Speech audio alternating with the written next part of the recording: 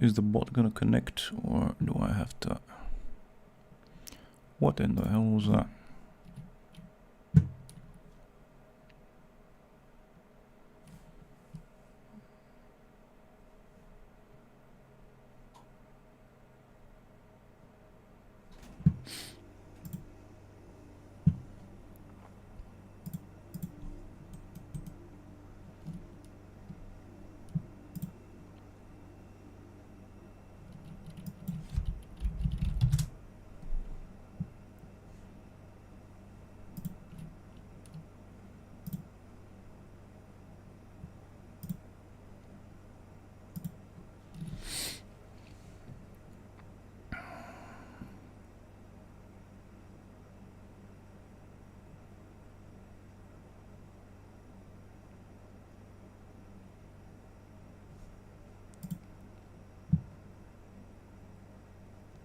Okay.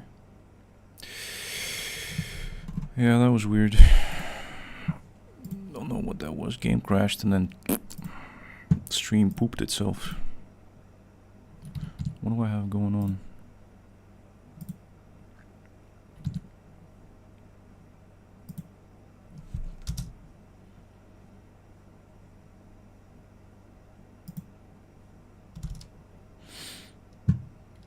You will forgive me.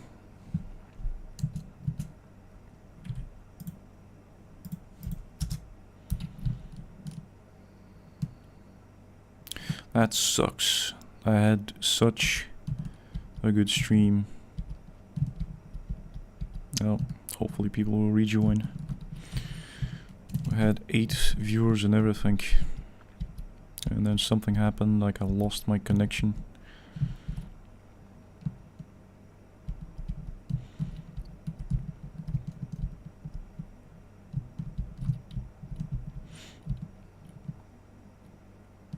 Now the stream's probably gonna be split in 2 or whatever.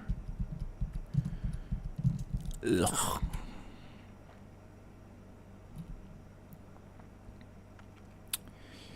It is what it is.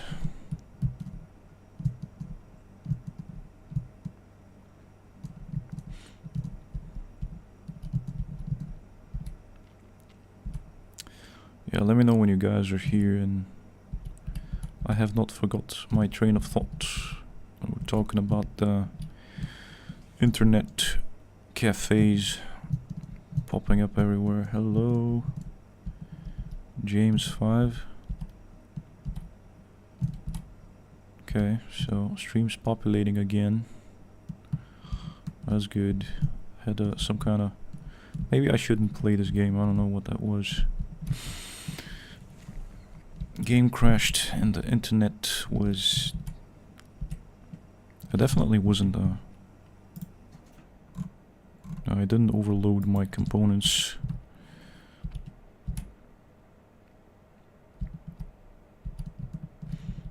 It was strange. Or unless like Windows Defender interfered or something and broke everything. It is what it is.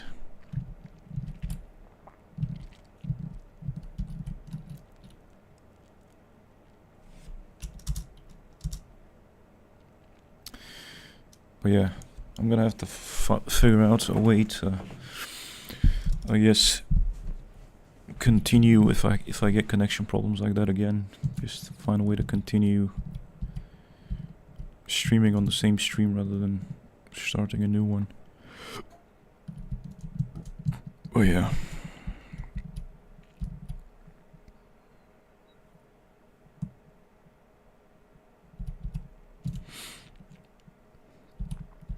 Tell me what's on your mind, brother.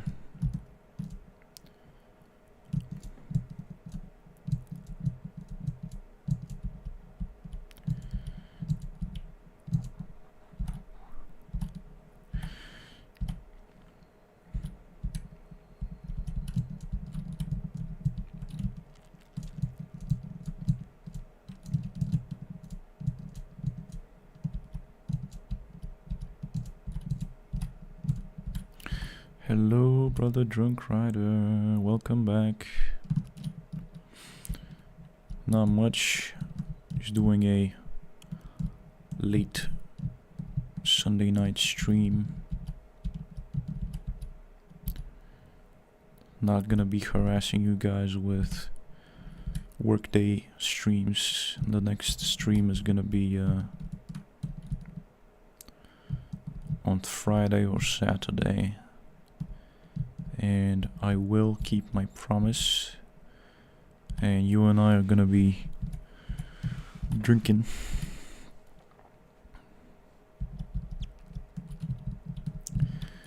responsibly, obviously.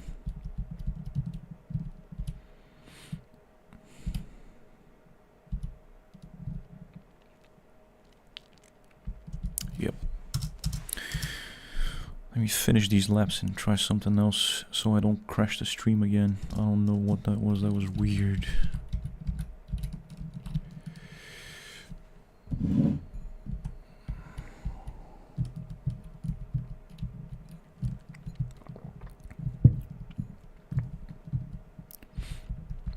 Must have been the connection, and I'm pretty certain that it's not my internet connection, because my connection is flawless.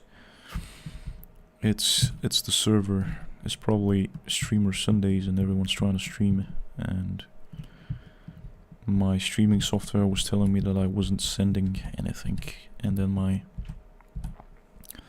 internet connection actually pooped itself because of that. Not the other way around, but don't want to be bothering you guys with the details.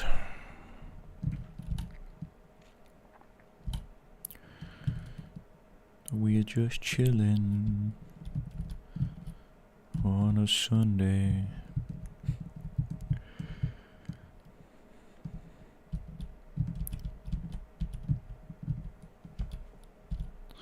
Next weekend is gonna be dank. Next weekend is gonna be super chill. Next weekend is gonna be super fun. I hope this microphone is a bit louder and better than my headset.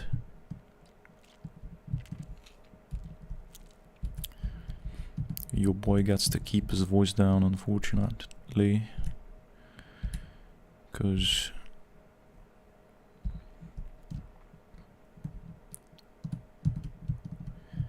no one in the neighborhood is making noise. It's dead quiet, like you could hear a pin drop.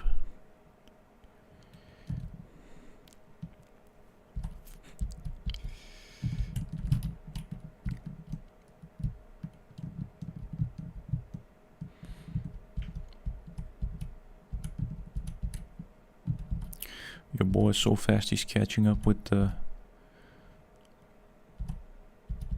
16th person from the previous lap.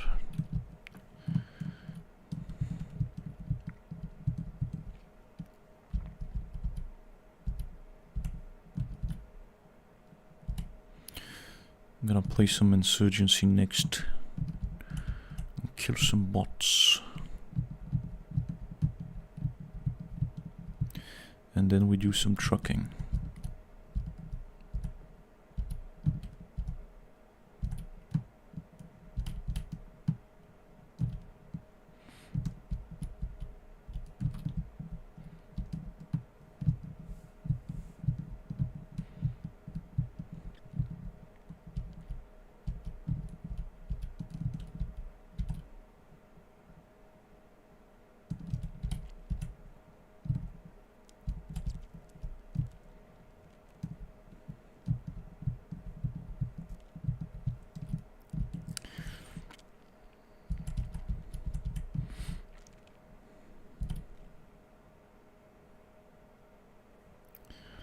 What's the job?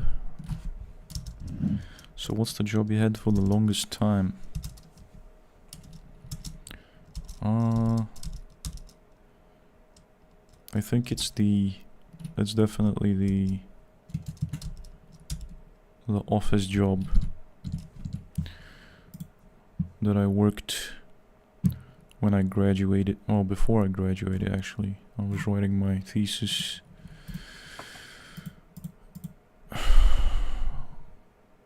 Wow, look at that.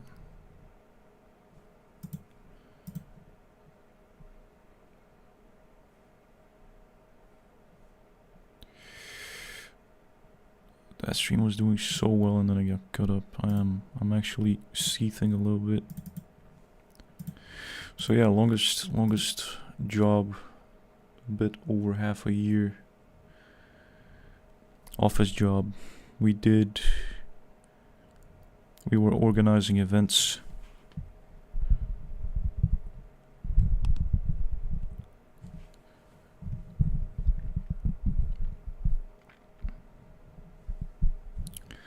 It was comfy. It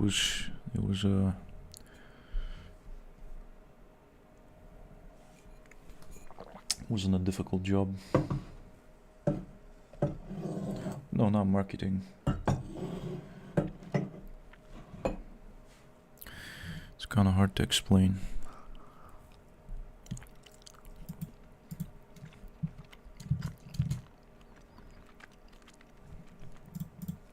It was like organizing events for public speakers.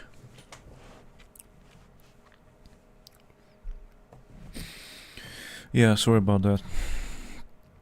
It wasn't my fault that it ended. The server must have just pooped itself.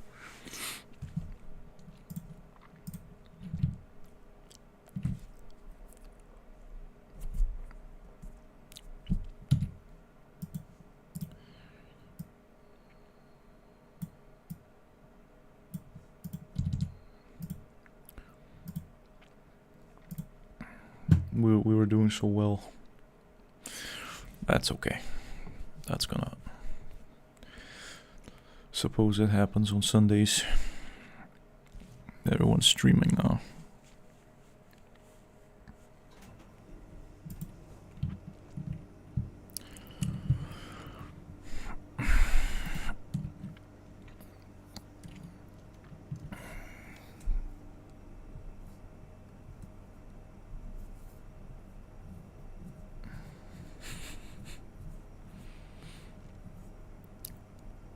And I know I'm doing something right because people didn't give up on the stream.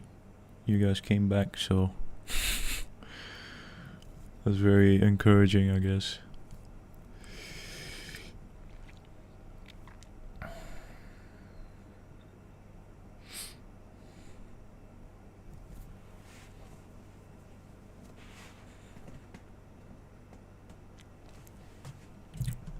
Hopefully it doesn't cut off again.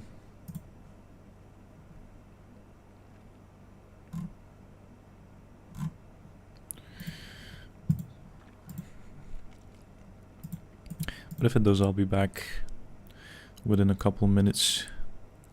Your boy does not give up.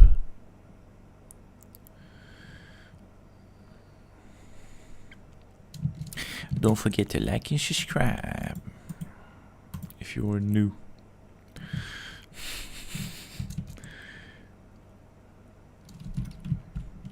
Yeah, I changed some settings, that's why. I changed some settings and there's a little bit of a difference when I play it in windowed borderless. It stresses the GPU a bit more. So this game would run at 40 Celsius in full screen mode and 45-ish in windowed borderless. Then when you add the streaming on top of that, you add like another 10 degrees Celsius. I want my stuff to run cool. I don't want it to exceed 60-65 because I want my stuff to last longer, you know. I have this weird thing. Friendly. Look at this. Fucking.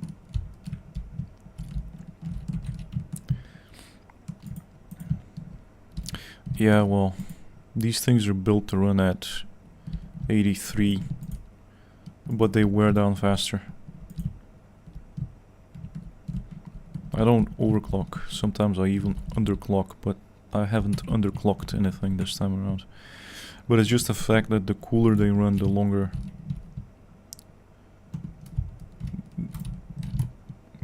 you can use them for. It's just a fact. It's a thing with me, it's a psychological thing where I want my stuff to run cool, because I feel the components as if they're my organs. Which is funny coming from someone with an alcohol problem. I just want them to run cool.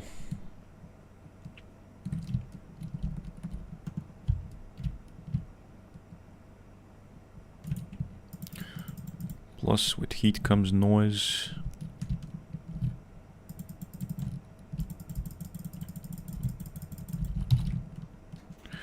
Never limited the tempo on my PC and still going well, but now when you don't have the money, it's... Yeah, it is OCD-ish. I don't wanna... We don't diagnose on this channel, but it's an OCD trait. I do other things that are kinda OCD-like. Repetitive things. Doing things until they feel right.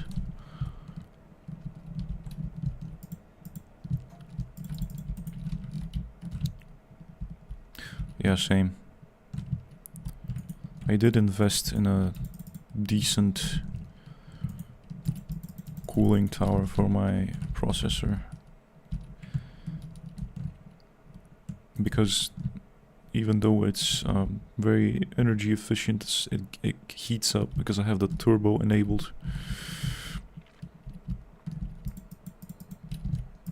It goes from 30 to 70 in seconds.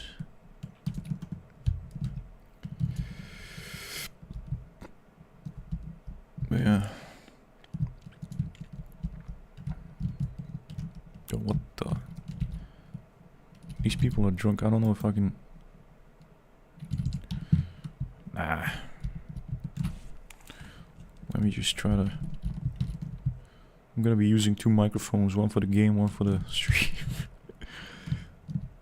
These people are being a little obnoxious right now.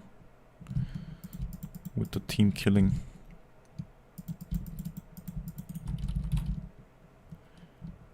Or they're low level.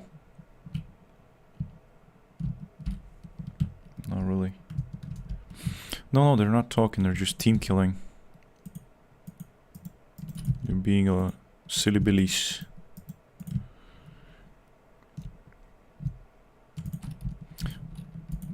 There is the option to mute everyone with a single click, but not everyone's not everyone deserves that. I like to give people the benefit of the doubt, but if they break my trust a second time, I just...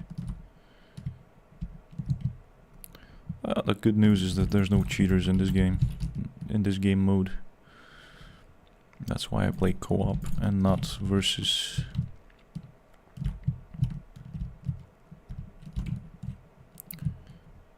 It's nice. I just like the physics. Can't play multiplayer these days without cheaters. Yeah, it is what it is. Just stay away from multiplayer. There's plenty of single player games and co-op games to enjoy. Oh shit. Yeah. What happened with the previous stream? Something happened with the server. Server pooped itself. And my streaming software told me that I wasn't sending anything to the server, so that's what happened.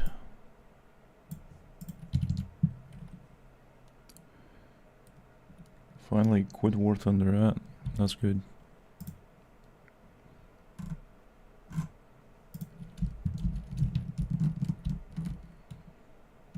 Oh. There's a chopper prowling.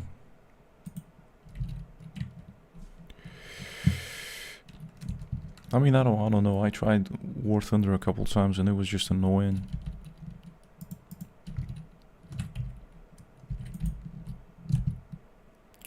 Super annoying.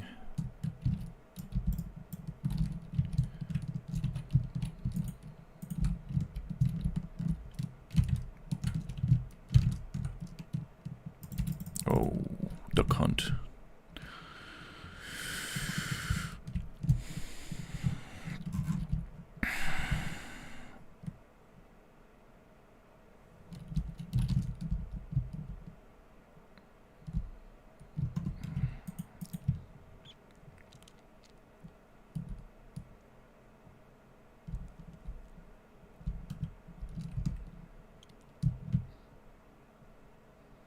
Yeah, I saw that. I saw that actually being posted around.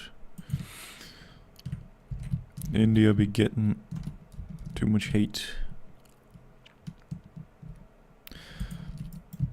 And of course there's the instant cope that it only happens in one place in India and it's not representative of Indian culture or whatever.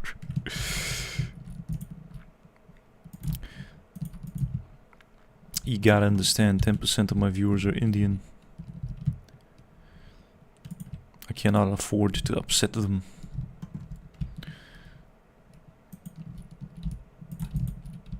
Yeah, I'll have to figure out a way to add desktop audio in a way that doesn't loop the sound over and over and over again, because one time I did it and it kept looping the sound for some reason. I guess you have to use the studio mixer or whatever it was called instead of desktop audio. We'll figure it out. I'll do a reaction thing.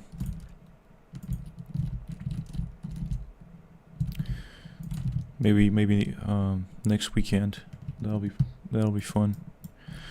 Drinking and allowing the controversial opinions to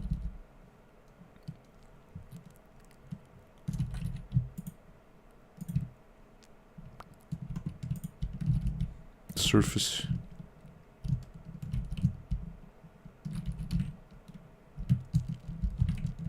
I've lived with Indians and Bengalis and Pakis.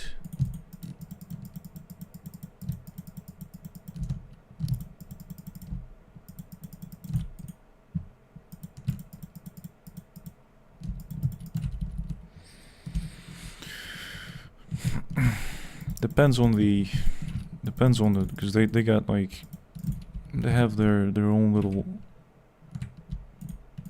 Not everyone's the same. They got regional differences and all that. Depends on what kind of group you end up with. It's not just that, it's just within the countries they have different religious groups as well. Like Pakistan has Sufi Islam and different things like that that I was not aware of. Those people were pretty cool, the Sufis.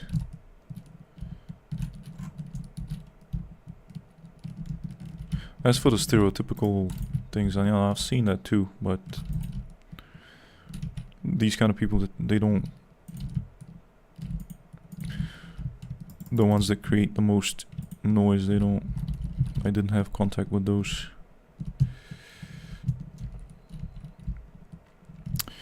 I don't know, man. I'm just a guy with an internet connection who doesn't go outside. I actually go outside, but by myself, I don't talk to others. So, disregard my opinions on global culture. It's more about the lack of hygiene. Yeah. Just don't buy the street food.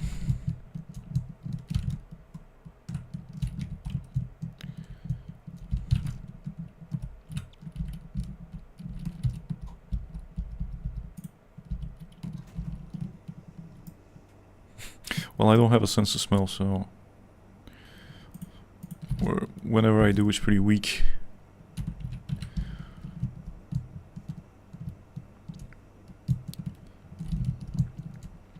so don't have that kind of problem, luckily.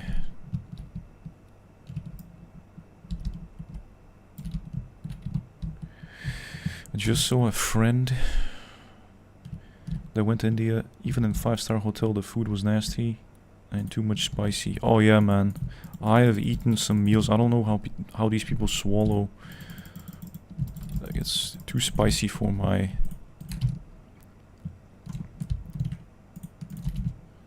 European taste buds.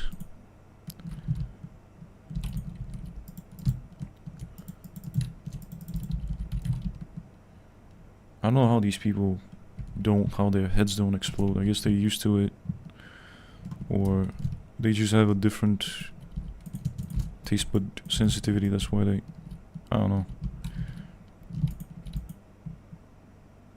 There's spicy, and then there's that kind of spicy, which is it's pain.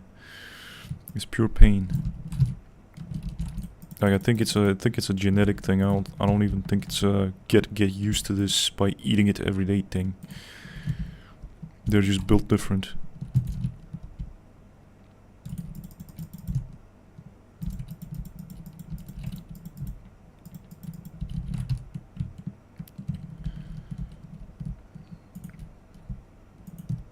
Just like some ethnicities can't handle alcohol, they get an allergic reaction.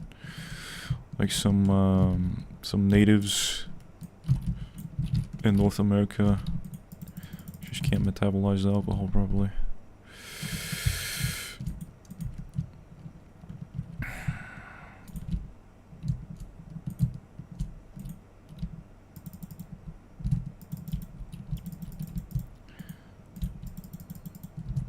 I know a YouTuber who went there and got food poisoning from a restaurant, then he found out the chickens they make them from a farm right next to a dump. Oh man.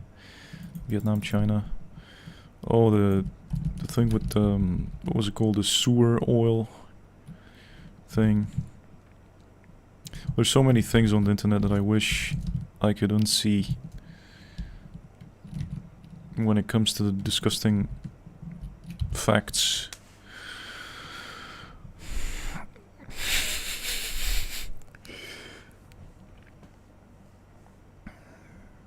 I don't know. This is why I don't buy.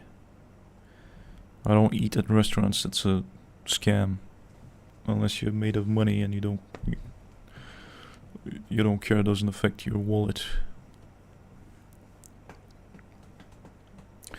Don't need to be discussing that.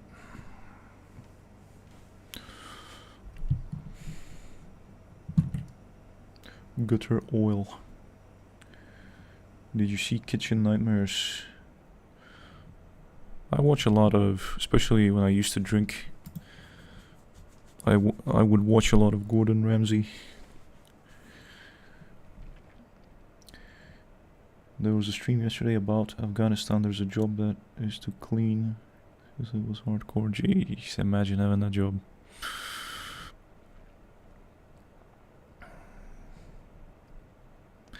Afghanis are funny people. They chopped down all their forests and sold them to Pakistan or something. Like they chopped. They cut down 97% of their forest.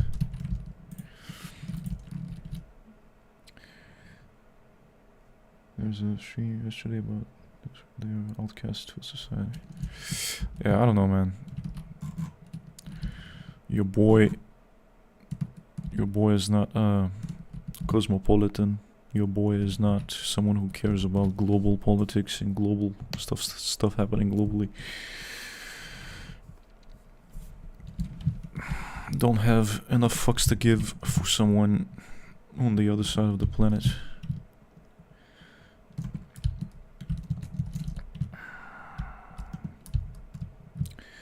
You watch geography content. I watch whatever's recommended on YouTube. I don't go out of my way to look for things. If it wasn't for a bunch of the big cringy streamers being shoved in my face with the latest goofiest happenings I wouldn't even know what's going on. If it wasn't for the Roach King, I would be completely out of the loop.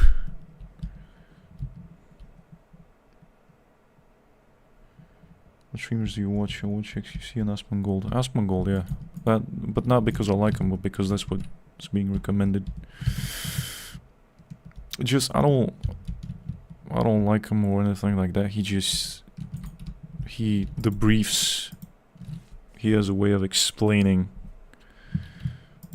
things kind of simply and quickly, or whoever does the voiceovers with what I'm assuming is AI.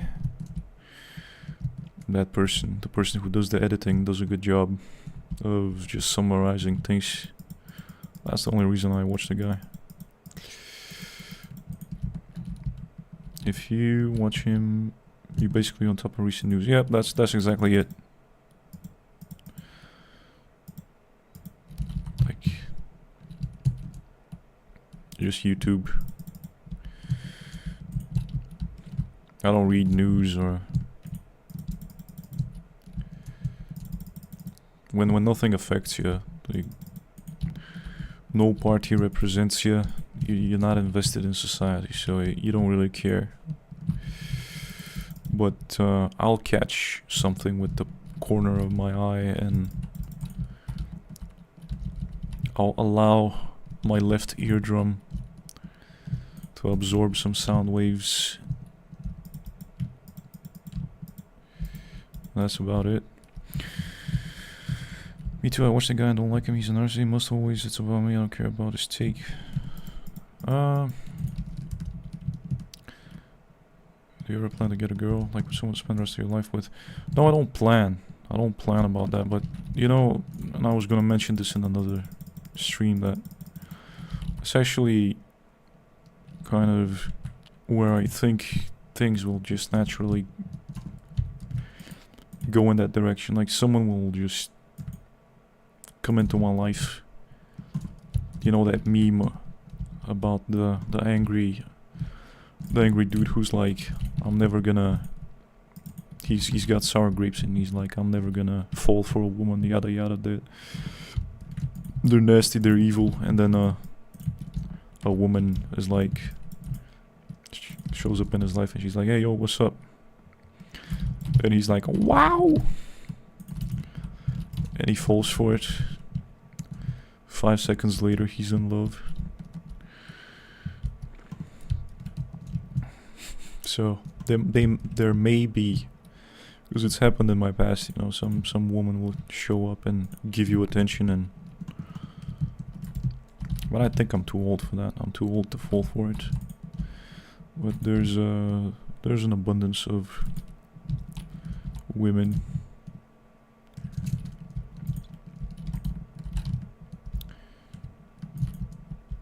I think YouTube might help with that. With news?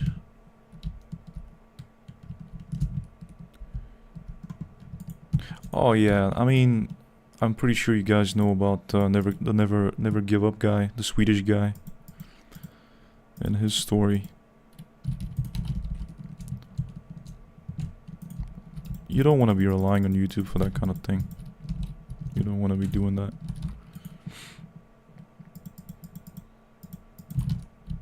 I'll always be paranoid that, because let's be honest, like broken attracts broken.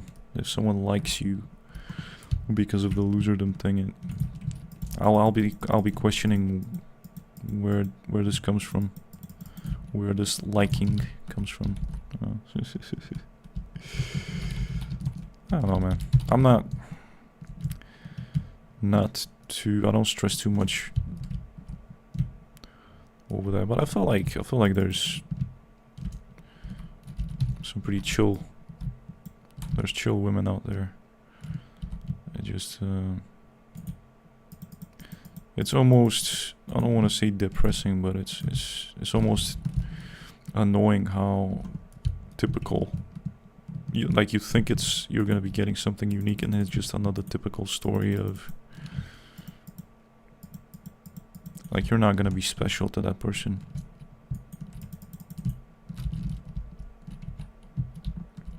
They give you that impression initially, and then you realize you're not that important to them. Just some kind of template-y way that they treat. Like, they'll have these episodes where they'll fall for the next guy. They always have to be falling for somebody, you know. That kind of serial, I must always be in love with someone without actually being in love type thing. I don't know how to describe it because I'm too focused on the game. But yeah, it's always disappointing. It's like disappointing in 1,000 little ways. There's no one huge disappointment, but it's always the same underwhelming experience. Like, there's the hype period where you think you're the shit. It's like someone else makes you feel like you're the shit, and then you realize that they have some kind of pathology, and you're just guy number 1566 that they do this with. So the specialness is not there. It's not a genuine connection. It comes from pathology. Imagine if you get a good prospect and then she Google your channel, what would you do? Well, maybe that's a good thing. You guys can connect from that and build more together so that it's not just being together or PO of loserdom. For example, I'm a gym rat and I'm obsessed with calorie counting and bodybuilding and so on, and most people look at me like a crazy weirdo, but I found a girl that's the same from the gym. Oh, that's nice. It's pretty nice you have something in common.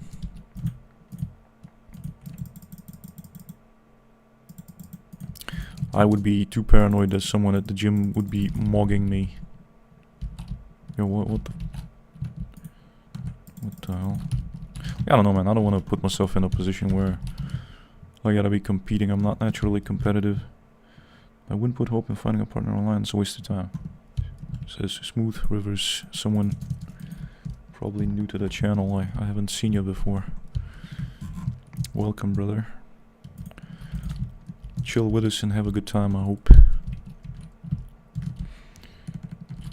Let me just pause for a second. I'll reread. Imagine if you get a good prospect and then she Google your channel, what would you do? I mean, I wouldn't care. I'm not gonna be hiding anything. I don't. Finding someone in real life is much better than online. Also, I've probably approached 30 girls at the gym. 90% have been fails. Ah, man. Why would you do that? Noochie poochie. Everything is Gucci. I think most men put too much effort, time, and thinking on women. The real thing is get paid. Our brother is of the opinion that a gang of that the CIA has sent a gang of gold diggers to harass him.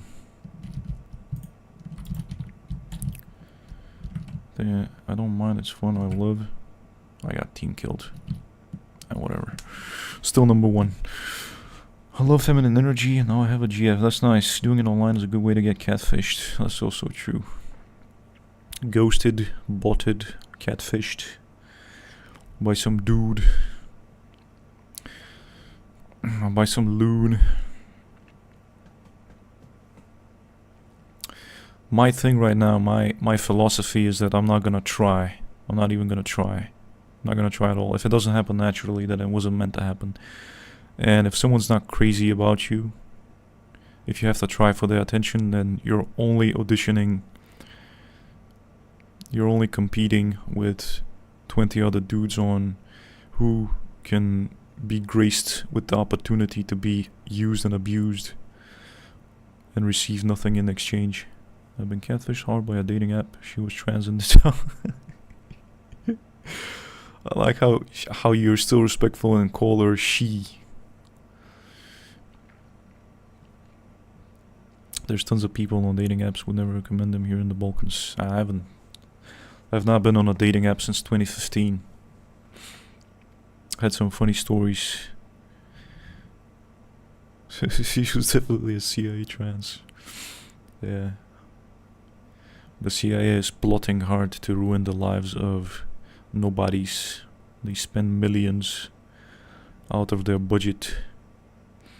Just like when you invest in a crypto, the CIA is on the other side and Palantir is on the other side, and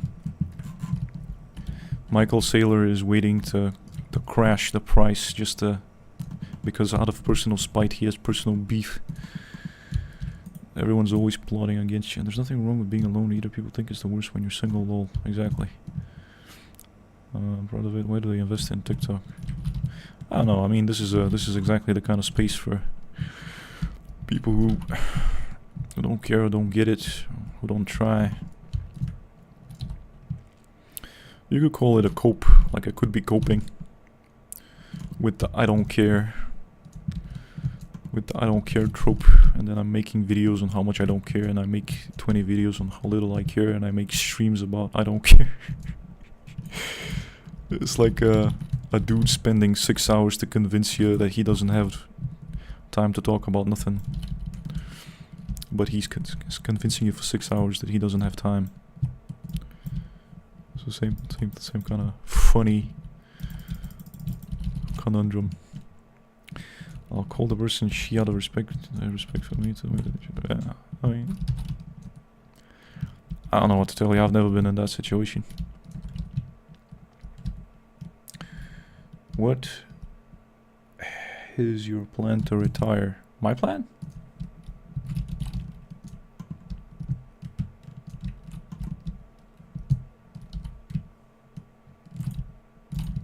Inheritance, more inheritance plus investing.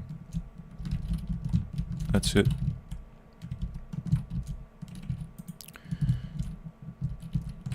We're already retired. Wow, team killing.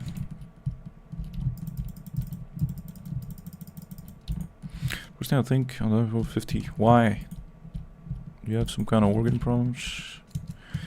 Do you live on the edge? Do you do juice?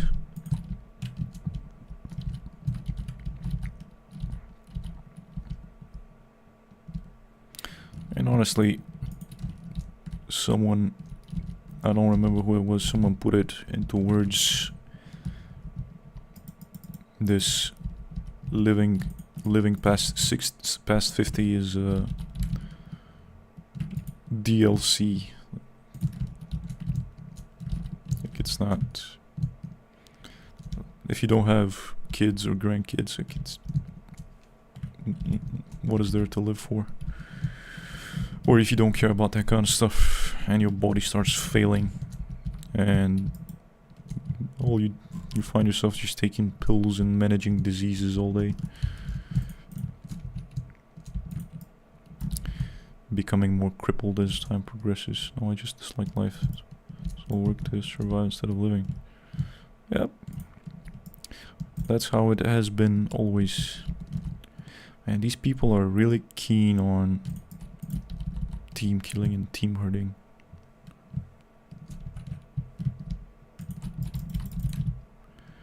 What are you investing in or plan to invest? S&P 500, Stupid and Poor 500, or Vanguard, or something else. Spider.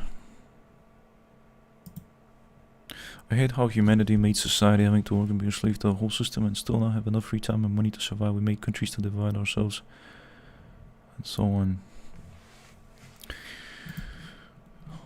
I can continue on a lot and go deep philosophical, but too late for that, lol.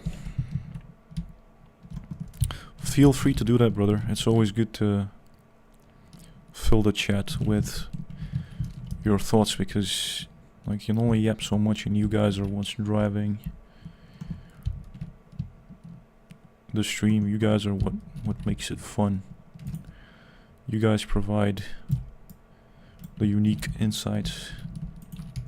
I'm just a moderator. I'm just a host.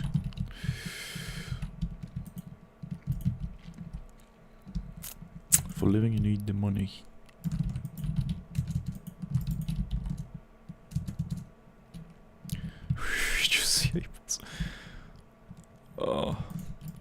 don't know, bro. I wouldn't want to wouldn't want to have been born in the 30s or 50s.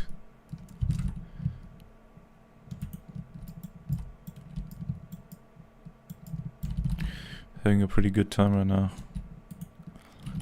Not complaining about life.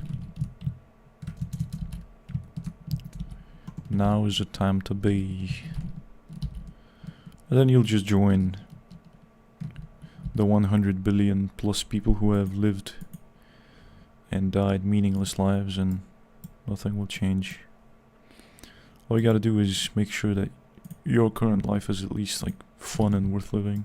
That's wouldn't waste too much time worrying about things other than the absolute fundamentals. Free and hunting, no hunter-gatherer. Hunter-gatherer times, and then you get a scratch and you die from an infection. Imagine getting appendicitis.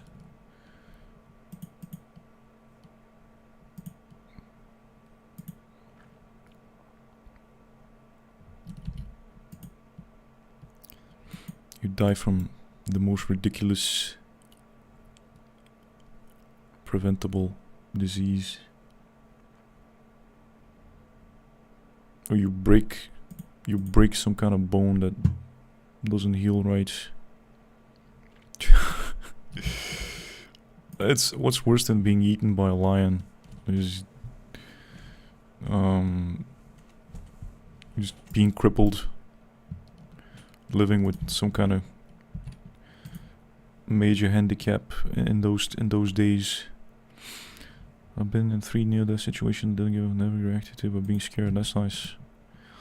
We got a real sociopath in chat.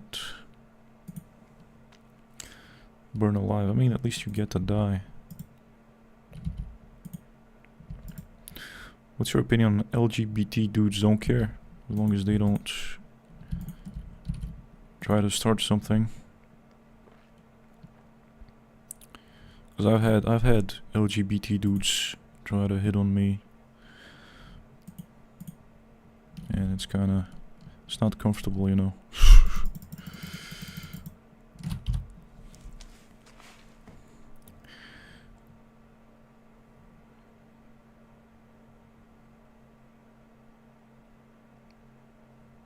My grandpa and 25-year-old cousin died recently, and I was just neutral. Never been bothered or scared by death. See it as normal.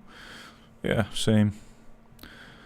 I've lost a few family members, and it's like, didn't even cry, didn't even feel sad. It was more like existential dread almost. Like, this is coming from my parents. And then for me, it's like a slow, low-grade torture. Just knowing that your family's gonna rot and become weaker, and then it's gonna be your turn, and hopefully you have enough money and a support network where you don't have to suffer. Recently lost a family member with cancer. It was hard to watch. Oh man, that's the worst. At least they put you on pain meds or something. Like, I would just get a morphine drip. And I would just be permanently... That sucks, man. So sorry for your loss. One of my best friends is... I had to protect him by retards multiple times. The Balkans is really accepting, maybe 11% of the younger folks. I mean, and then you have the people who do it on the down low, and then have this hyper masculine persona to mask it. I'm very suspicious of the guys who point fingers and are always paranoid about who's gay or who's not. That's like a major signal to me that this person is maybe projecting. Like, if you have a super strong opinion on this, it's almost like I don't care. I don't know that kind of person in real life. I don't have anyone who's openly or Someone who signaled. Yeah, I mean the whole hyper-masculine thing.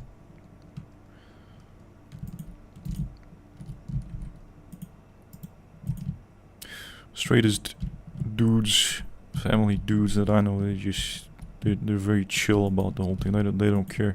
It's the people who have really strong opinions that I'm like, that's a little sus. Or maybe they were, you know, so everyone has their story. Maybe they have something in their childhood where they were taken advantage of or something. But I know I stay away from extremes. Oh man, that sounds provocative almost. Sounds like you're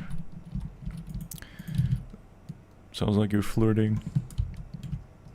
What are you gonna do about it? That sounds 100% like you're flirting.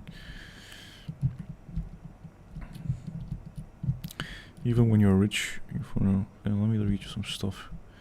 Till the very end here, morphine, you still got pain. Pain with the morphine and the painkillers.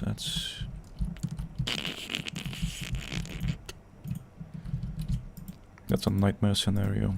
Just having like a brain tumor or something that slowly takes your life is...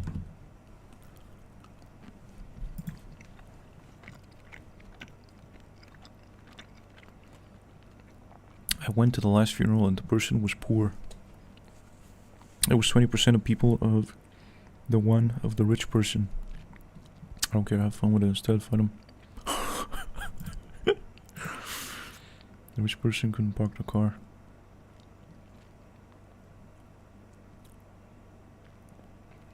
Most cancers are genetic.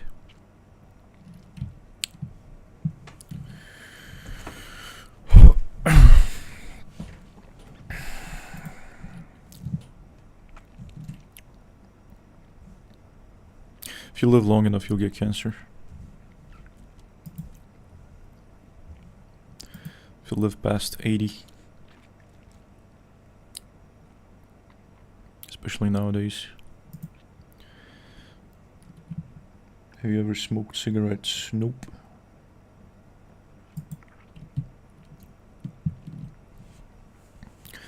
I smoked weed 3 times. First time felt nothing, second time got paranoid, third time got hungry.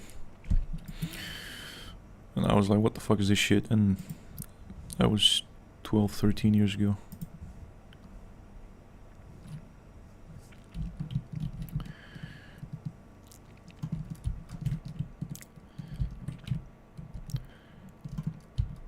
I'm really lucky that that alcohol is my thing and not cigarettes, because cigarettes are even more expensive.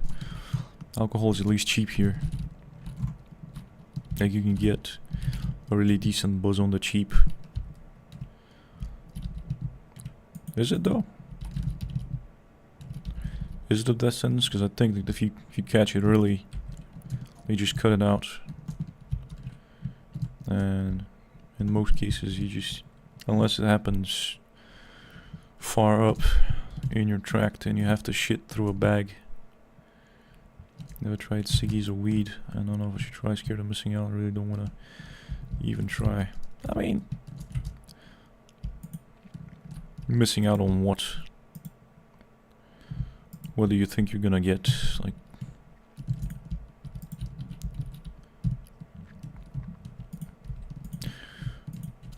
they make you look cool.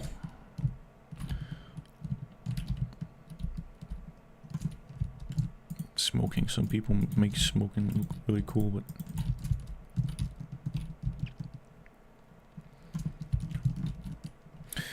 don't know about the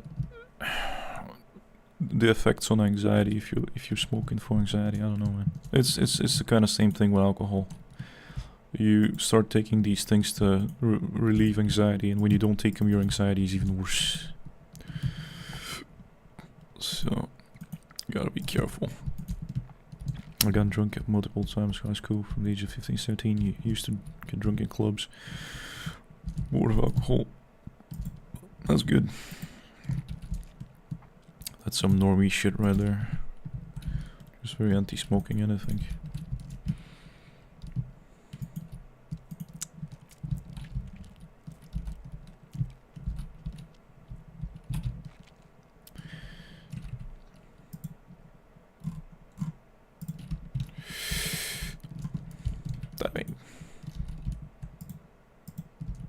I guess you, even if you did start smoking, it would take you decades to get a problem, a health problem. So, and you can always, if you're smart, you'll stop. Like I stopped going on benders and drinking on benders, but I'm still gonna drink occasionally. Just because the recovery from the recovery is just so long, and it's so not worth it to be feeling like shit for a whole month and to look like shit for 3 months. Is just, bro, not doing that again. Remember when medics promoted smoking? Yeah.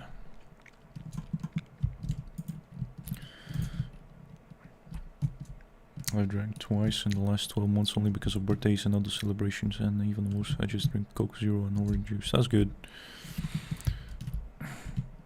I had a few family occasions this year, like birthdays and family gatherings, where I drank and I regretted it. Even if it wasn't a lot of... They always call me a little bitch, meanwhile I'm buffered than 99%. That's the crabs in a bucket thing we talked about yesterday with the pro. That people are keeping you down. Poor, mentally poor and envious people. Crabs in a bucket.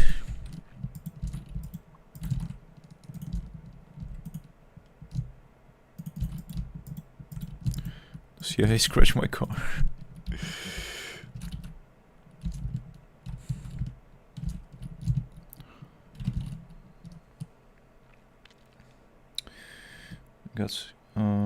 I did multiple times OD from wow, antidepressants. Got sick on my head and mind for weeks. Well, let me explode this shit real quick. Nice, everyone kept their distance and didn't die. That's a first. Oh, because they're high level.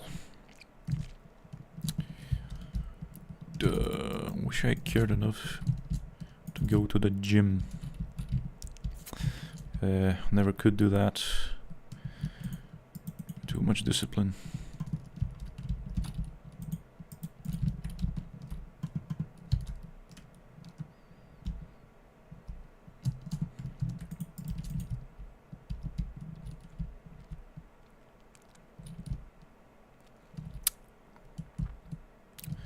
It was the feeling like I returned in time.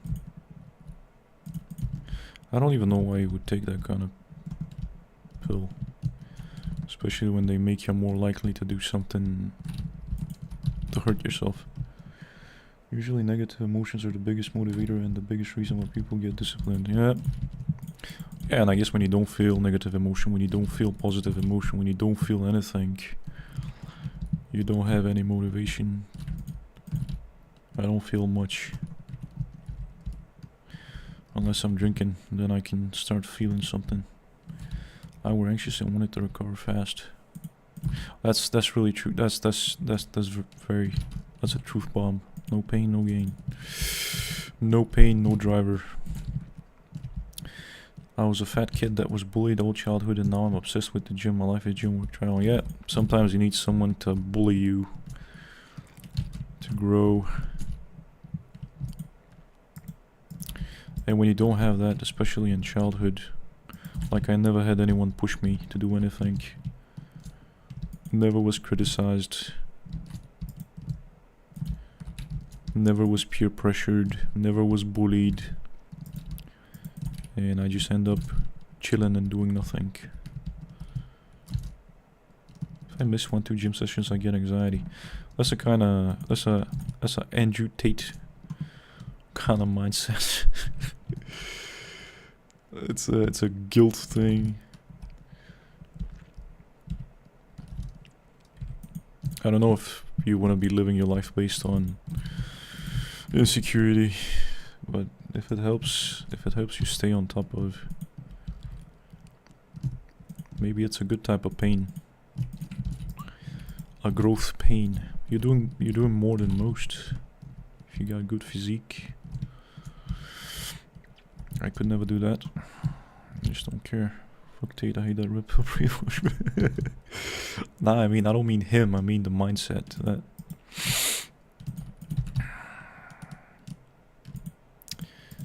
you push yourself.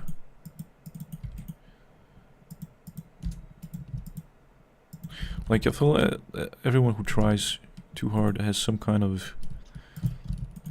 has another person's voice in their head, constantly criticizing them and pushing them to do things to avoid the bullying, almost. Yeah, I should maybe chill a little bit. I mean, no, don't listen to me. I'm not giving advice, man. I mean, look at me. I'm in my mid-30s and I'm playing video games. Don't want to be taking advice from me, man. Unless you're trying to chill. Unless I serve as some kind of example. Hey, look, this guy is doing it, not giving two shits, and it's kind of encouraging, you know, endearing to see that. Oh, he doesn't give a shit. Works for him. But both my professional life, fitness life, the voice is destroying me 24/7. Yeah, that's the thing. If you get bullied, and if it let it get to you, like people whose fathers abused them and stuff like that, they'll have the father's voice. They'll always be trying to please the father. If I don't go to the gym, my father would be upset. Like, they're imagining the voice of the father, like, you lazy piece of shit, I don't respect you, you're not my son. Things like that. I don't have that.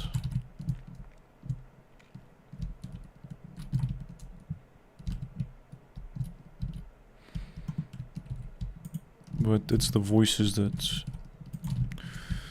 it's the negative self-talk. And that's kind of like pushing you to achieve things. As long as it's making you happy, at the end of the day, maybe it's worth it. I mean, if you're making money... your parents think about you being unemployed. I don't think they... My father doesn't understand it. He doesn't understand why I'm like this. Which is funny because he... What the fuck was that? Wait, are we security? Thought I just team killed someone. Yeah, my father doesn't understand why I don't want to work for someone else. Which is funny because he is what I would be if I was born during socialism and I had social pressure on me to have a job and be bullied by society and to not being a waste of oxygen. And he did... I think he's literally me. That's where I inherited my traits from. But he was just forced. He didn't have a choice. He was forced. His parents were kind of pushy. So he was very successful. He studied. He's a really smart dude. He has a really good job. But he didn't do it because he wanted to do it. He did it because he had to. Luckily for me, it wasn't my parents, but it was everyone else in the town they're grouping. But very gym and business oriented. It helps me be busy and keeps me. If not busy, my mind starts going haywire and saying, yeah, it could be, could be the internal voices driving you. What biz do you do?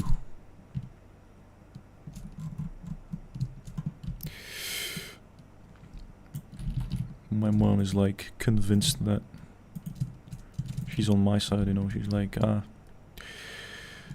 he's got I think she thinks I'm genuinely like she knows I'm unfit for normal life, I guess. She knows me really well. Women tend to be like that. They know us. They're more black-pilled. They see a dude and they're like, there's no hope. There's no hope for this dude.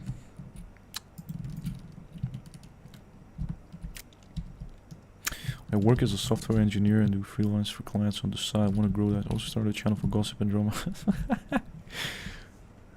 Just have extra shit to do. Always wanted to do content. That's nice. That's the spicy kind of stuff that gets a lot of eyeballs, I guess. That's a good Niche normies love that kind of thing.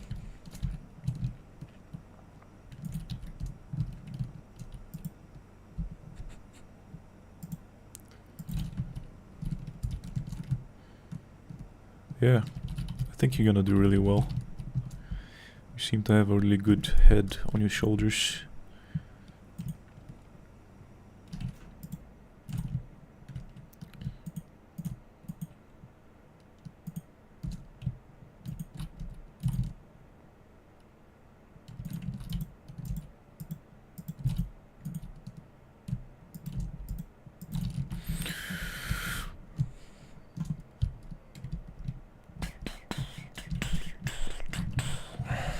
AM day.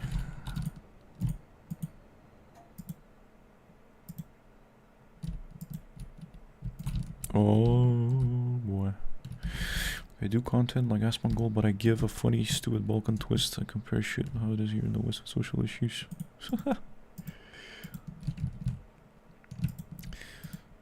You give it a little Balkan twist.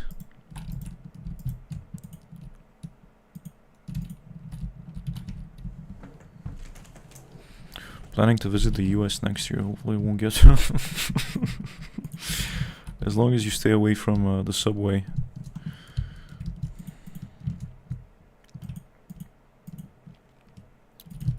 As long as you don't sit right in front of a schizophrenic, you should be. Who the voices tell him to stab you. You should be fine.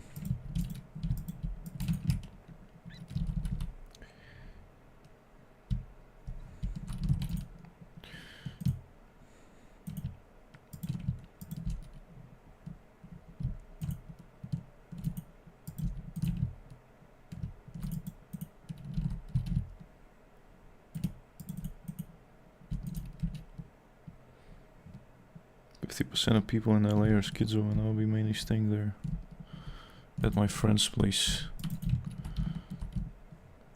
Hopefully your friend is not like Niko Belic's cousin.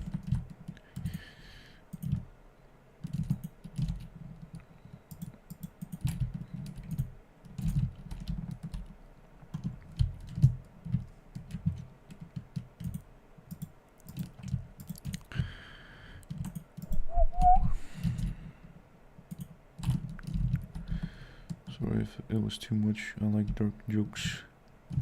That's fine. I'm not big enough for anyone to care if we get into some controversial topics.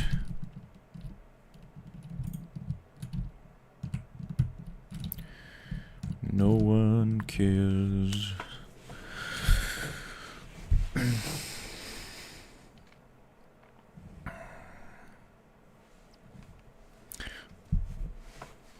Looks like there's not enough Europeans and I don't want to play on American servers. So I'll be trucking now. A little bit. American Truck Simulator.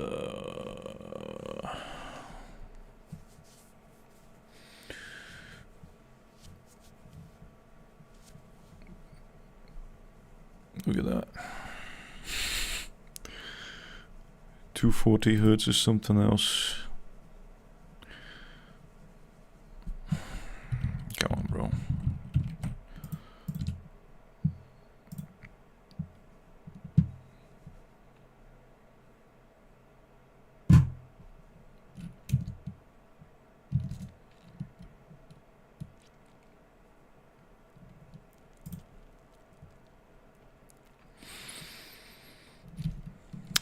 Where am I? What was I doing last time?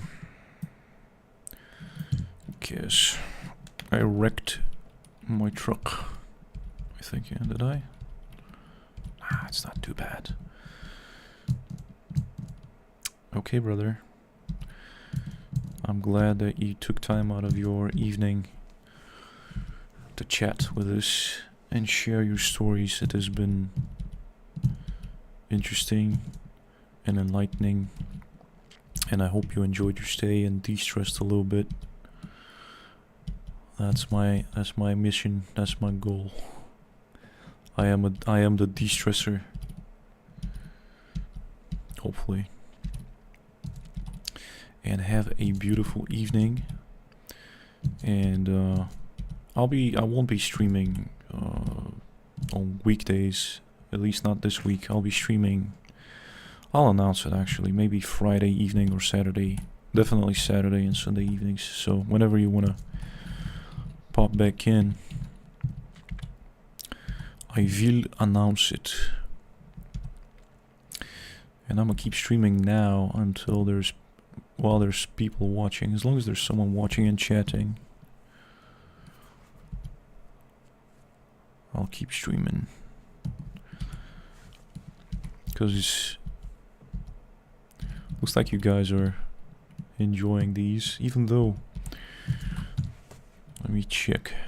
I did lose something like 5, 6, 7. It still hasn't registered, but I did lose something like 5, 6, 7 subscribers, either due to a bug or because people see the notification and they're like annoyed and they unsub, and then a day later I get them back. It's really strange. Whatever. Next video. Let's see what. Okay, this one got 2 hours.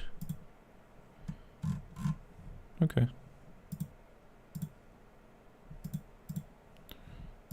Makes sense. And this one, 5. That's pretty good. I'm very happy with the numbers. As long as I can get like 10-15 hours out of these streams in a day. 10 to 20, 25, 30 hours per stream is like super good. Helps us get close to the 3,000 hour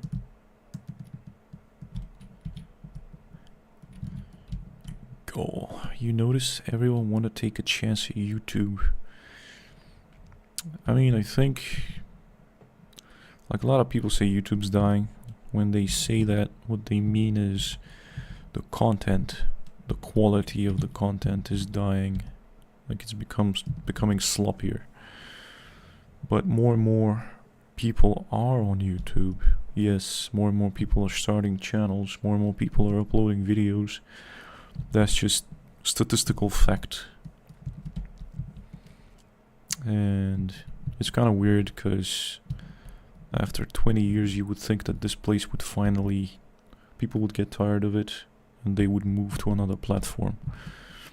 But I still see people make content the way they used to make it 15 years ago. It's kind of bizarre. So there is still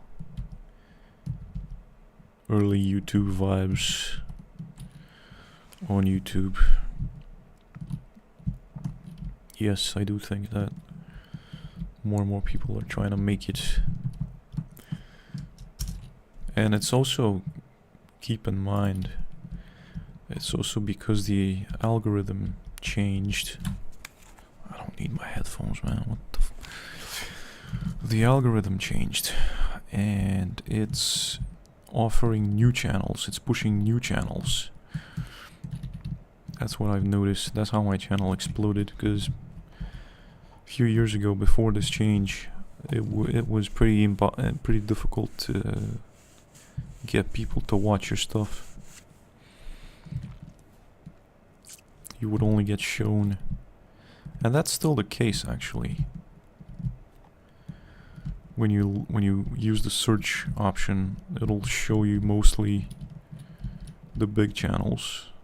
Like if I look for my own stuff, I have to be very specific to find my videos. But what's good is that small channels are being pushed. Hello, brother Pavel.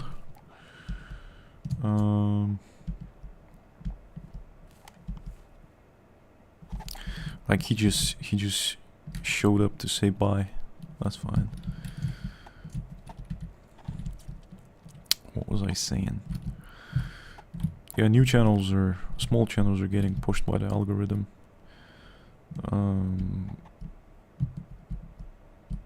But overall, it's still difficult when you use the search function. It shows you only the big channels, because obviously they're the ones making money for YouTube. So that's okay. It is what it is. Like, if you don't know how to play the game, it's your fault, right? I don't blame the algorithms. There's an audience for everything if you are persistent enough. Like, I've seen literal channels where people talk about nothing with no original thought. Like a literal 85 IQ type content, and there's always someone watching. So all you gotta do is stay persistent, even though it seems like pretty demotivating. I've seen channels with 300, 400, 500 videos that barely have like 300 subs, and other people make one video and they get 10,000 subs. Is what it is. Trump announces 2,000 stimulus checks known as dividend. This is proof of tariffs. Yeah. I don't know, I'm kind of worried about this thing, because when you get too much money, like, it's not gonna go in one place. It's gonna be spread out everywhere. And there's also this thing where you do this kind of thing to cushion the crash that's coming. Like, I forgot which exchange it was. If it was Bitstamp, like, I don't want to name any names, but it was a major crypto exchange, and they announced that for every dollar that you spend buying Bitcoin, you get like a ticket to earn a full Bitcoin or something. And that just feels like a desperate act to milk people of whatever money they still have before something major happens, something major and bad. Because the market's been crabbing for all of November, basically. It's been like going sideways or down for crypto, apart from a few obvious pump and dumps. It feels like desperate measures right before the storm. At least to me, that's not financial advice. But yeah, I mean, that's the general sentiment, you know. And it's making me kind of suspicious, because if everyone thinks a crash is coming, if everyone's in panic, if normal people are in fear mode, what if that's the bottom signal? What if that means that the only way from now on is up? I don't know, man. Not an expert. But I can have my copes and dreams. I can cope by thinking that a crash is coming. That's usually people who think that a crash is coming is people who've lost or missed an opportunity to buy cheap, and now they're praying for a crash so they can buy cheap. And that's also the same kind of person who isn't gonna buy when it's cheap. So I'm worried I need to sell my portfolio. I'm very invested in AI. Oh man. If that bubble bursts,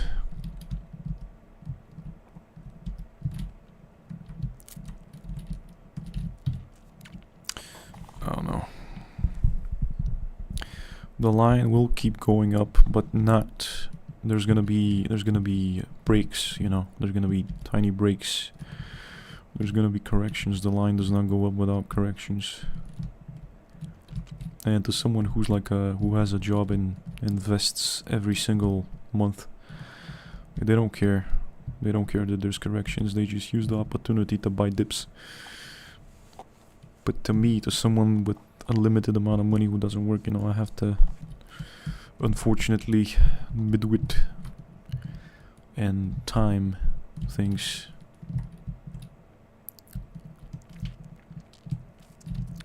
And there's also the thing where, what the is this bullshit? There's also the thing that if your dollar cost averaging and the price keeps going up, it's not a good idea, it's not a good strategy, because you just keep buying more and more expensive. You see my wear now, it's the bubble. Yeah, no one knows what's gonna happen.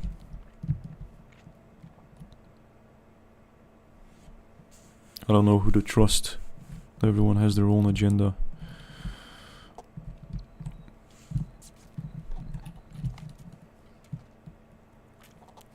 I don't know if I can trust the extreme opinions that we're only going up from now, or we're only going down from now on. I don't know, man. I don't know about these things. My main concern is to, like, my dad gave me that advice, and he's invested, that you just get a job, you invest every month, and that way you don't have to give a shit no matter what happens. You have your stable job and you're safe. You just keep saving, keep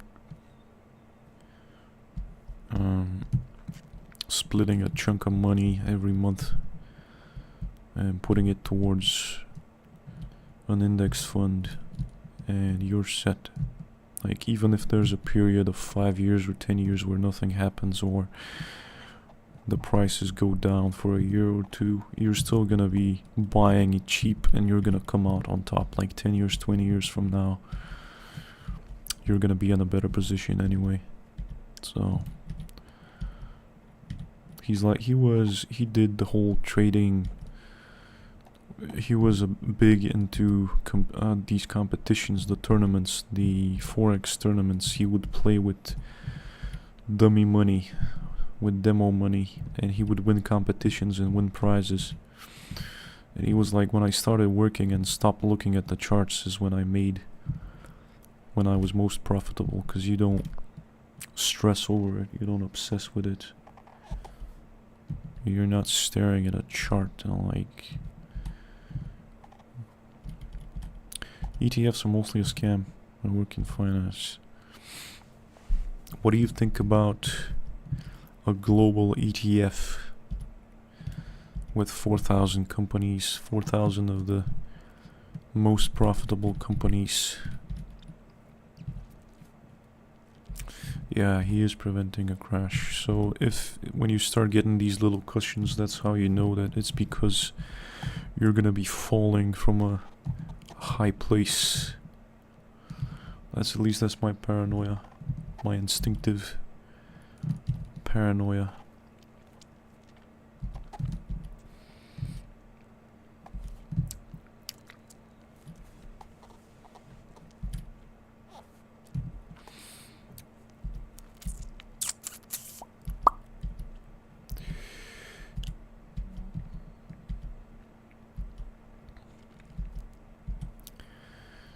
But the idea behind the global ETF is that if a company starts underperforming, it gets replaced. So you're always investing in the best globally. A guy invested $1,200 in Microsoft. Sunborn of 20 years was worth 800k. If you put S&P, it would be 10k max. I got you. Individual. But in terms of risk, a slow growth, but if it's guaranteed to give you 10% every year over 20-30 years, and if you're not looking to make it super big with lots of risk, but if you're looking for a low risk index fund like a global fund,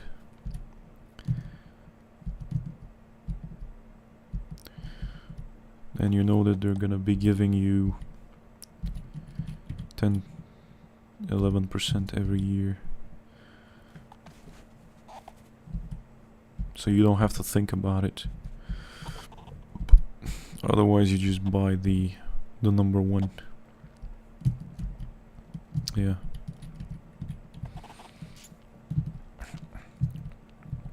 Until the next 0 to 1 technology arrives. Like, I don't know about Motorola or Kodak. I don't know about these older companies and how they're doing when they get replaced with a smartphone or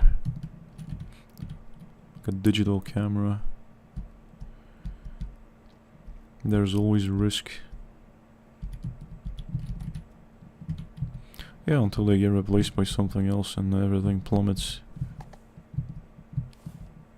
Yeah, why would you put it in a global that makes actually makes 10%? Because there isn't the risk of a single, there isn't a single point of failure.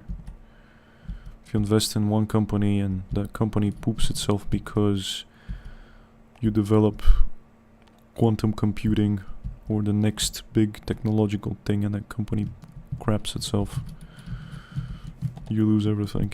The biggest risk is inflation doing nothing. Yep, that's why you invest in something that grows at least and beats the inflation.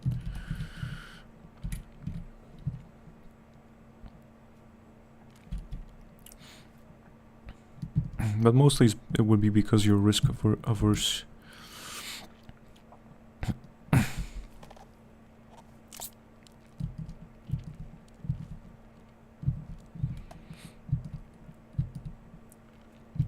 I wouldn't trust myself with only picking one company.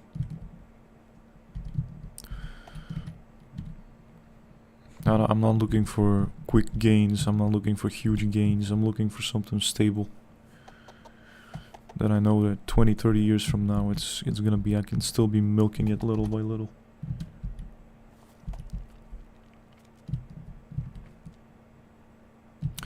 What do you usually do during a non-busy day? Pretty much the same as I'm doing right now. Video games, internet, browsing the internet, watching YouTube videos, going out for walks, sleeping. I sleep a lot. And now that I don't drink, I have a lot of extra time and it sucks. Nothing can replace time wasting like drinking. Nothing can make the time go by faster like drinking can. Drinking is the ultimate time passer.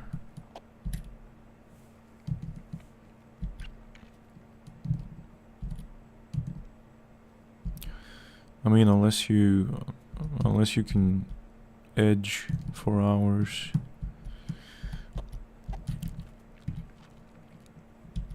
Unless you can edge for 8 hours, 12 hours a day.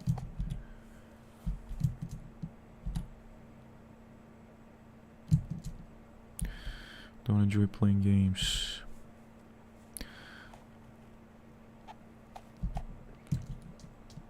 You mean in general, or when you're not drinking?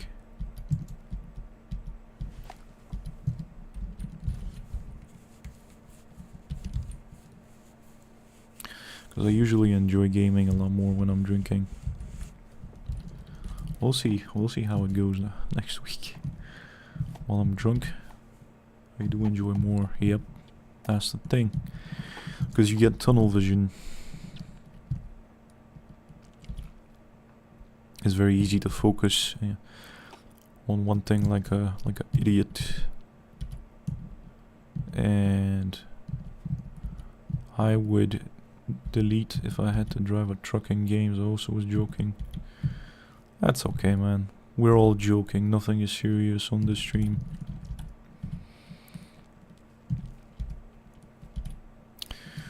But yeah, it doesn't bother me. I can do the most boring thing ever. And I thought that I wouldn't be able to exist without alcohol, but here I am. I usually end up lying in bed and staring on the roof or sitting in a chair like old retiree people falling asleep. I could never do that.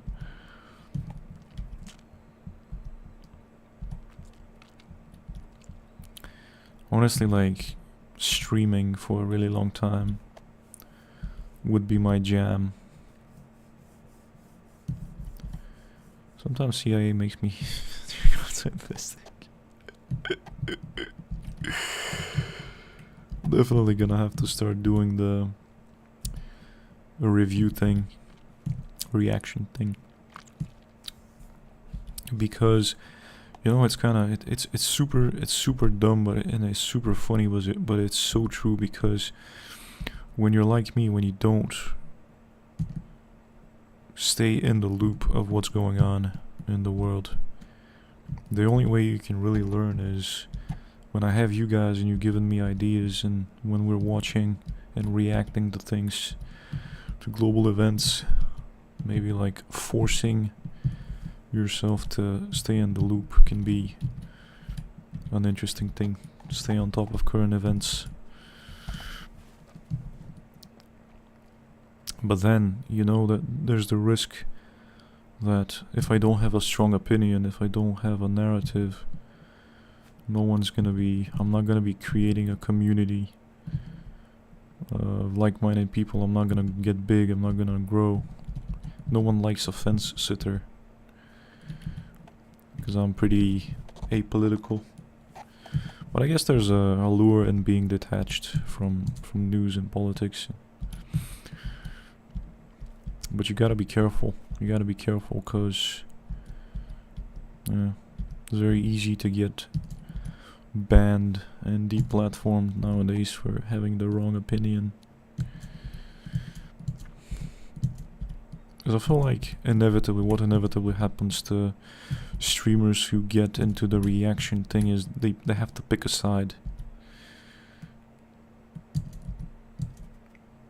You have to eventually pick a side. And I know for a fact that I'm not gonna be picking the democratic left-leaning side. So only what I did enjoy for racing, but I had enough of it after you're doing it consistently every day. My friend has a portfolio of 2 million, and he was the one that just told me about the Trump stuff. If not, we have a crisis. Well, yeah, it looks like the future 2026 looks grim. And that's just my personal opinion. It's not advice or anything. It just feels like there's gonna be more war. There's gonna be stocks will be plummeting, and just overall, it's not gonna be a good year for the regular dude. Feels like things are gonna move sideways with a tendency towards crashing. Sideways with dips. Like sideway movement, step down, sideway movement, step down. That kind of thing. It's not gonna be a major event, but just a slow bleed.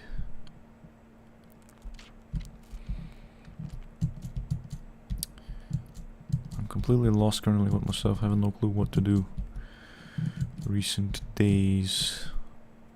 That feeling could be because I don't know your drinking habits. If you stopped drinking these recent days, or that could be why you're having that kind of feeling. I would usually feel an extra sense of doom and condemnation the first 3 days after not having alcohol in my system. It's like the future looks very bleak, and you don't know what to do, and you feel trapped.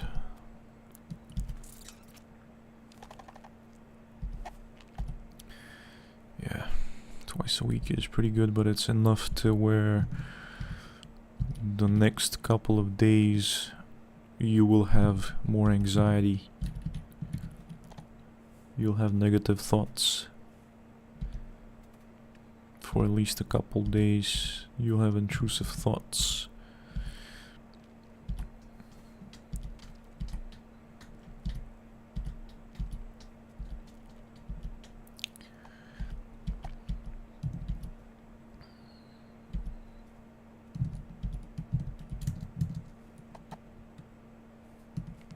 That's good. It took me a really long time to realize that. Because I would stop drinking and then I would feel this kind of doom and I'll be like, what in the world is that? It took me years to figure out that it was being used to having alcohol in your system and then no longer having it.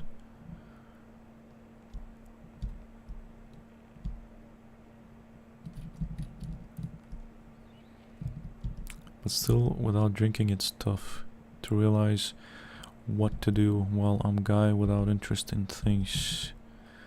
Same. You just end up drifting and doing nothing. I've spent 10 years just drinking and listening to music and watching YouTube videos and playing video games. Because I don't have to work. No one's pushing me to improve. I'm set. I have a house. It's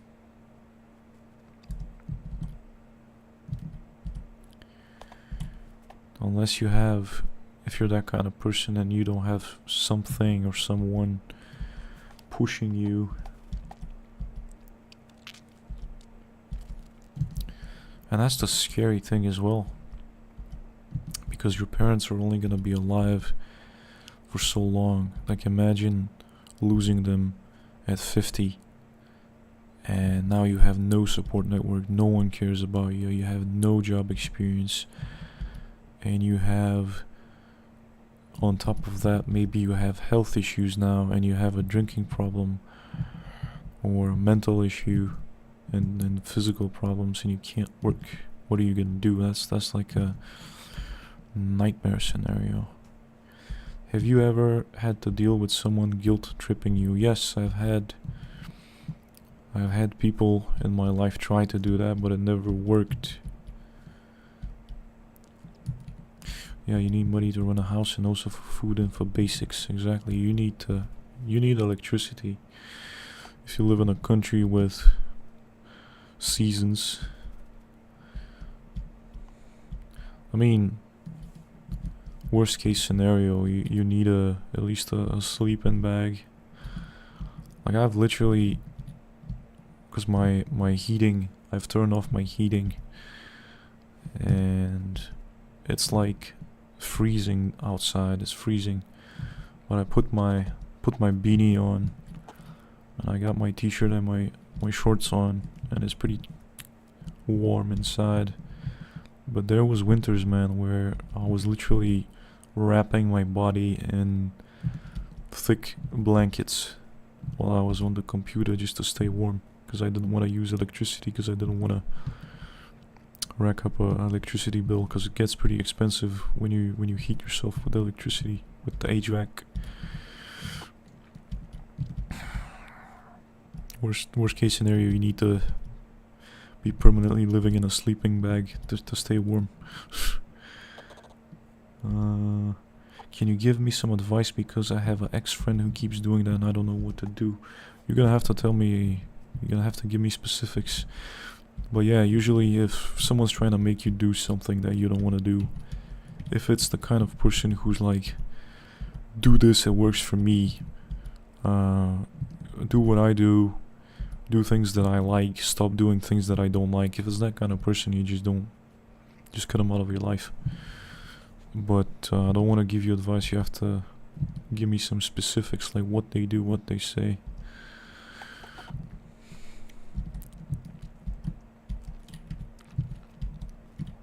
I've cut people like that out of my life.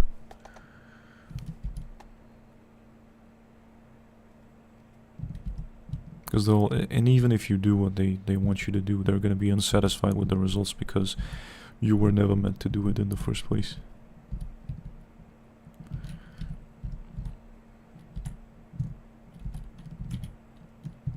It's like telling your short friend to just grow 4 inches, bro. You know. The one-size-fits-all people are the worst. Just take a shower, bro.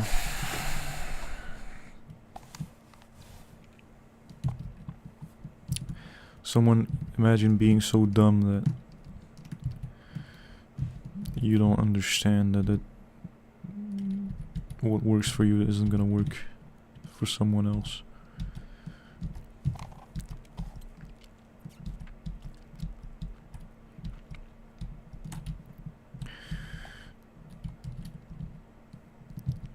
I found out he was talking to people. Oh man, thought it was weird. It depends on different countries and different states have their own laws on what's legal when it comes to that question. I personally don't talk to anyone under 25 because I can't relate, but guys will do that.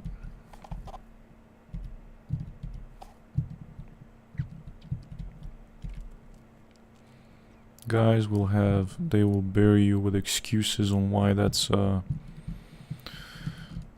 it's normal and why the laws are ridiculous.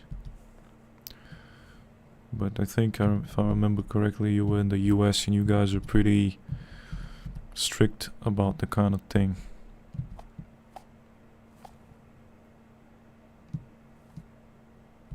I mean, are you under 18? Are you in that age bracket?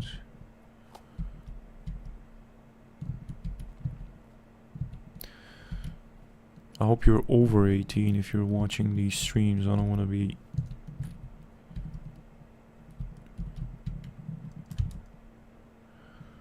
talking about sensitive topics if I know that there's underages here.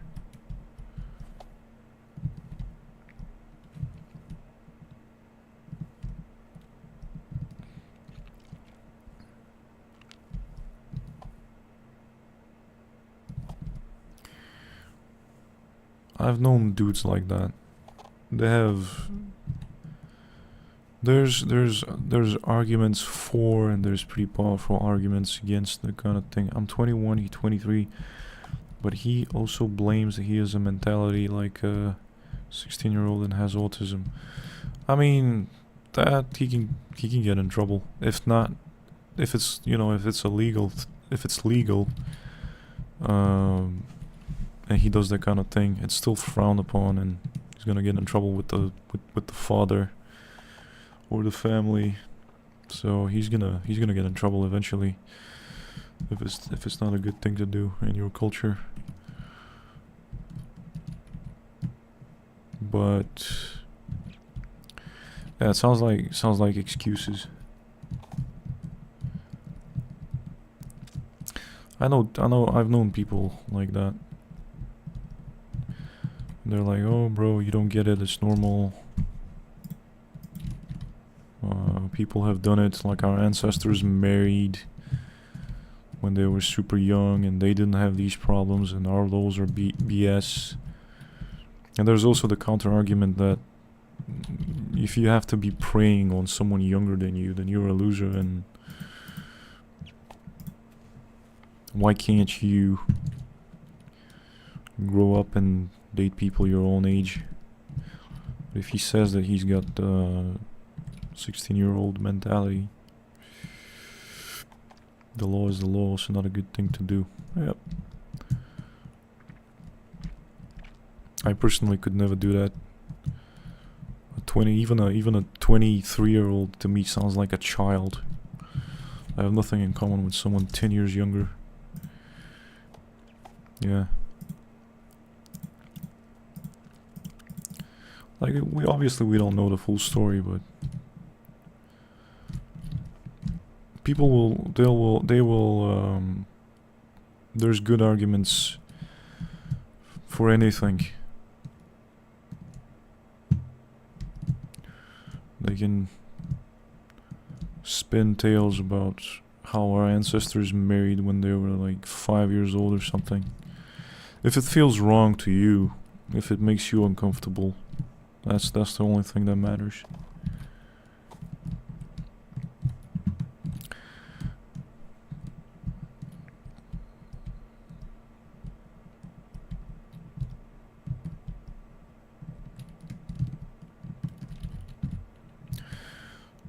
Good news, Tokyo is already up, so tomorrow should be good.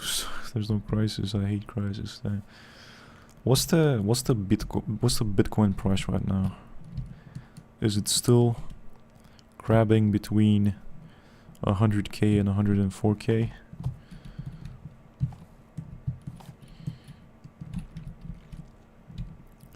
I wonder when it's gonna break down and start crashing. Probably January, February.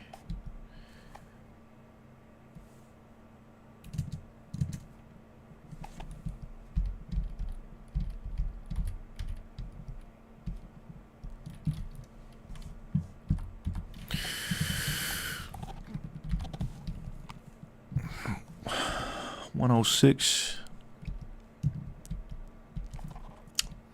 or euro?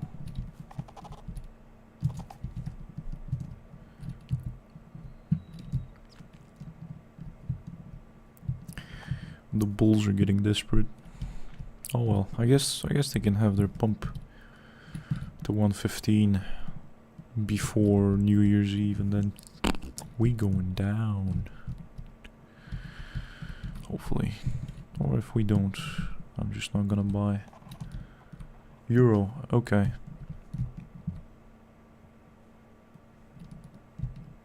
So that means even more in dollars, what the hell? Yo, chat. Yo. Grok, is this real?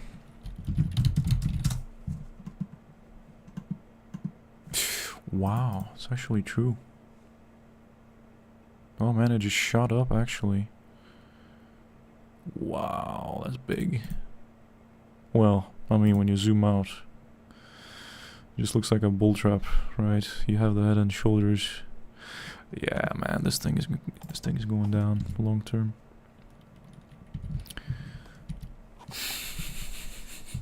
It's okay. It's okay. The bulls can have their little moment before it goes down again. I don't have any crypto. I don't have anything right now. Being the genius that I am, I'm waiting for it to crash first. Don't want to be buying at 100k. And then, you know, I'll inevitably end up as the idiot who didn't buy at 10k, didn't buy at 100k, and now the price is a million. But it is what it is. When you don't have a stable job and you don't invest, you deserve your fate. Your boy is not entitled. I don't believe that I deserve anything. Not gonna be complaining if it explodes. It goes up from now on.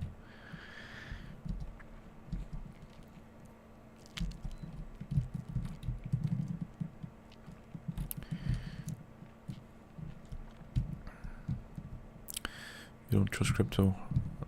You don't? Okay. Hang on. Keep forgetting to turn the light on.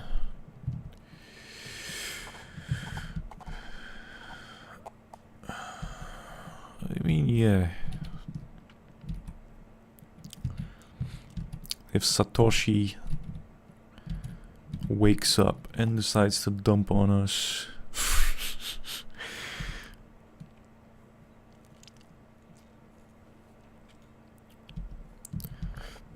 exactly. Don't trust anything and anyone.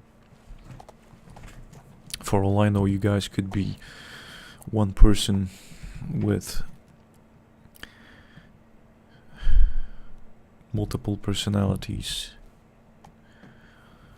trying to bait me into talking about sensitive topics so you can deplatform me. Why would that bother you? You don't have crypto. Yeah, I'm not invested.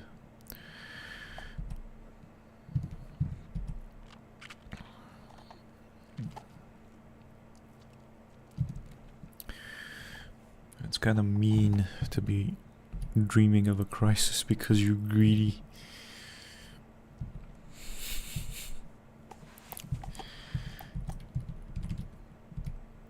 Imagine if everyone here was AI.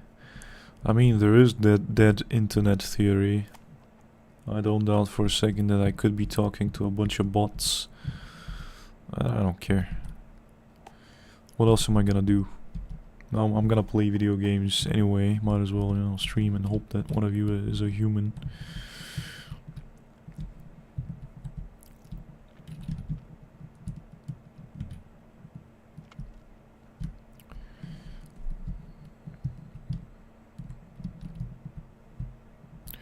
Everyone here is a bot trying to make him talk about sensitive stuff, but nobody cares. Yeah, it's the CIA bots.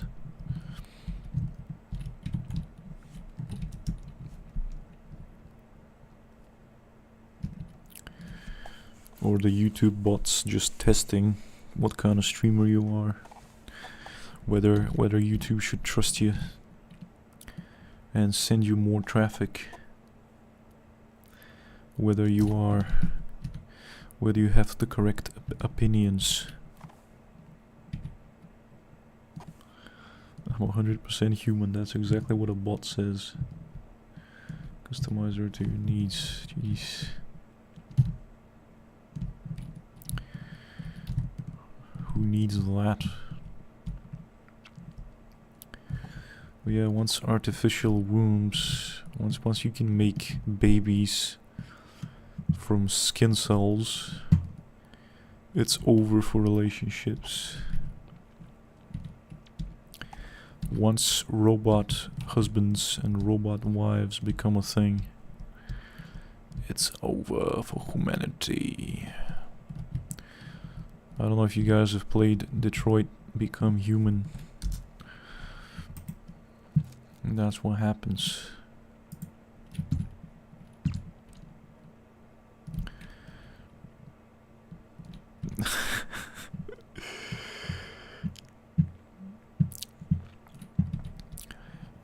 Everything is overhyped. Yeah, it's a pretty chill game. Too bad French people made it. Was it Frenchies? Or am I thinking about... I'm thinking about Life is Strange. That one was made by Frenchies. Still pretty cool though. Drama.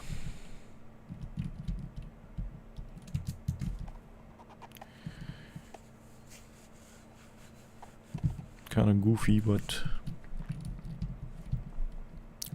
I really liked Chloe. She's my type of hedgehog.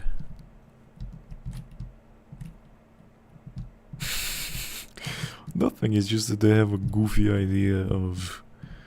that game was their idea of what America is like.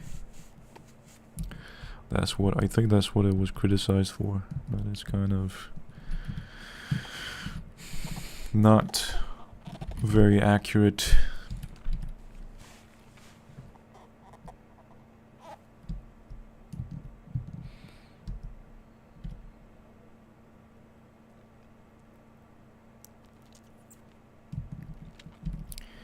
They just goofy.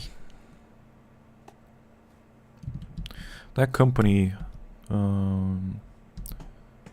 forgot the name of the company. They made some titles that many gamers consider to be pretty cringe.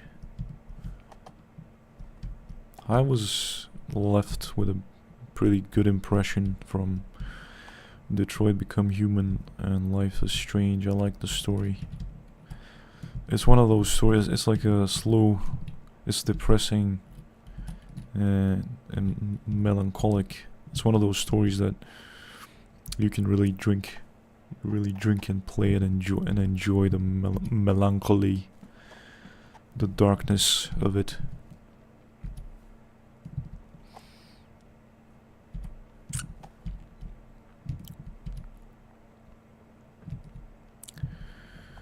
Wow, stream's really picking up. Hopefully it doesn't crash again. 3 a.m. which means it's 8 p.m. on the East Coast and 5 p.m. on the West Coast. And it's too late for any European to be awake.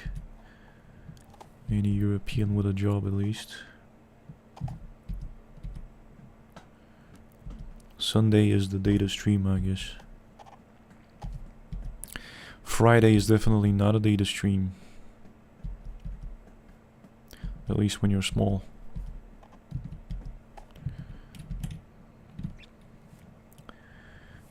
8 viewers. It's already Monday. Yep. Technically it is Monday.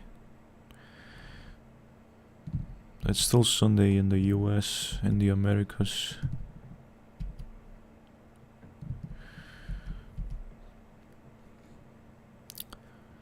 It's gonna be Sunday for a few more hours over there.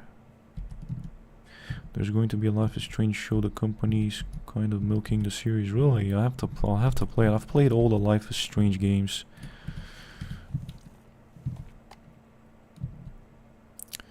Didn't really enjoy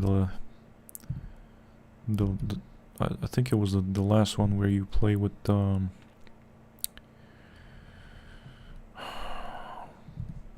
what was it about?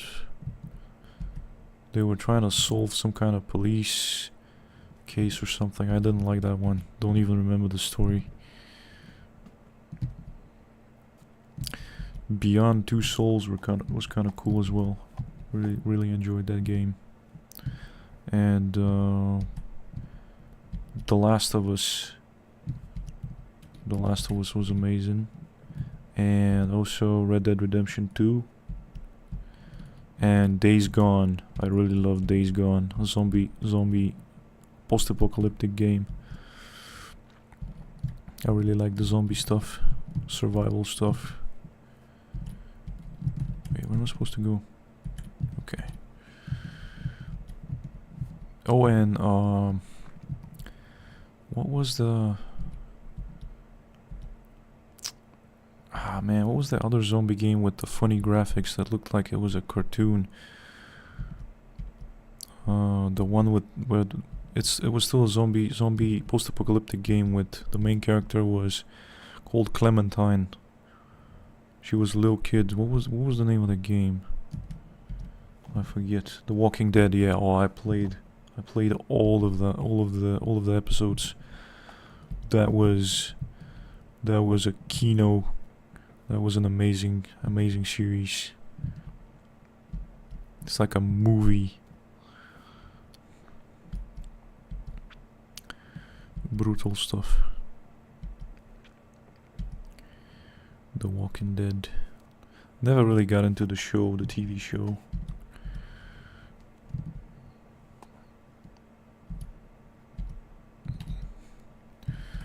Those are some good games. Can't think of any others. There's a new game called Dispatch. Kinda like it. Kinda like The Walking Dead. Might have to play it. Ah! The brakes on this truck are abysmal. With different choices. Oh yeah. That's the fun thing in these games, and it's like it's a cheap way to get people to replay it for the different outcomes. Apart from the gimmick, where a lot of these longer games have this thing where one of the characters gets kidnapped and you spend half the game trying to, or they set you back, they take all your gear. Like in Assassin's Creed, there's always a setback, and you spend hours grinding to get your stuff back. That's a cheap gimmick to get you to spend more time in the game. Or what was the other? Far Cry. Really love the Far Cry series. They especially they lean on this gimmick, the kidnapping thing.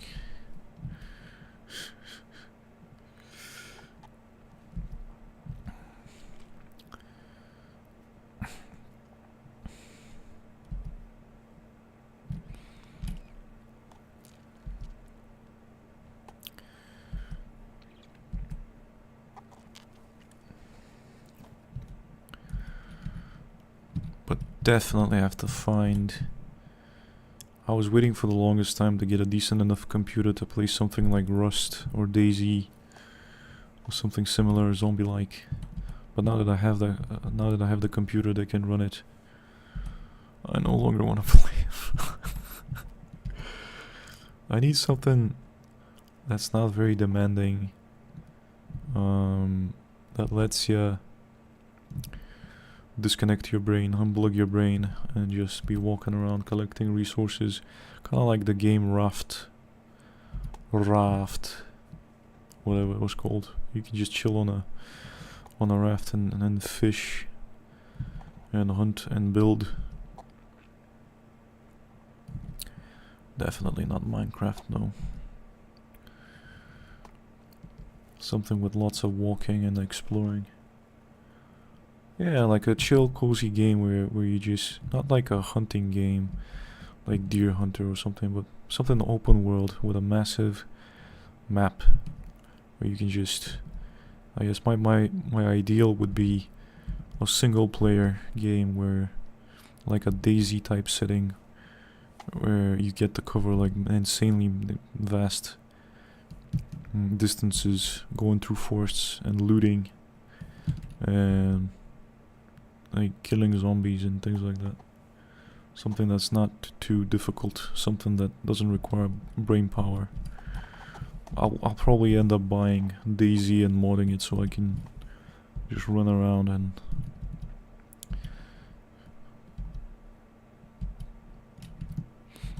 because that's my favorite kind of de-stressor, is just running around a huge map.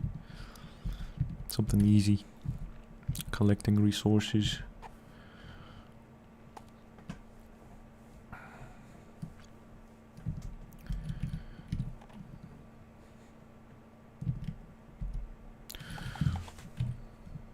How are we doing on the temps? 61. Oh.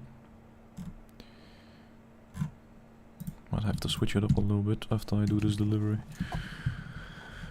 Bro, just work. Just work this as a real job, bro.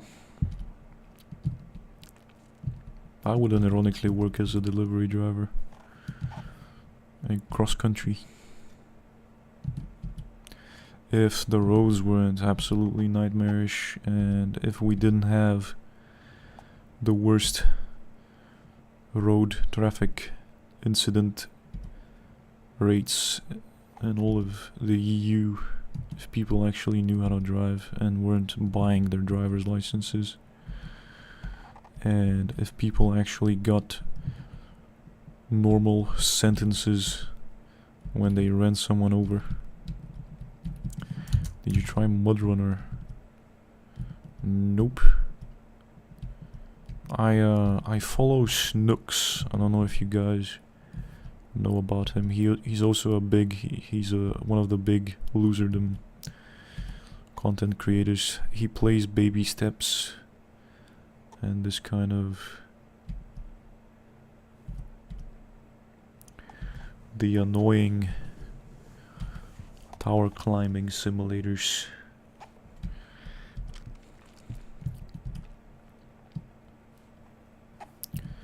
Yeah, Snooks. He's going places.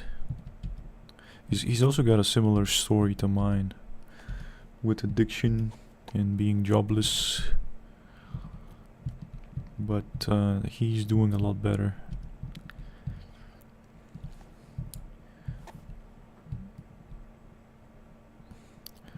Our struggles do be kind of similar, but I guess he's a more relatable dude because he's in the US and I'm in East Europe.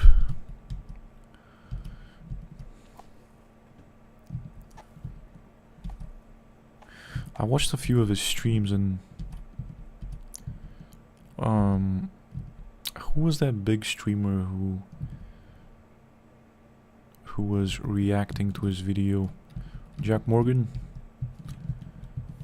He had an interesting take on him, that he could be very good with words. He could be very persuasive.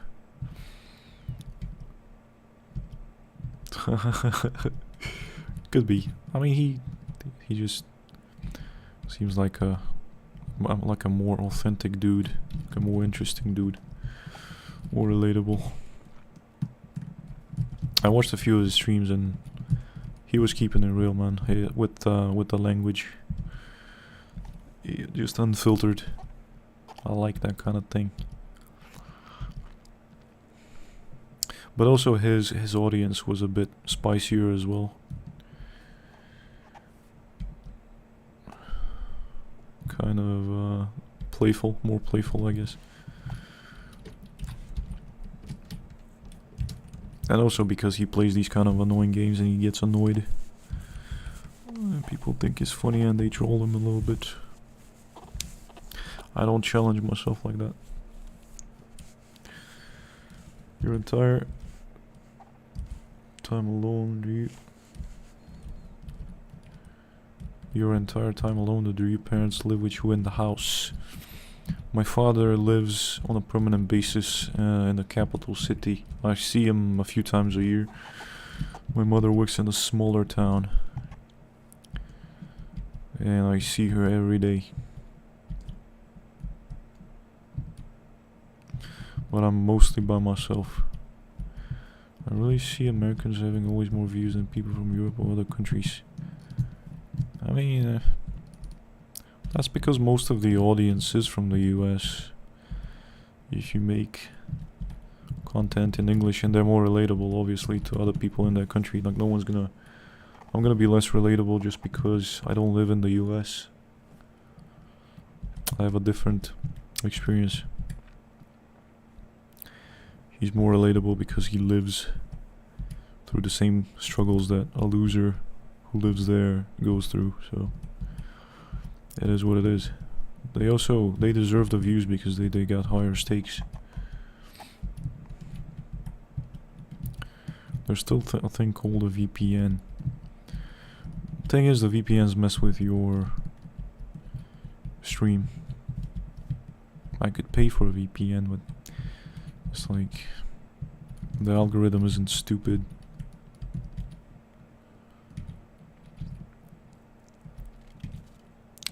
Nah, you can pretend for the system, but your accent and your story, you're still gonna be dealing with humans. I'm not gonna be using anything as a prop. I'm not gonna be using anything as a crutch. If people like me, if they like my stuff, and if they find my stuff authentic and relatable, they're gonna find me. I'm just gonna keep grinding. I don't care. I'm just gonna keep doing this. I'm not gonna force. I'm gonna try these little midwit hacks.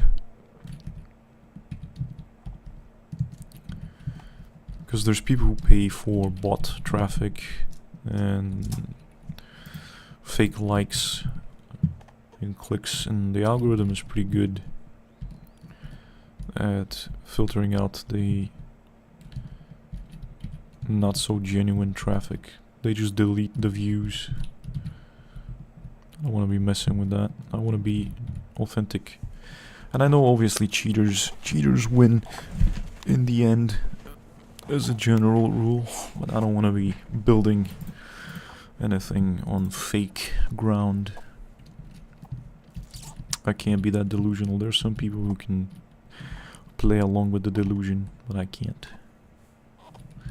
I used VPN for mistake and he got demonetized. That sucks. When your channel is small, you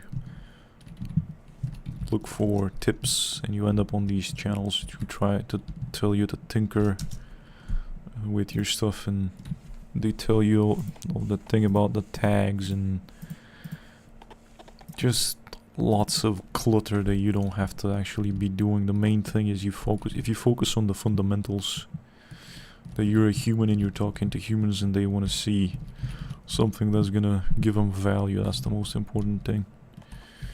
You just, it's what you say. Like I've seen channels of dudes who have atrocious video quality and awful sound, but because their message is powerful, they get a ton of views. Am I hitting an invisible wall? What the hell? Yeah, you just gotta be yourself and stay. You just gotta persist, basically. Because a year from now, I'm gonna be a lot bigger.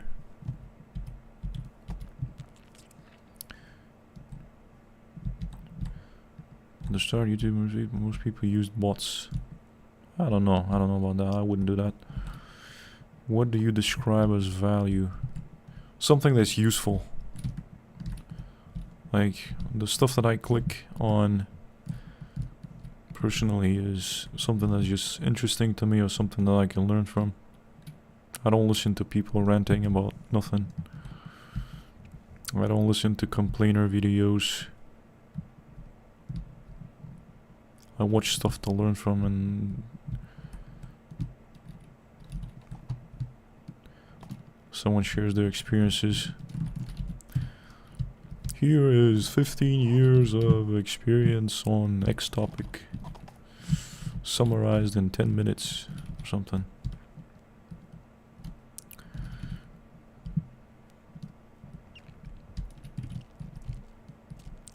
So value is subjective. Some people like their slop, some people like to watch slop, brain rot. Complain, react videos. Complaining is big. Complaining is huge. People wanna know that when their lives suck, that there's a bigger sucker. And there's a dark side of YouTube as well. Like, there was this case of this lady who was on a weight loss journey, and she was doing really well. And she was getting subs, and her channel was growing. And then she had a relapse and started just eating a lot. And she quickly realized that whenever she was going through the relapses, that people were watching a lot more because they like the drama. They like to see you fail, and they encouraged her self-destruction. And then she would get better, and the views would dwindle, and then she would start doing the self-sabotage thing, and she would explode. I actually don't know, I don't remember the name, I just remember watching the documentary. It's kind of crazy how if you have a community that's big enough, there's always going to be that one person, the historian, who's gonna archive and create a documentary on your life. It's kind of creepy. It's like a 2-hour documentary on someone's YouTube career with every single detail. If I live in America and I'm poor, I can't buy a house, I can't buy a car. I make all kind of videos, literally crying online. I mean, I got roasted as well when I made I've been unemployed for 10 years from people who are in a worse situation. Like, people who... There was this one guy, I'll never forget the guy. He was like, what does work even mean to you? To me, it means breaking my back. My body hurts. I can't sleep because of the pain. And then I'm like, man, I can't compare myself to this guy.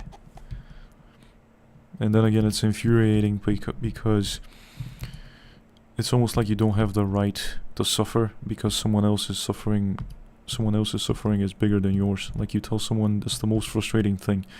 You tell someone that, oh bro, I lost my eye.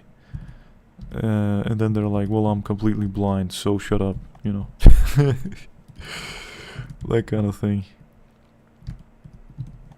Doesn't mean that losing one eye is not a big deal. And that's the infuriating thing. That your personal stuff gets dismissed. And you get that with when family does it. It's even worse. They don't stop for a second to think that to validate your suffering. They just kind of counter you with bigger suffering, which doesn't help. But I get it. I mean, when like 30 or 50% of your viewers are from a second or a third world country where people like will actually get treated as disposable slaves in their jobs, and they'll work minimum wage, and they'll work 16 hours shifts, like literal overtime, unpaid overtime, and you're complaining about your office job. You're gonna piss them off. You're gonna get heat.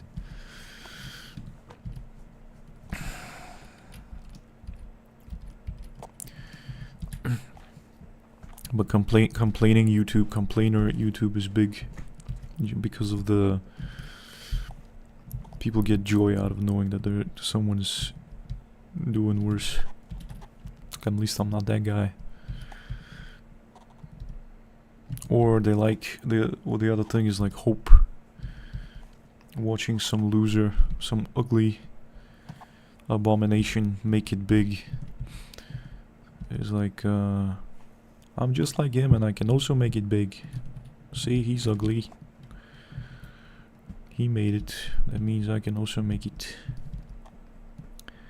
React videos are key. Yeah, and then until someone reacts to your stuff and roasts you. Or until like you end up watching a reaction of a reaction. And you end up in dramas. I don't want to end up in dramas. Because then eventually people start challenging you and they want to do one-on-one. They want to call you and argue with you. And someone with an agenda can use... They can just roast you on their channel to make a point, to use you as an example. And then that thing stays in history forever. Like, you get roasted by some cult leader.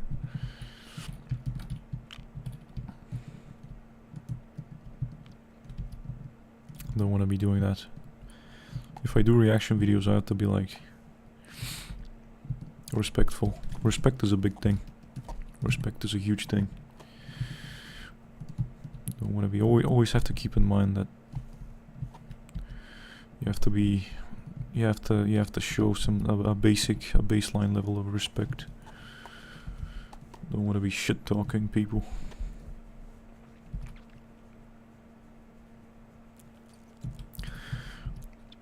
And also you don't want to be attracting like the guy who was in the stream earlier with the gossip thing. You'll end up attracting short attention span people who are into gossip and vanity, and I don't know if like these kind of people, they're not loyal. They like the hype. I don't know if I want to attract people who thrive on drama, because they're gonna be bullying you and pushing you to do stupid things for their own entertainment. You're not gonna be like a good leader, a good figure. You're gonna be their little tool for their own amusement. there's no respect, there's no point in talks. I don't know. I'm fine with someone reviewing, doing a reaction on my stuff. Could help. There's no such thing as bad advertisement, as some people say. But yeah, I also have to be like careful, because like I said in the previous stream, I was a pretty toxic, kind of disrespectful douchebag myself when I was in my 20s, so I have to remind myself to curb my toxicity and just be like a chill, likable dude, because I didn't have that when I was younger.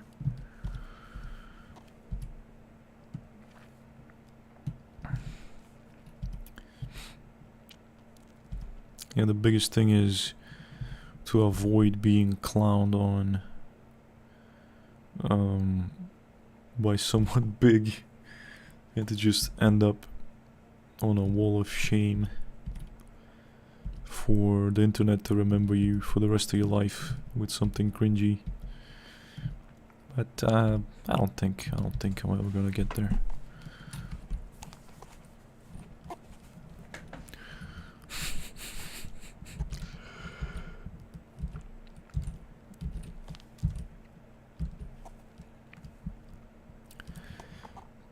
Can't believe there's so many people watching right now. Feel free to pitch in and share your thoughts. This is not a one-on-one conversation. No one has priority here. First come, first served, actually.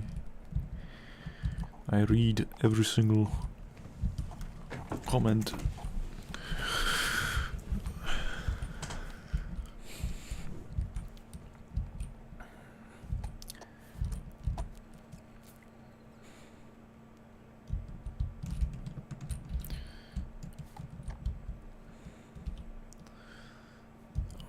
Yeah, I'm farming those watch time hours right now. The people usually respected you.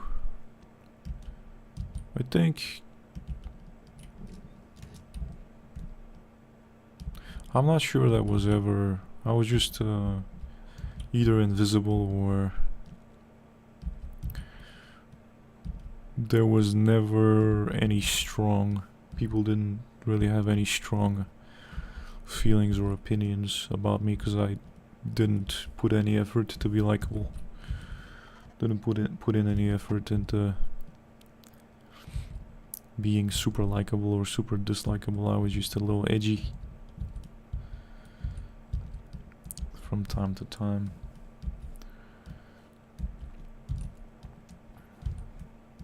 But no one showed me disrespect. I was never bullied. I was never challenged by anyone.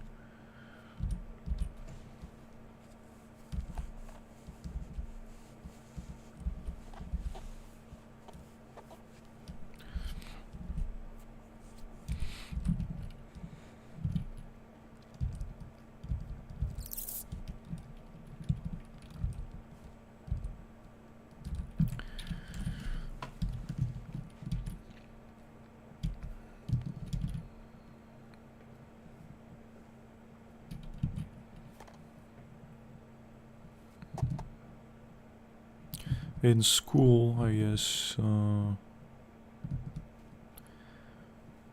before high school, I was pretty, like, kept my head down, studied, was a good little slave, and was pretty invisible. And then in high school, I actually had a period where I was very popular for a couple of months.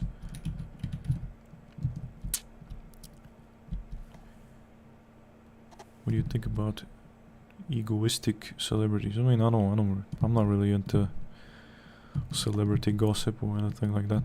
I mean, obviously, they ended up where they are because they sought it actively. They wanted to be there. They wanted to be famous. Good for them. As long as they enjoy it, as long as it's not, because there's some who end up in the showbiz because their parents, if it's women, it's especially the mother that just pushes them to be doing that. Like I can think of I forgot her name. The model chick, Gigi Hadid, and I can think of Jojo Siwa. Their mothers are the example of narcissistic, evil person who tortures their kids so the kid can be an extension of them and bring them glory and fame. That kind of thing, I'm very much against using your kid for your own benefit that way. Yeah, obviously you have to be someone has to be propping you up. I don't care. It's this kind of life is so far away. This kind of lifestyle I'm so detached even from normal life that these people might as well live on an alien planet. Don't really care about them. But I got a taste of what being some family channels on YouTube are like that. Yeah, I don't know. Ugh. Imagine growing up as a kid and your mom's one of those millennial vlogging everything about my life moms, and you're a kid with anxiety. Well, I don't know what kind of family channels you're talking about. I'm just assuming. I don't watch family channels, but I'm aware of a few. They were a big thing in the 2010s and before, where you just vlog your family life. It's kind of amazing that people watch that stuff. So I wasn't even aware that it was still a thing.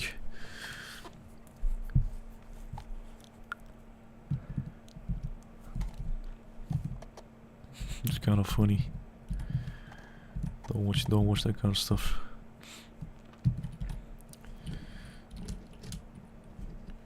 But I got a taste of what it was to be temporarily popular.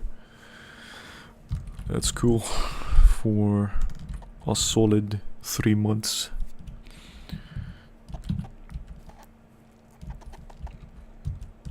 And it had a very like,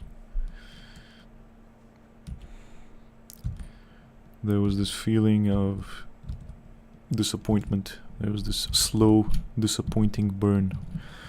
My descent was like a slow grind. I got hyped up by some chick, and then I didn't do anything with that, and she took it personal, and her friends started making fun of her, obviously, and then things soured up pretty quickly, and the descent, like the atmosphere of the emptiness, the blank stares, the disappointment in the air, you could it was so solid you could almost touch it.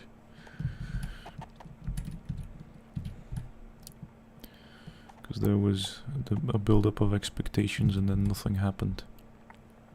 And it was kind of fun. It was a fun 3 months.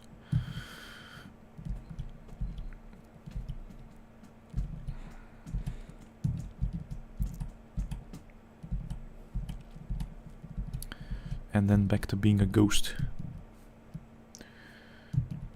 which is more comfortable, because they would stalk you, they would go to your friends and ask about you, they would go to your family and try to find information. It's like being followed by paparazzi. They would know every little detail about you, they would tease you for what you wore or what you ate during break, little things like that. Childish stuff. It's like all eyes, you're always being watched, and it's not good for a kid with anxiety to be feeling that way.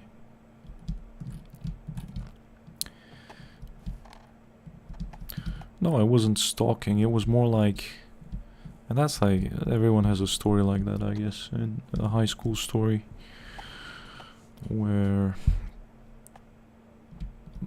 basically it was my dream high school. I got admitted to my dream high school, and I was so happy, and I was walking with this confident strut, and that confidence, that happiness was mistaken for confidence, and this girl really liked me, and she was like the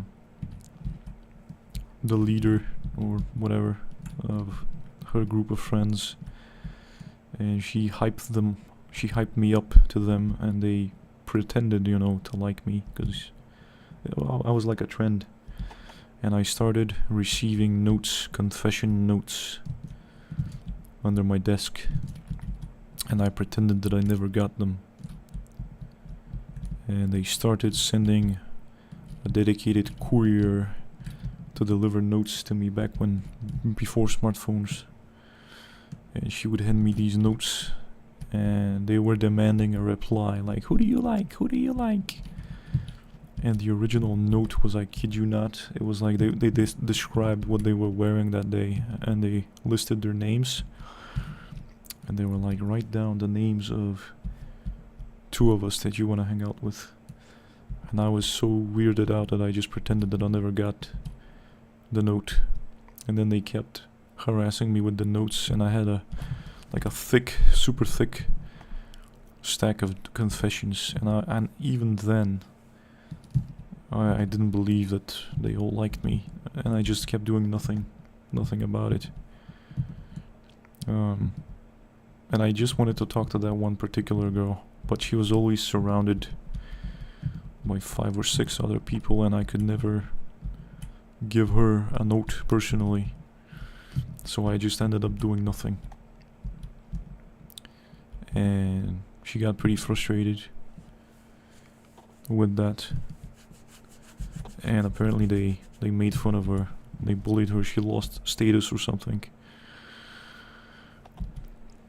And then I lost all the hype. But they would do things like follow me around and giggle, and I would avoid coming in through the front entrance because they would just be waiting there, just staring. Started going in through the back, they would wait there and stare and giggle.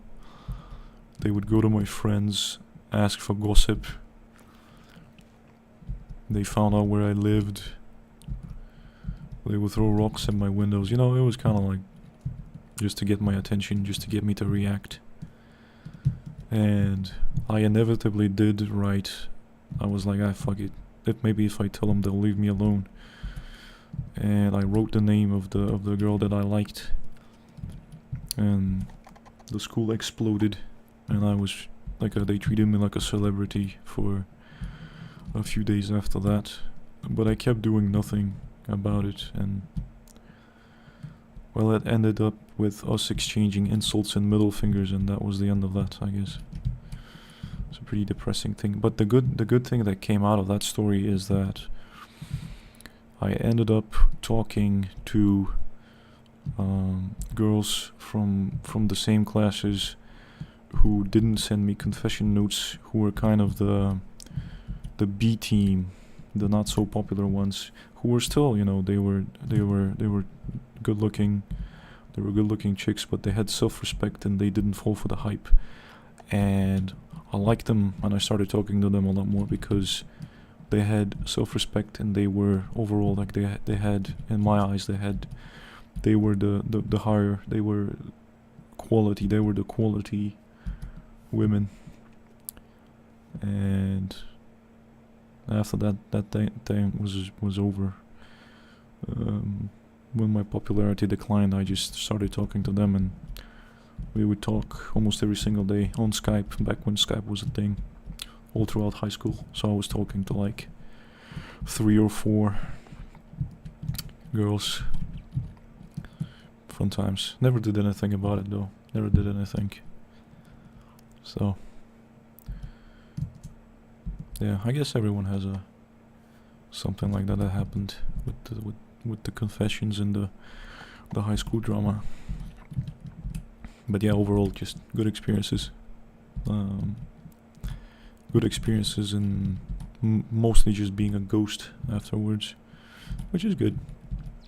Just kept to myself. I had a small group of friends, low maintenance friends who didn't do anything after school.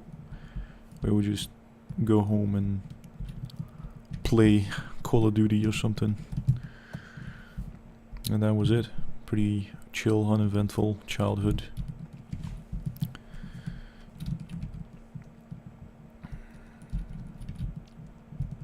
And then obviously, you know, people drift apart after school. Oh no, what did I do? That was bad. Should have just automatically finished the delivery job. Screw it, don't want to be parking. But yeah, everyone has an important story like that. I was cold, always around people, and only running after school to market for some booze. Ah man, part of me wishes I also started drinking during high school, but I didn't. I was very against drinking. I thought it was only for losers, and I ended up proving myself right. Yeah. That's how it is.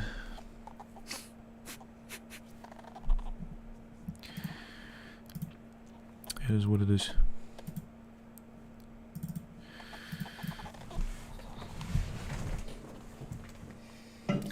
Cold, or more like, I guess,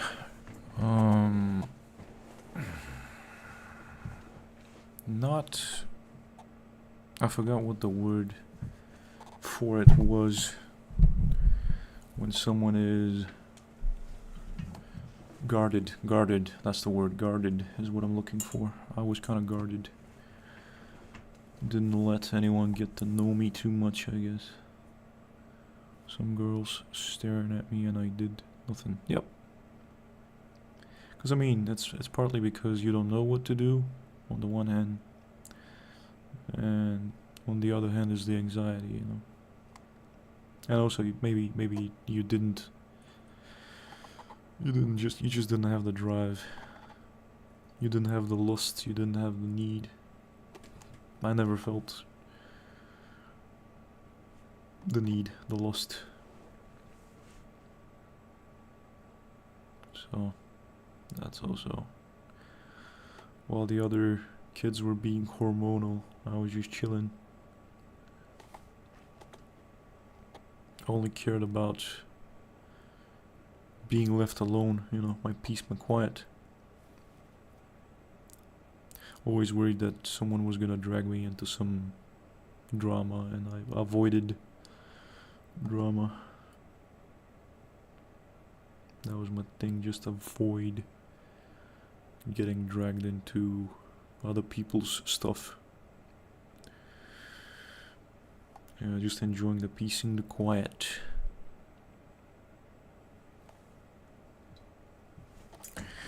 But yeah, college was kind of interesting though.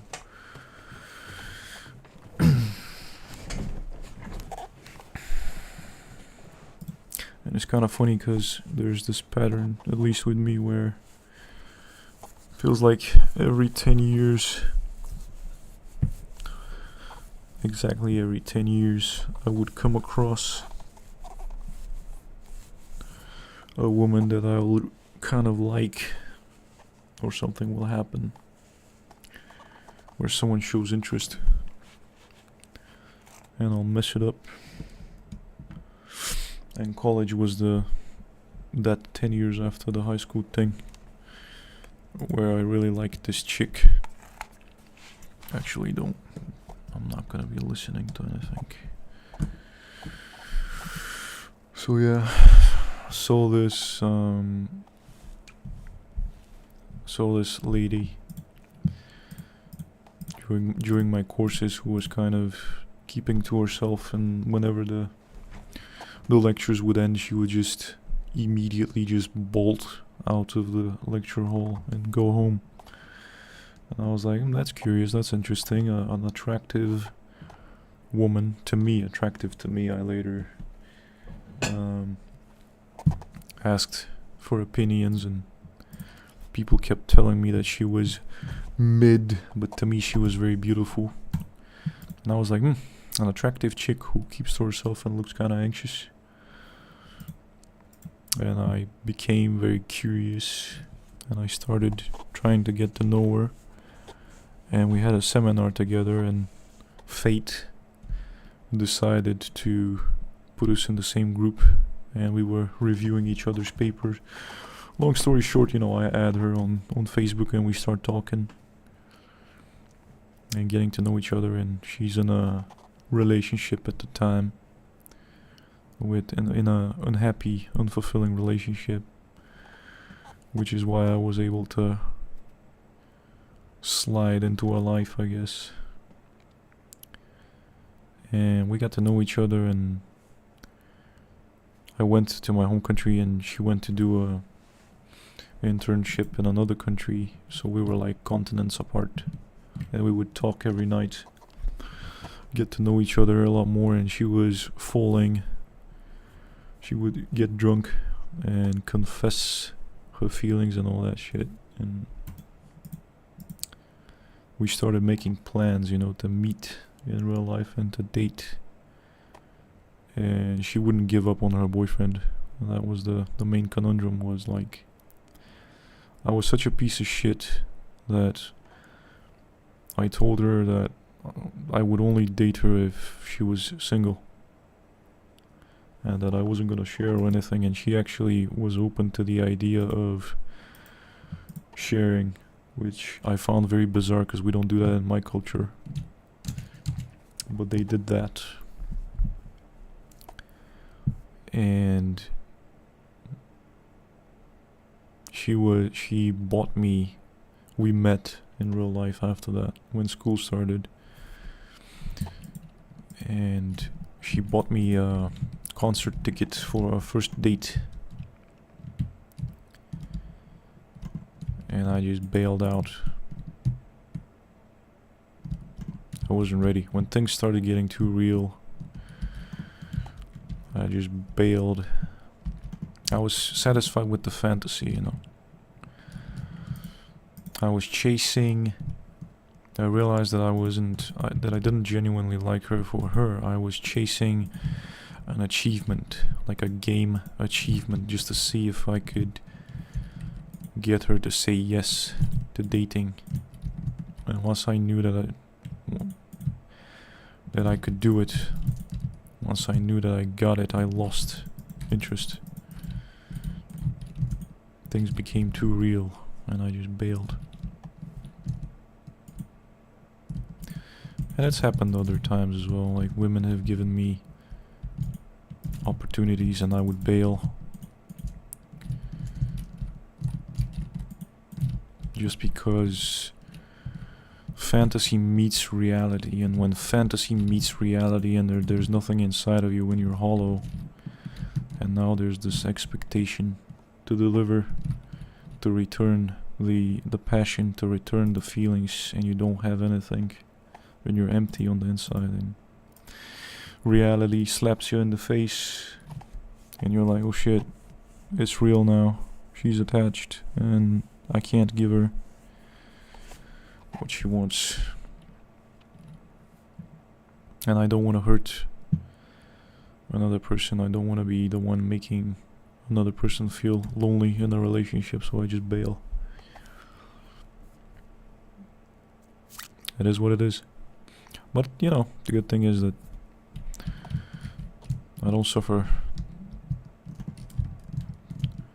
from not having that. I just realized that I wanted to taxidermy the idea of her and put her in a metaphorical display case and just stare. She was eye candy. I just wanted to have something pretty to look at. Which is kind of evil sounding. And I caught myself feeling and being this soulless person, and I was like, nah, I'm not gonna do that.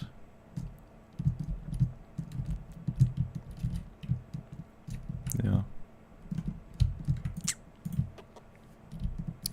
I bail when things get real. I was gonna talk about it in the video, so I don't know if it's interesting enough for other people to... I don't know if it's relatable for other people to be hearing that kind of story. It's kind of douchey. Hitting on someone who's in a relationship is gonna get a lot of hate from people who got poached and grass cut, cheated on, even though we never get to the point where there was cheating going on. Emotional cheating probably, yes, but physical cheating, no.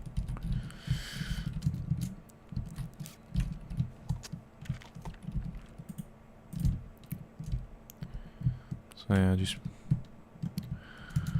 putting that out there. Nothing crazy happened.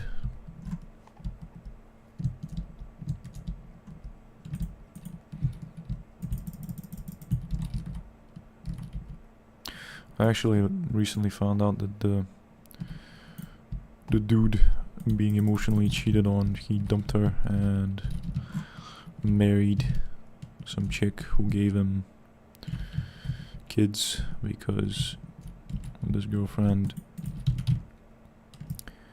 wasn't giving him any. She wasn't giving him any of the honey, so he bailed as well.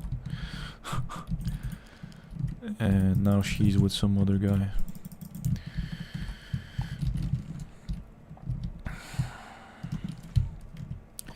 I could get one girl if she wouldn't go for the for other guy. Then I got mad, so I didn't want her. She kept staring at me, stalking.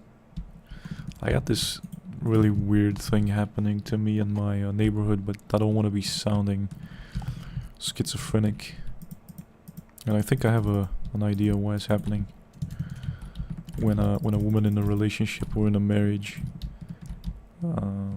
stares at you like she likes you or something. It's been happening in my neighborhood, and I've been trying to avoid drama. I really am against starting stupid drama where I live. Exactly the same things happening to me, and I've tried to reassure myself 100 times that maybe it's just in my head. I'm losing my mind or imagining things, but I came to the conclusion that people in relationships or in marriages, they will see a sucker like me who's not gonna, they know it. It oozes from me that I'm not gonna commit, that I'm not gonna fall in love. So they see a sucker like me as a safe object to kind of dump some kind of repressed dissatisfaction with their relationship on. Like, she knows that. And it's also, they do it for the ego boost.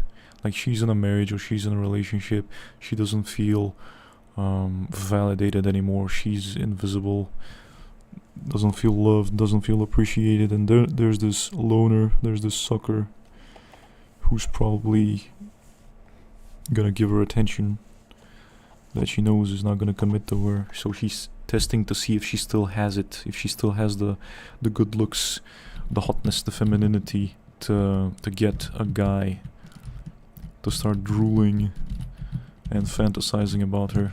Because there's a power thing going on with that. She wants to use you to see, without giving you anything. She's not gonna give you anything, but she wants to see if she still has what it takes to bail on her marriage. She likes to keep the fantasy alive that she still has the power to turn heads. And it's like a fun, if you're in a boring relationship or marriage with no way out, it's like a fun way to keep yourself like distracted with these little fantasies that you can still get guys to fight over you or something goofy, that you can still drive a guy crazy. Which I'm obviously not gonna fall for that. But it feels good, you know, it feels good to be stared at. She approached me while she had arranged a date with another one. Oh, I'm lucky, I need to be. Oh wow. She's probably trying to make the other guy jealous. You wanna stay away from people who play games like this. I've had this happen to me when a woman that I didn't like was trying to get my attention, and she would start talking about some other guy who either exists or doesn't exist, just to make you jealous, to extract a reaction, to get you to react like, hello, you're missing out, I'm here all wide open, make a move. And you're not making a move, and it just pisses them off. Like, was probably a jealousy thing going on. Your boy would never allow himself to get played like that. Like, especially if it's an attractive woman and you have no chance with her otherwise, under normal circumstances, and suddenly she's all over you in public in a way that other people can see it and gossip about it. That's usually they're using you. That's the cynical take. And guys do it too. Players.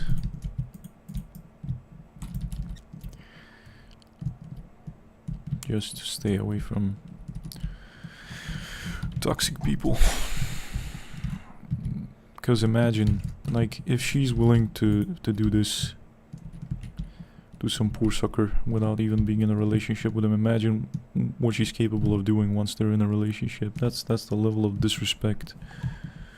She came back a week later, but I declined her. Yeah, that's because the other guy is not very impressed, and she's trying to make him jealous.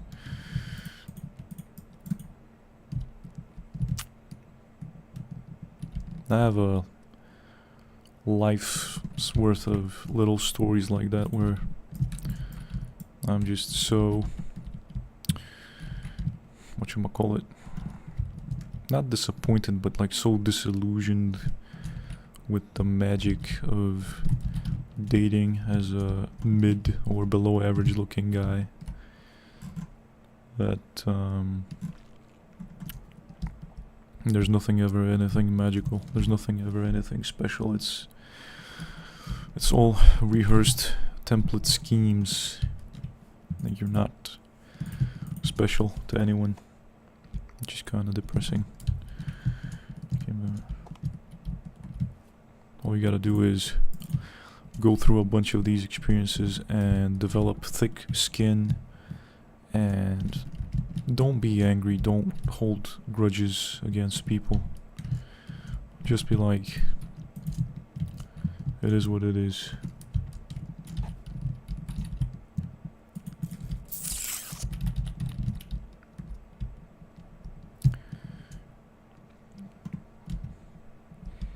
I've had this happen to me as well. I've been on both sides. Yeah.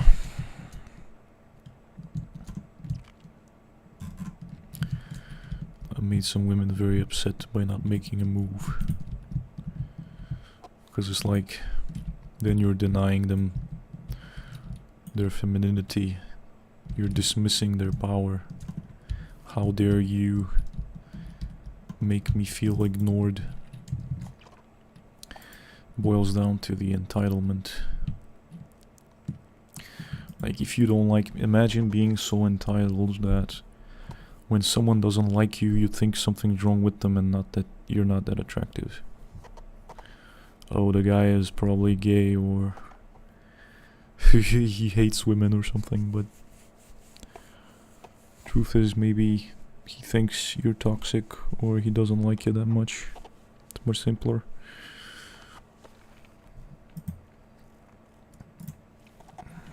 I just stay away from people like that, otherwise you're gonna create a name for yourself as a sucker, and all kinds of toxic vampires will be taking advantage of you.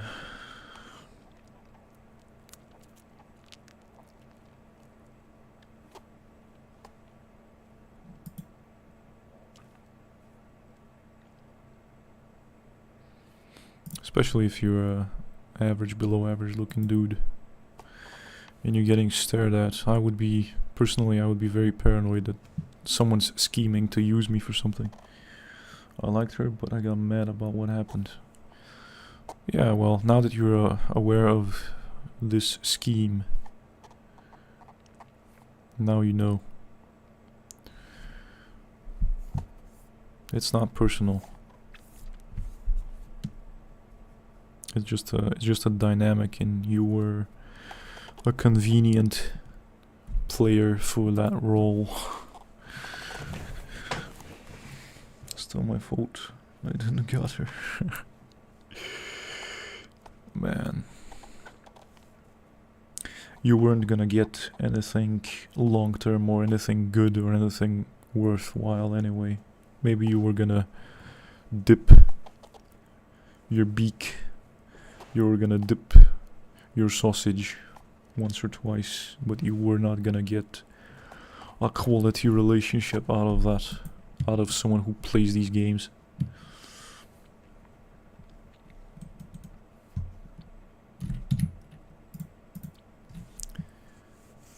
So don't be, you didn't miss out on anything. Maybe you missed out on getting some STDs and that's about it. I wouldn't regret it too much. Doesn't sound like a huge loss.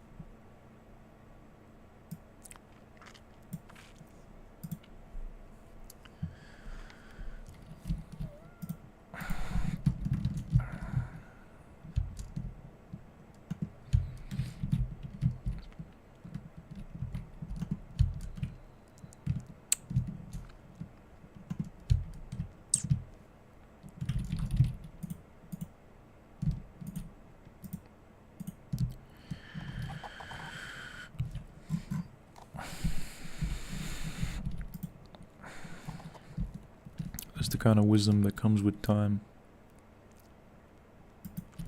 That's this chick that I told you about during my college days. That's how I found out about Patrice O'Neill, and got a lot of wisdom and a lot of advice from him. But that's the thing, no matter how much wisdom you get from other people, you're not really gonna really understand it until you have lived it. So even if you were prepared, even if you knew theoretically that this kind of thing is a scam, that it's a trap, that you shouldn't be doing it, you're still gonna fall for it, because your brain is still gonna trick you that, oh, you know, my case is special, oh, nothing wrong, nothing bad could happen, and you're still gonna make a mistake. And well, the best learning experience is from pain and from making mistakes, so I wouldn't worry about making mistakes as long as, like, you don't get someone pregnant. someone that you don't like, and now you have to live with permanent consequences, as long as you don't mess up your life.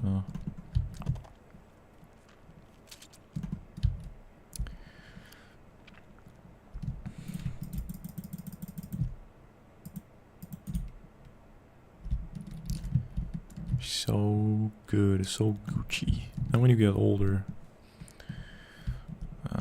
the older you get, the less fucks you give. Fortunately, you're gonna be worrying about you're gonna have bigger problems. That aim though.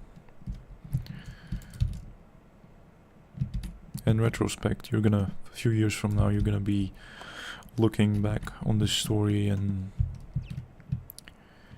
you're gonna tell yourself, man, I was stressing over nothing. I didn't lose, didn't miss out on anything. Or someone good is gonna show up in your life and you're gonna compare your experience to that experience, and you're gonna be like, ah man, that was nothing. Nah. You only think like this because you haven't had options and you haven't had other women come into your life. Because you only had the one, probably. I was like that too. And then I had more women come into my life and I was like, you know what? With each new story, the impact that the previous stories have on you will diminish.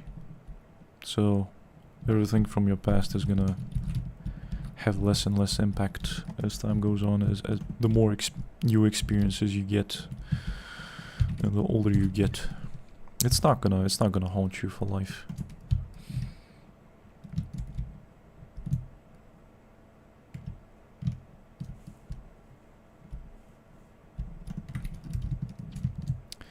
I used to think that I was gonna think about the one for the rest of my life, but that time goes on and you're like, what was I thinking? Time heals, brother.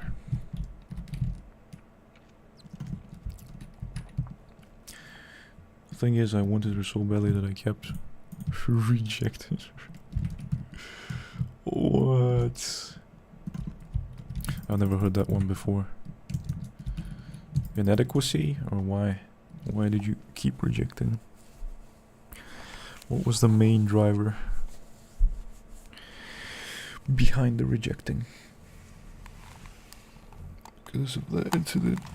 Well, see, so your brain works. Your brain was telling you it was a bad idea.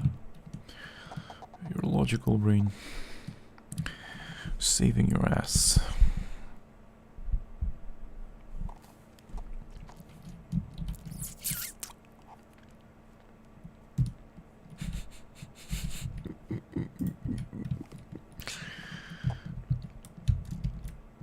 You knew she was a hoe. Let's be real. You just liked her because of the looks, because she gave you those puppy eyes and made you feel special. Well, that's gonna happen again and again and again. And you're gonna forget about that.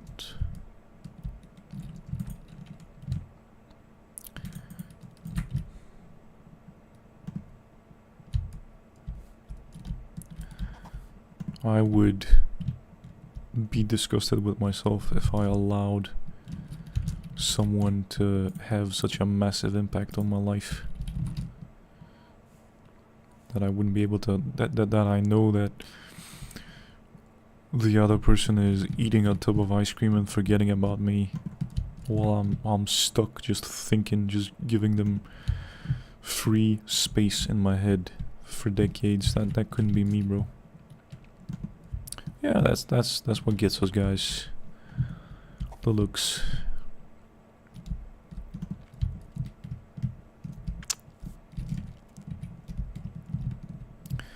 Same thing happens to the ladies. They'll end up with an abusive dude, but his jawline is so sharp though. His eyes are so piercing. Yeah, they'll fall for the trap as well. That's how people get abused. That was a really profound thought that I read today about serial killers. That the really successful ones got away with it because they didn't have to do any kidnapping, any forcing. They would just be like using their charm to appear trustworthy, and then the victim would get in the car, and that would be the last time anyone ever saw them. Attractive people just have extra lives. They can get away with things that you and I would never be able to do.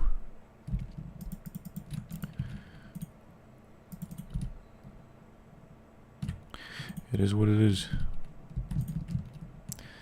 The difference between stalking and flirting is between being creepy and being charming is looks.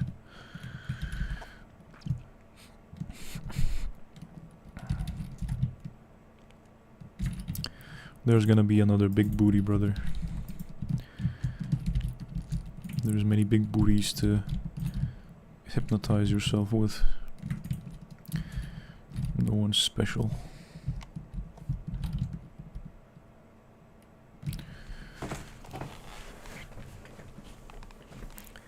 Don't be putting the booty on a pedestal.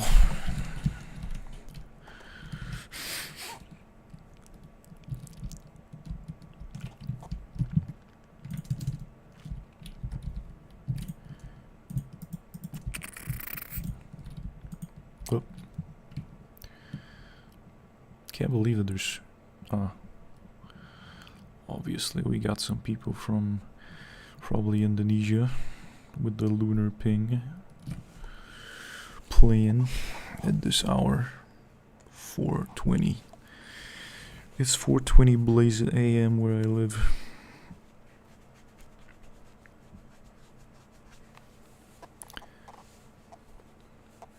Man, this stream has been the best stream so far in terms of like people coming on early, lots of people watching, lots of people participating, cool discussions, enlightening stories.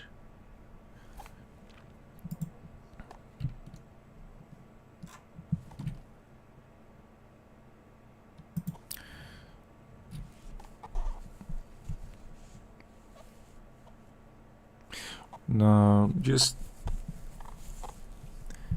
if she really liked you, she wouldn't be playing these games. You were just using you, bro. You were one of probably 5 other guys that she's done this with at the time, using you to get the main guy jealous.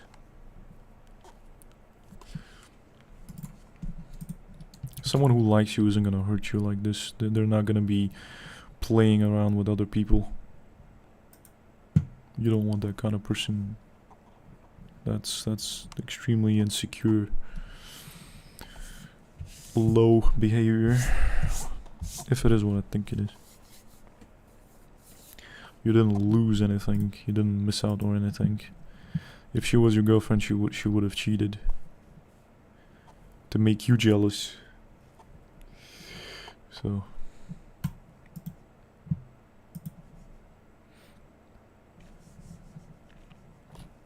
someone healthy, someone with a healthy self-esteem who really likes you, and I've been lucky enough to have that experience as well. They're gonna be obsessed with you and only you, and no one else is gonna exist for them in their head. You're gonna be the only one. That's what a healthy crush is like. Only you exist, like everyone else is background. ambiance. It's an amazing experience. It's an amazing feeling. It's almost like you're using cheats. It's almost like you're using hacks. It's difficult to believe that someone can like you this much, despite your flaws. And you're trying to convince the other person that you're flawed and that they shouldn't like you, and they still like you. It's magic. It's a magical feeling. I think that's probably the reason why I'm not like one of those grumpy, needy, entitled guys, because I've had good experiences. And I don't have sour grapes, because I'm satisfied with the fantasies. But I hope that you can get to a point where someone really likes you like that. It's like a drug. It's the most powerful drug. Being liked by someone you like. There's nothing like it. Nothing like it on the planet. Specific. It's a very powerful feeling.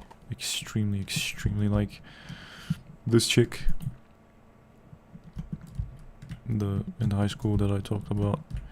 She wasn't using jealousy or anything. I was the only one in her eyes. Man, I just remember not being able to sleep at night, just pumped full of these feel-good chemicals. You're just planning how to tell her. Such a powerful drug.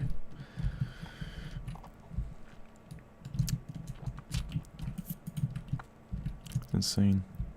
I wish I could share that feeling, just like a download. I wish you could upload it and other dudes could download it and know what it's like. The joy, that kind of. Wow, man, I can still like vividly imagine it and re-experience it today in my head.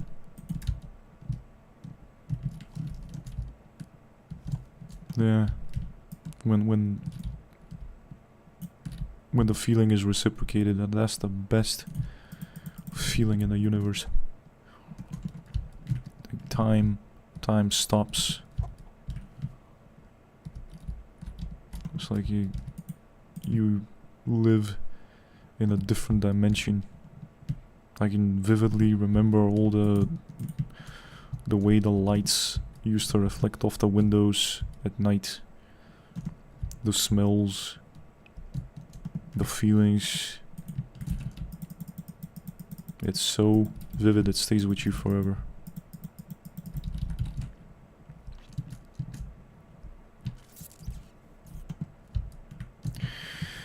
Yeah, if you sabotage yourself, or if it's not being genuinely liked, but being used.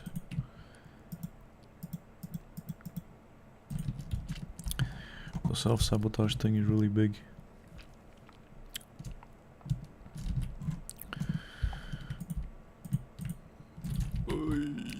Got flashed. Come on.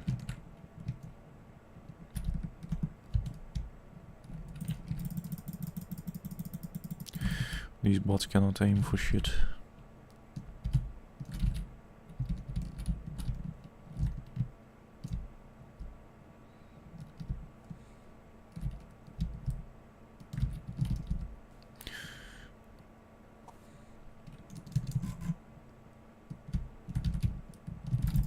Oh, you were not invited here, madam.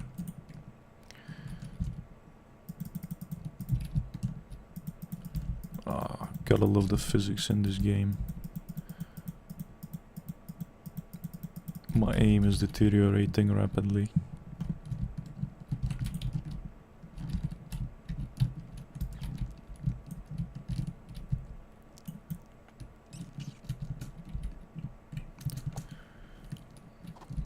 people, how are people still watching, bro?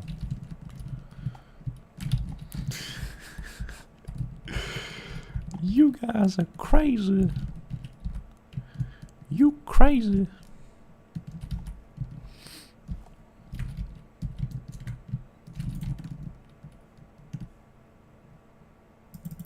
Yo.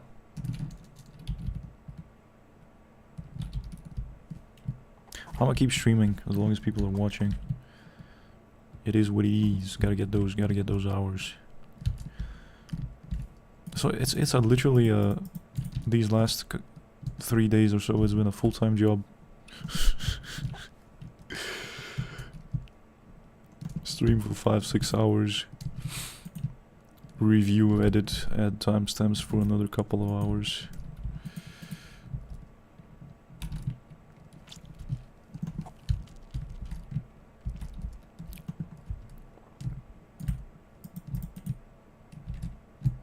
So hard.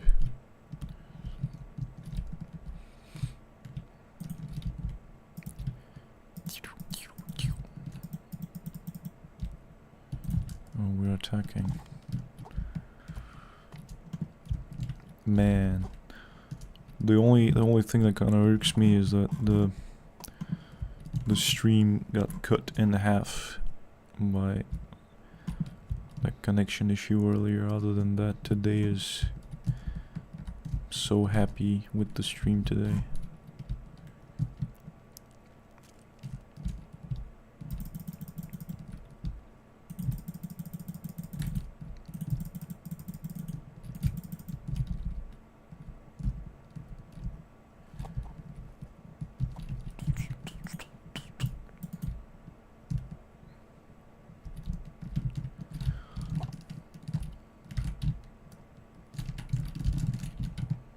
Hopefully the keyboard clicking isn't annoying you guys too much. But I did receive, whoops, a complaint about the microphone volume being too low, so I had to switch mics.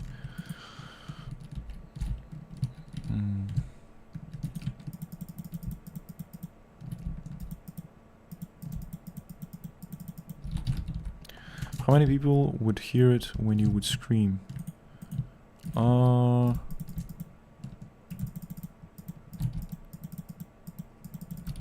I wouldn't know outside my house. I wouldn't know.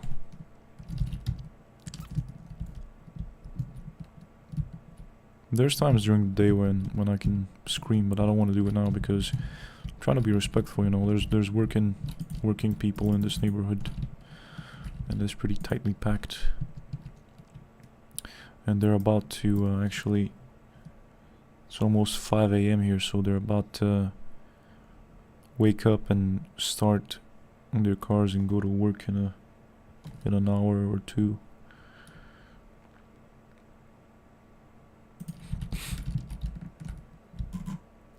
But I'm still in the stage where I'm learning when my viewers are online. Because you guys live in different time zones, and look at this dude. Think about it, I'm the best imaginary friend you ever had.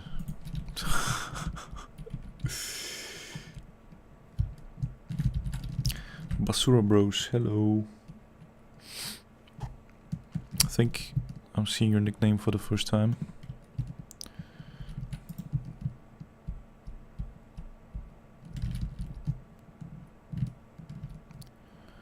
Unless you commented on a video. I think, actually, it is kind of familiar.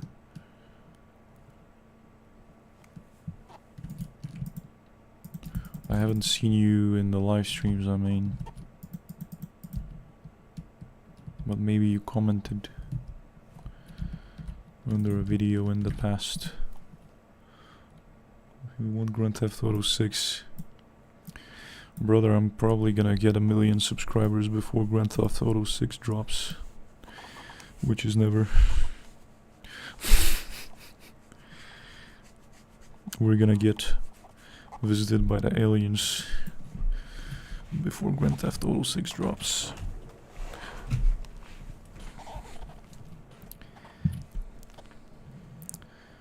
You want a drink?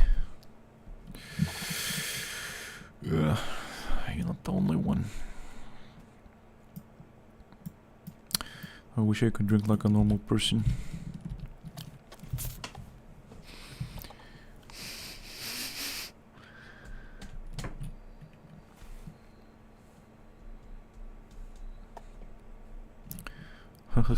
A player called 1 million shekels.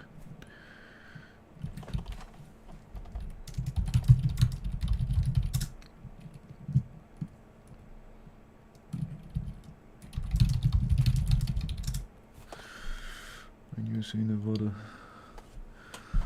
Nice. I'm from Bulgaria. Balkans, East Europe. Hey, it's a fellow East European brother.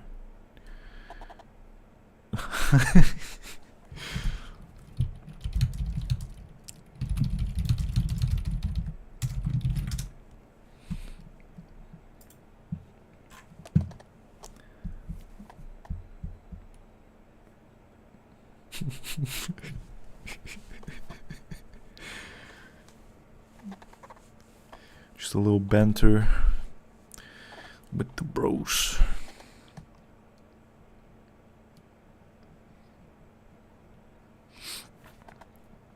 How are things in Nevada? Do you work in a casino or something? Do you scam gringos?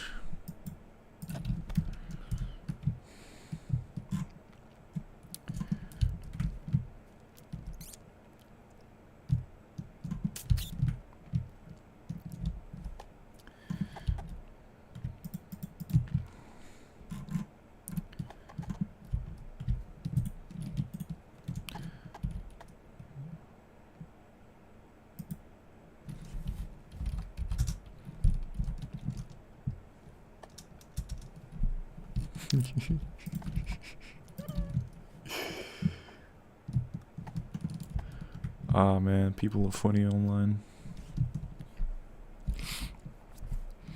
The chuds are taking over.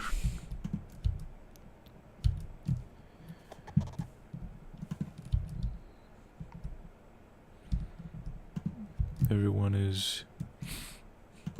The young kids nowadays are so heckin' black-pilled and controversial with their opinions.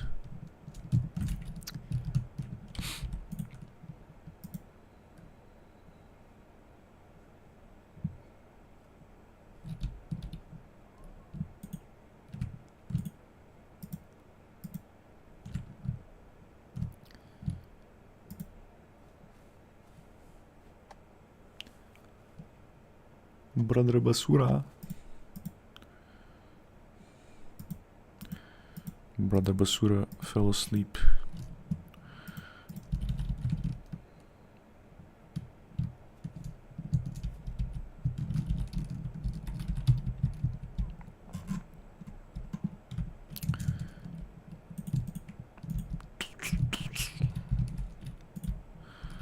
I wonder if I can.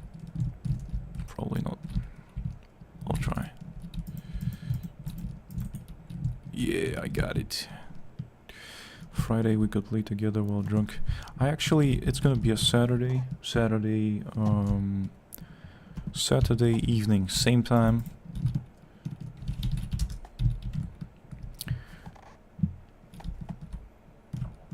Oh, this guy's mad. Saturday, your Central European time, so midnight. Saturday night, we're drinking.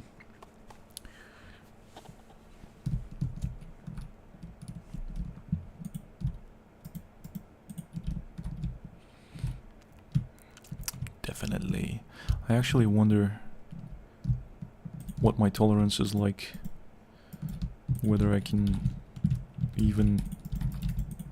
Don't want to embarrass myself, because I'll be drinking vodka. So, you know, I want to...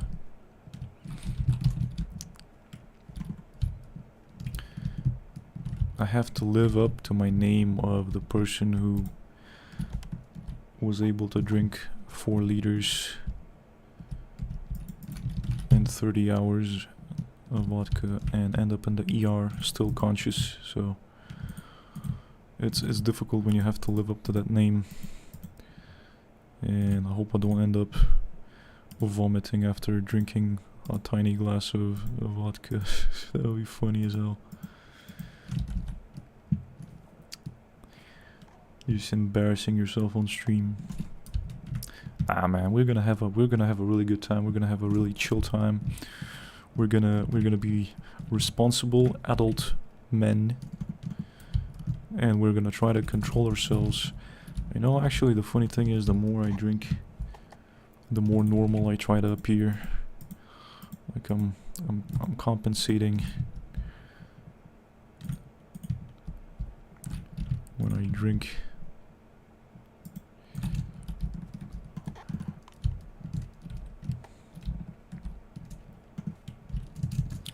Got wine, but I guess I might. No, drinking wine isn't a good idea. I've been there like a million times with the wine. Woohoo! Ouch! Wow, these people are vicious.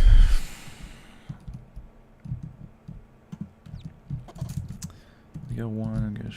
Midnight drinking. That was actually, I had the most fun just playing Arma and drinking wine. Arma 3. That was a good year. So many good memories of just drinking.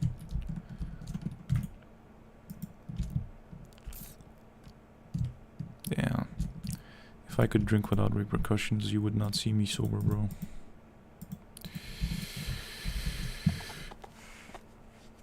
I will start sooner to drink, so I'm gonna be already drunk when I arrive to your stream. That's good. That's always fun. That's always really fun. That means double the fun.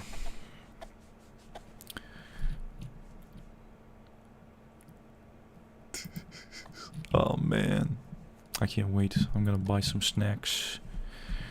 I'm gonna load up on some nice, high quality cured meats. And I'm gonna get myself expensive fizzy water, and probably gonna get something like an orange juice or something. Maybe even try to make some Bloody Marys. Get myself some tomato sauce, some olives, lemon. I'm gonna experiment, make some fun drinks. I really like Bloody Marys. I would also like to play something. I mean, I don't know what we can play, because I just want to focus on the stream and not actually focus too much on the game and just use the game as a background.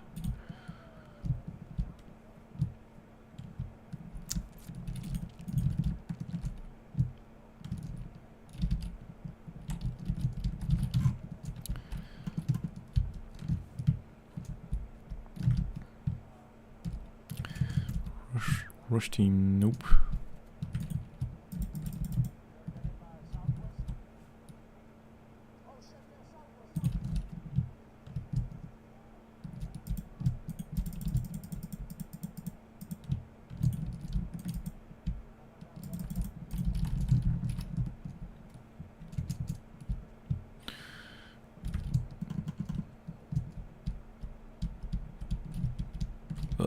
Browser based. I just want to play something where I don't have to think. Something that's not competitive, or something where you can just switch your brain off. Ouch. And honestly, like, getting close. I like keeping you guys at a distance. Like, playing with you would be getting kinda close. It'll give me the ick. I will pull out. Oh, gee, that was a good one. I got exploded by a teammate.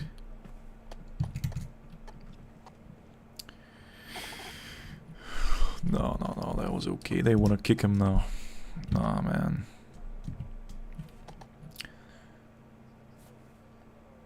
Drama.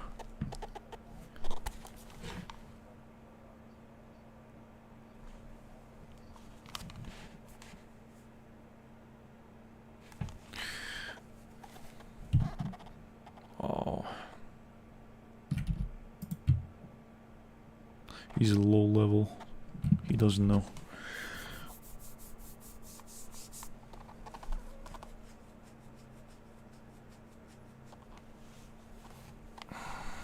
Yeah.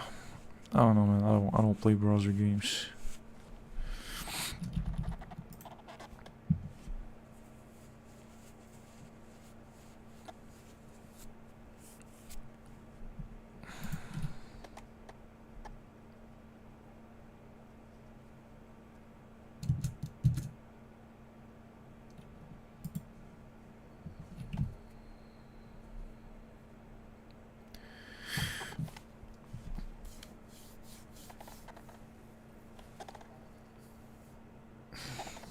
CSGO.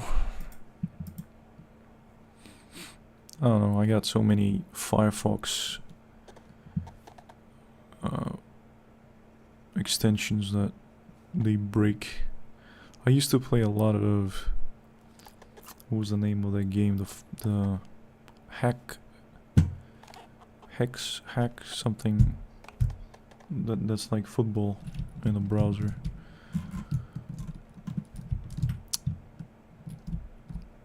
What that was called. Dude, I just saw your stream earlier for breakfast. I fucking love that game. It's one of my favorites, especially since I grew up on going to demolition derby races. Nice, bro. I just installed the game yesterday, actually. I don't know if, pretty sure you know about Flat Out 1, Flat Out 2. I was playing that game every single day. Flat Out 2. And then I found Wreckfest, which is, it's got crisp graphics and it's not demanding. It's a really good game to play for streams. Doesn't stress my system too much. I love this kind of demolition derbies, especially. Flat Out 2 was when I had a laptop, when I had an old crappy laptop. I just played the shit out of Flat Out 2. And I think at one point I even remember modding it. And to where you get, I forgot what kind of car it was, but it was a really cool looking gigantic vehicle that you just destroy everyone in demolition derby.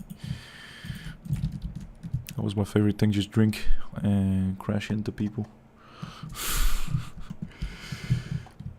Flat Out 2 was the best of the series before it became meh. Yeah, the multiplayer was also kinda pretty toxic. I only played single player.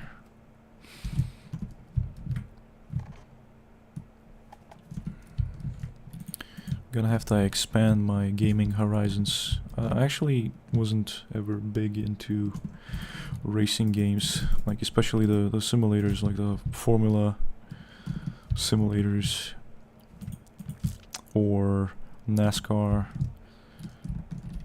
Or I was big into Need for Speed, but the game requires a little bit of attention. Can't be streaming and playing it reliably at the same time. If you've never played Carmageddon, oh man, I think I have. If it's the one with the guns, it kind of requires too much brain power to be playing on stream.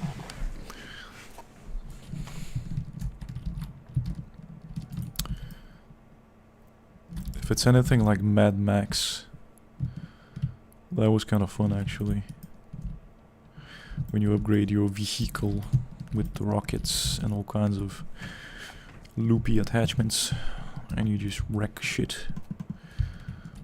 Felt like a boss. Oh shit. They gassed us. Oei vee.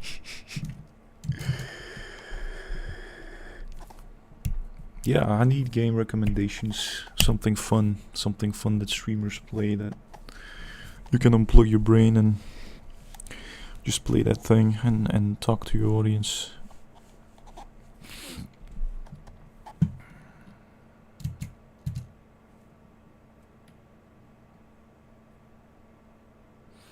Carmageddon doesn't have guns, it's Demolition Derby with tons of blood and gore.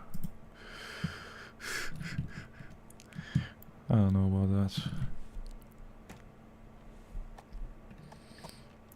Repo. Obviously everyone's gonna recommend their favorite game, not what's generally fun to play on a stream.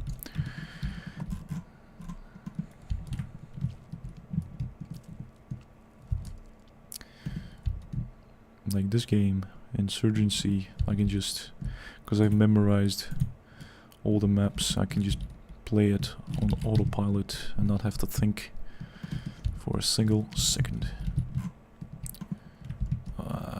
People are hoarding all the ammo.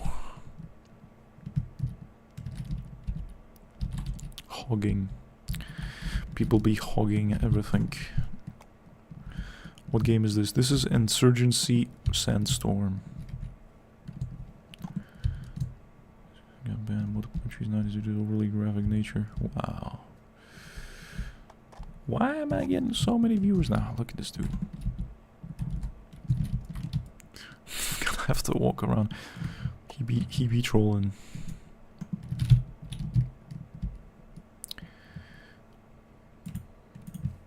I think it's because it's late. It should be, what, like 10, almost 10 p.m. on the East Coast, 7 p.m. on the West Coast. If you guys are from the US. Doesn't make sense for you to be from Europe.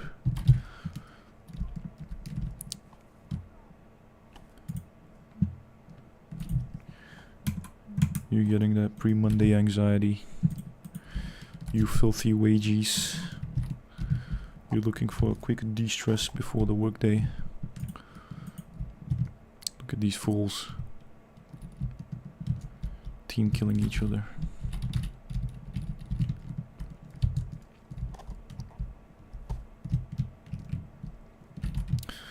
Yeah, your boy's going in the wrong direction.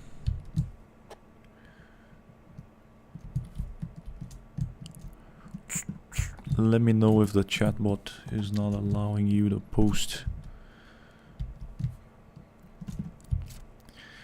I think it bans sensitive. It auto filters sensitive topics. So if you're talking about gore and stuff like that. Unfortunately, I gotta run it to connect my chat thingy.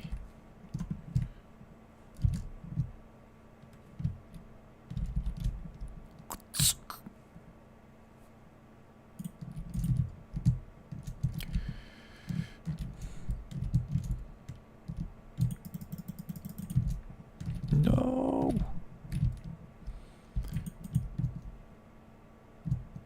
What the fuck are people doing, bro?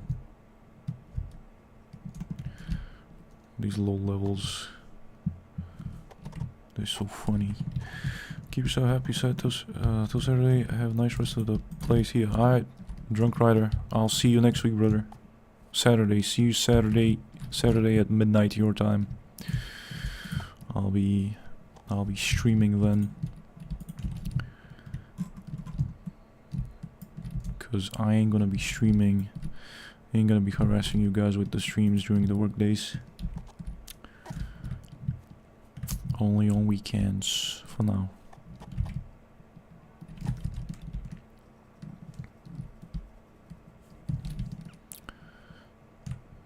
And the rest of y'all, thanks for dropping by, and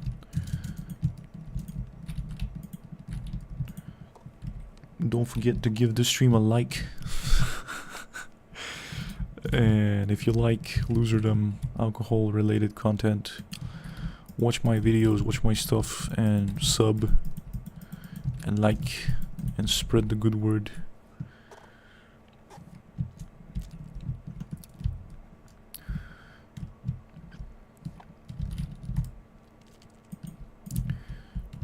spread the word of the chill dude who creates a chill atmosphere in his stream. If you're looking for a good game that doesn't require a lot of focus and also allows you to interact with your viewers, I recommend Dredge. It's a fishing and exploration game with horror elements. Horror. I'll have to look into that. I'm looking for something like DayZ, but single player. Something with a large map where you loot resources and you survive and you walk through forests and gather resources and kill zombies by yourself. That would be pretty cool. That's my kind of something that's also not super demanding. Like imagine Arma 3. Arma 3 is runs super cool on my system, and I've been looking for zombie mods but can't find any good mods where I can just be running around a massive sandbox map and yapping. The day before. I'll have to look into some. I'll find my game. I'll find my niche game to play for you guys.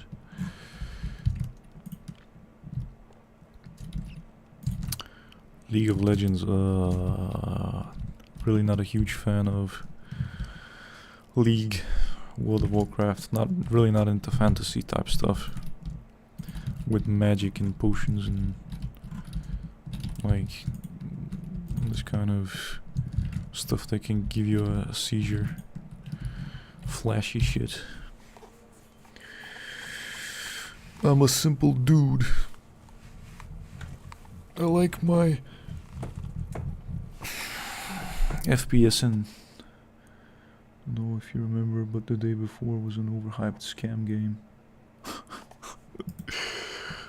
Oh man, might end up buying DayZ and just playing it by myself.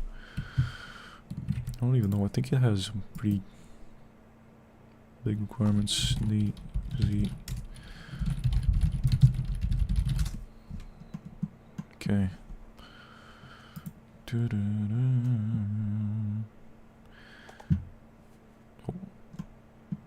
What is this? Oh. Well, these are pretty low requirements. 1060 or 4 gigs of RAM, really? Dedicated RAM. And an AMD R5. Pfft, that's nothing. I can run that. Your boy might be buying a video game.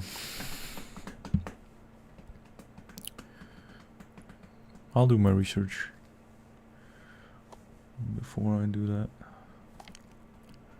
Don't want to be doing multiplayer. There's like people are just psychopathic.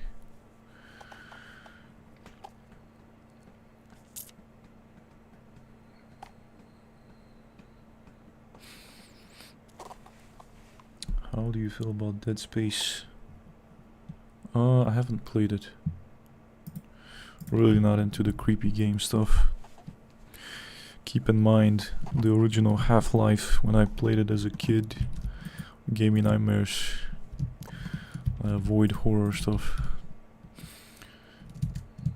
Like Quake 4 was it? That was some creepy shit.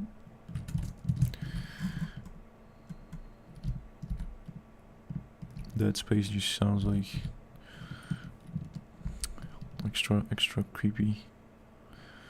Or the game, I forgot what the name of the game was, where it's a gigantic open world with quadrillions of planets and stars that you can travel to and mine for resources. Would not play that either. Don't like vast open spaces. Your boy has agoraphobia.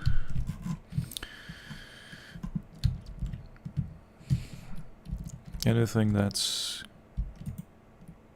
puts you in a space that's either too big or too small, like an escape horror game, like the horror game with the dude with the scissors. I would never play that. Fair enough. I mean, the original House of the Dead made me terrified of zombies. You're talking about No Man's Sky. Yeah, No Man's Sky. I tried it, didn't like it. Gets repetitive. I mean, I do really like zombie games as long as it's open world. If it's like if you're in an asylum getting chased by some lunatic with scissors, you gotta be a special type of person to be playing that kind of shit for kicks. An adrenaline junkie or something. Or just be dead on the inside. I don't know, something about how long these games tend to be. Especially, I've played Dying Light 1 and 2. That was just such a drag. They're so long. Lunatic was about Clock Tower. I mean, I don't know. I don't remember. It was a really popular horror game. About an going to as a journalist. You go as you're a journalist and you go to this asylum and you use your camera for night vision, and I think at one point you lose your finger or something. I forget which game that was. And there's this dude with that's all I remember. It's like some dude with a weird mask chasing you around and you have to hide, and not really a huge fan of that. Not being able to fight back.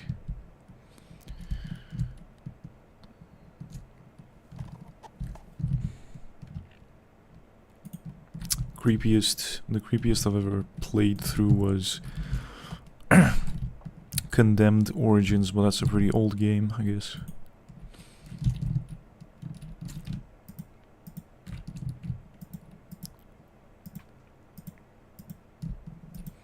Something about escape games that rubs me the wrong way.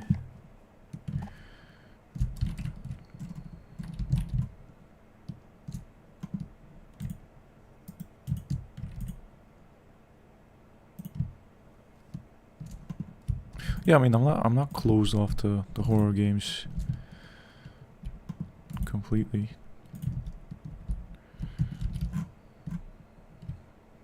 But they tend to attract a certain type of viewer that I don't want to attract. I want to be attracting the chill people, not the desensitized, psycho-leaning. Because these games tend to attract the kind of person who's kind of needs a lot of stimulation and drama.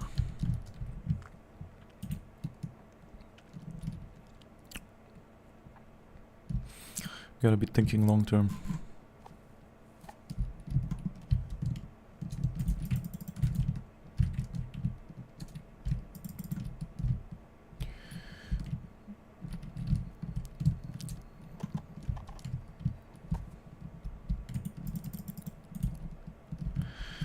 These bots suck.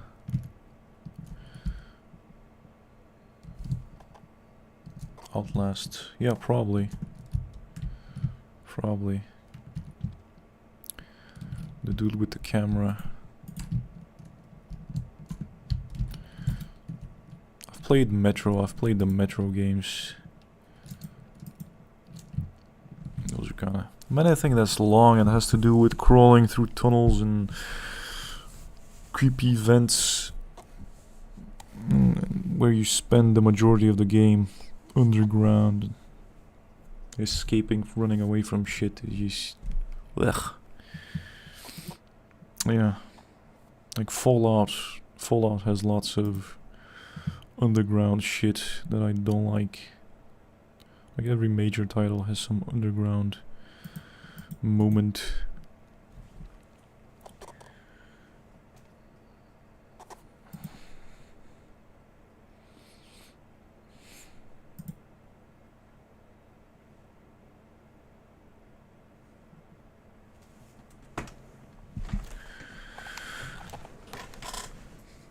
I don't mind I'm not like scared of zombies or creatures as long as I can fight back. It's just the being completely powerless thing, running and hiding. The stealth element is what kind of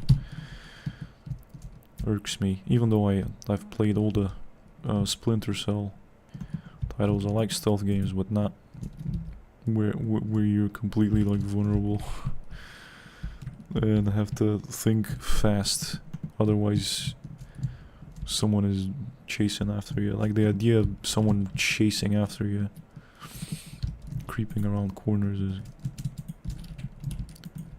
doesn't give me any pleasure to be playing that.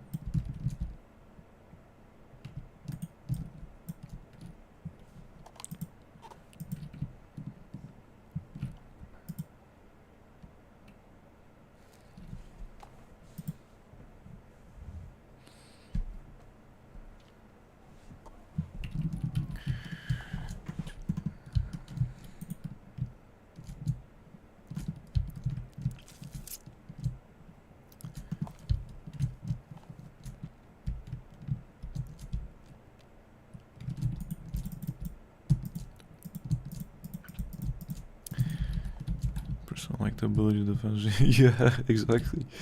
I kind of actually feel like the people who like these kind of games where you're being chased around and victimized, they just enjoy reliving some kind of trauma.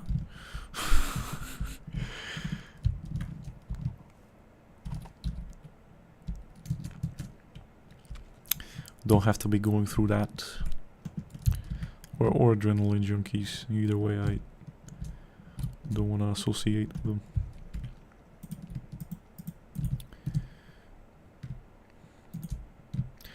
Your boy doesn't have strong stimulatory needs. I can do the same thing.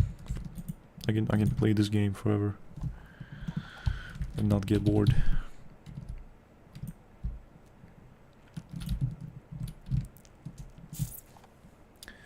There's not way too many of those defenseless horror games. Yeah, I don't know what it is with that. Why do people enjoy being chased around by a lunatic? Like Slender Man was the start, or Amnesia or Slender Man was the start, and then that thing just exploded.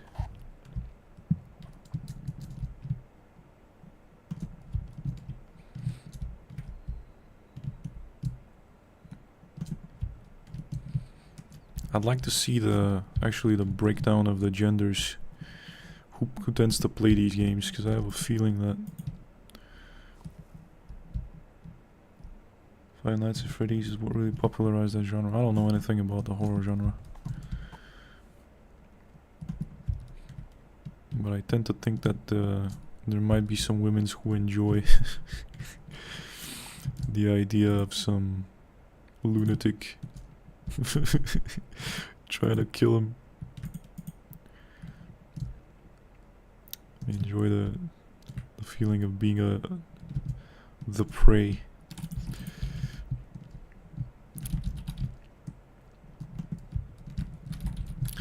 Or maybe it's part of a challenge yourself culture, or maybe it's just what people like watching streamers freak out.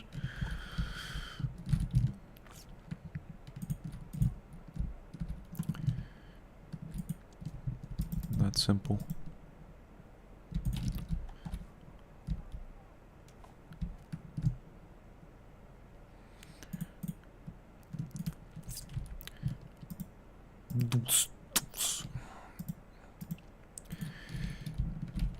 This game that I'm playing right now this mode is, for me at least, it's easy, and it makes you, it feeds into that feeling of being badass because you make tons of kills, and the physics of it are very satisfying. They scratch a primal itch. It's not frustrating like PvP where you'll be dying every 10 seconds to some Cheeto or something.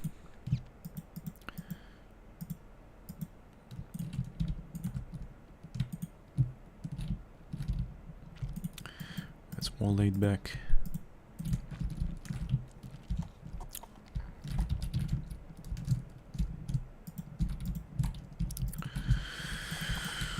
Yeah.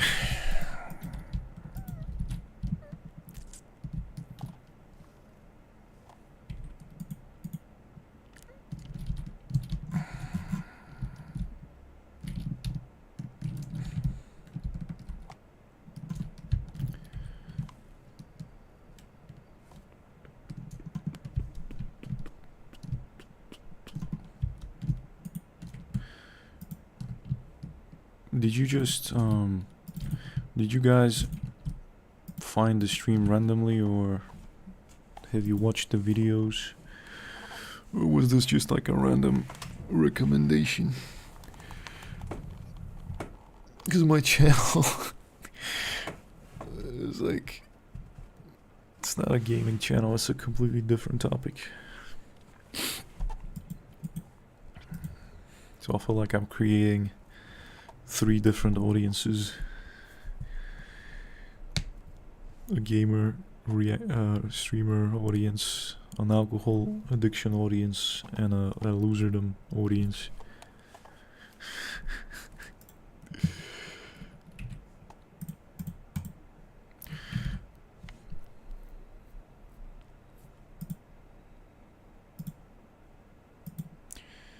Okay.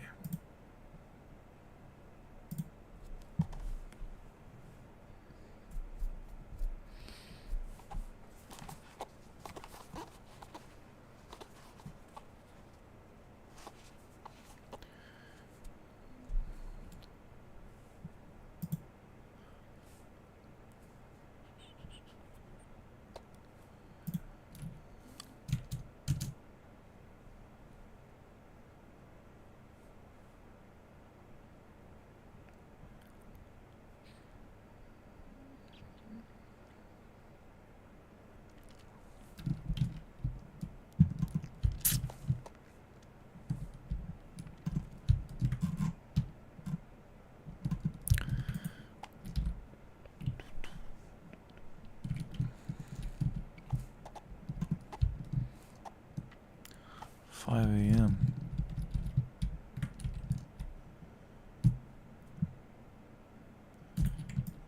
Yo.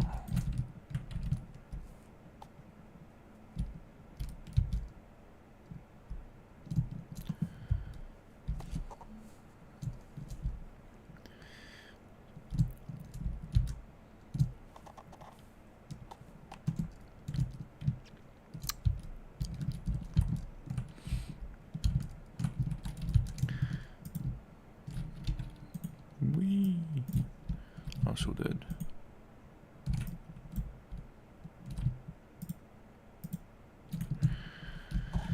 I stopped working about 4 months ago after I fell into a serious depression due to feeling like the mainstay of human existence is just primarily about work, money, and bills. That's how it is.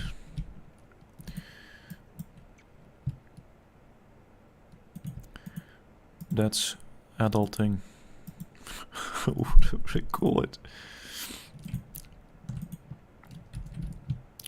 That's what being a good goy is all about.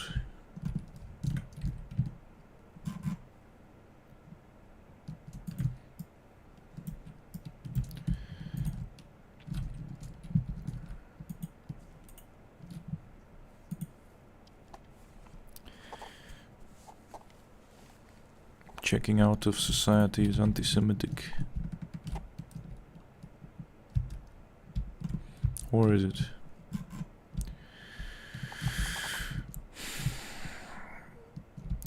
Do the elites want us to breed or not to breed? Feels like they win either way. I began searching YouTube for people who have a similar mindset about the 9/5 and came across your channel. I subbed.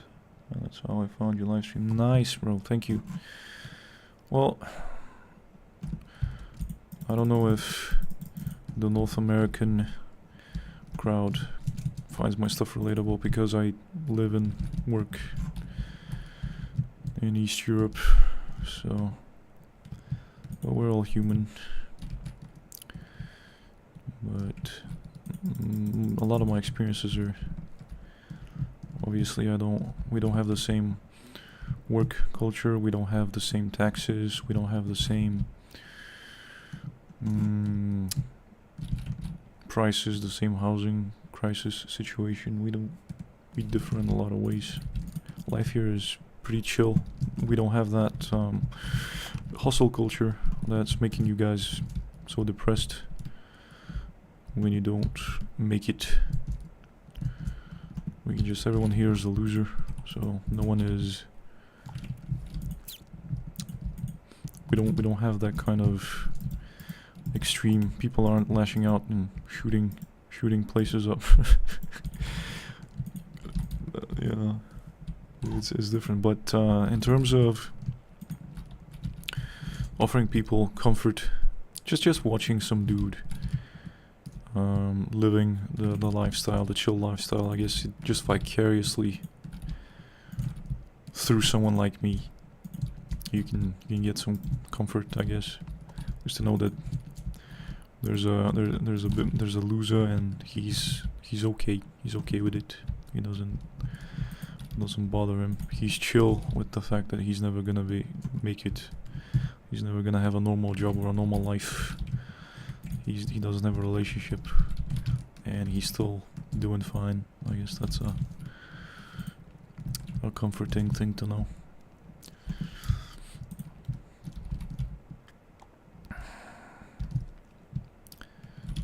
And pretty much everyone is, what, like 2/3 of people don't like their job, so yeah, we don't. If you look at a map of how many times we've had mass shootings or even school shootings that in Europe and in general, that over the last 100 years, it's probably like happened 10-20 times over the last 100 years. Compared to you guys, it's like nothing of that scale ever happens here, and for you guys it happens 10 times a year. And there's a good reason. Too much pressure. Everyone's a loser in my country. You get lost in the loserdom.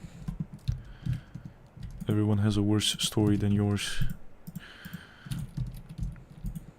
We one up each other with bad stories.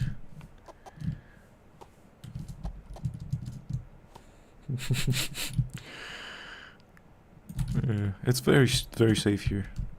Super safe. Zero violent crime. In my country, at least. Like, I can literally, when I was going outside at 3 a.m. on booze runs, there was no one outside, no police, no weirdos with knives and guns waiting to rob me. Everyone's just asleep because people have bigger problems. People have actual survival level struggles. Yeah. They don't do each other dirty. They're not even at the bottom of the pyramid. They're buried underneath the pyramid in terms of basic needs.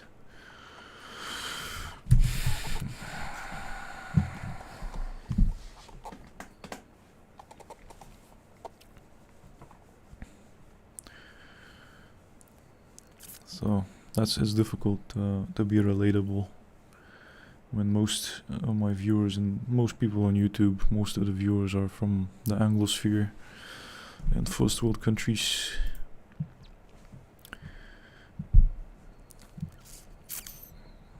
Only thing I can probably promote is just to move to a chill East European or Balkan country like NEETdom, where the difficulty level for someone from the first world is lower.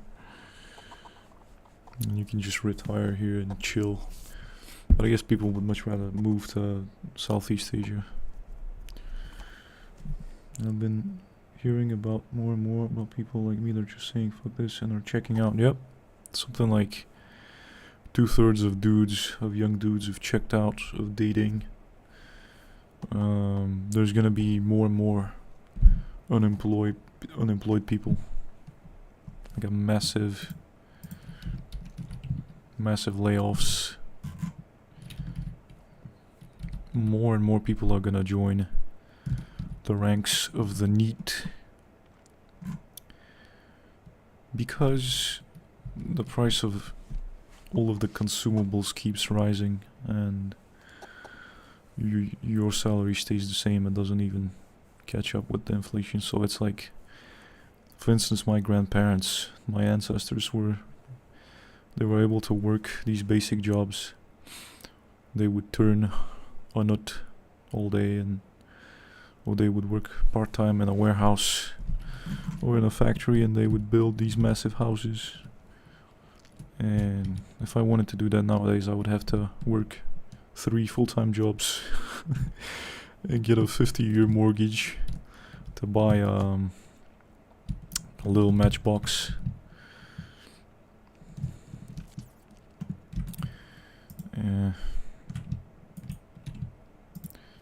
Like we're so disincentivized from working. I would be happy with a super basic job. I would be stacking shelves, I would be pushing carts, I would be mopping floors if it paid a livable wage. But the for-profit companies would rather import cheap labor and replace us with that and with the robots, and then pay a decent wage. And dudes are saying fuck it. The social contract has been broken. I'm no longer just working, and being average is no longer good enough for anything. So why play the game? And these young kids, man, I'm 33, I at least got a glimpse of what it was like to live in a era where there was still hope and you could connect with someone and things weren't that difficult. But kids nowadays, they come out of the womb and they get on the tablet or smartphone and they get blackpilled from birth. I think 4-year-olds watch black pill content. 5-year-olds start mewing before it's too late.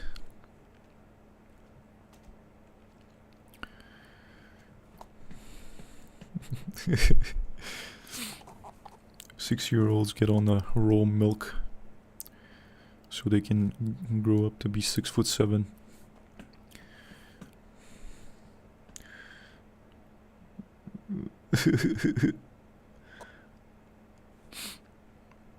No thanks, and you just said I don't feel incentivized anymore to working just to be a man, just to have money. Yeah, and you are denied. You're denied basic masculinity. Like, no one respects you.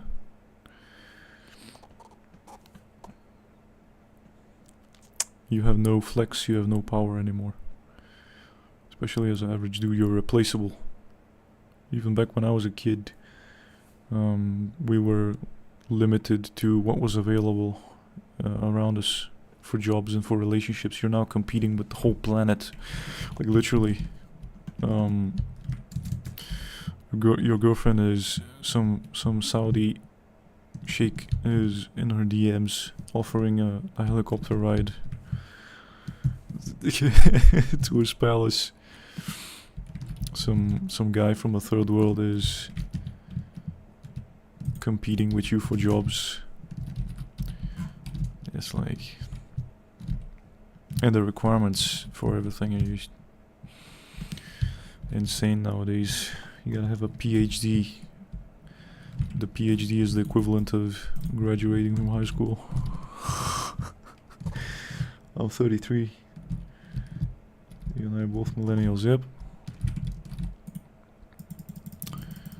We were the first black-pilled generation.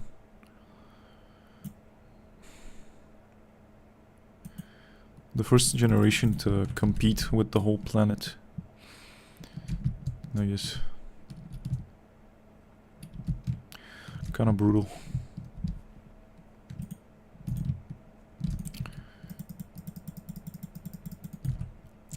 So I just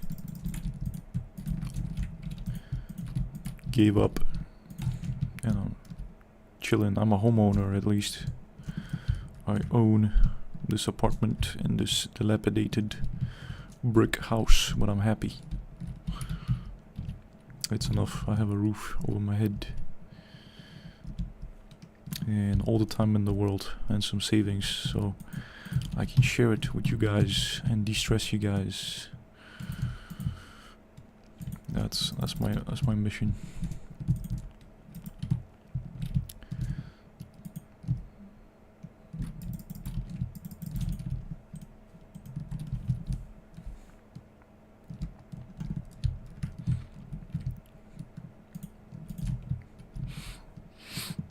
This is actually the best stream.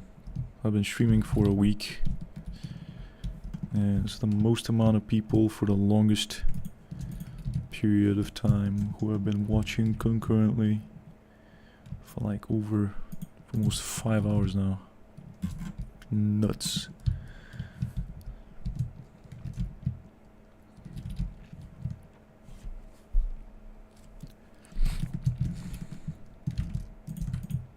Oh. Yeah.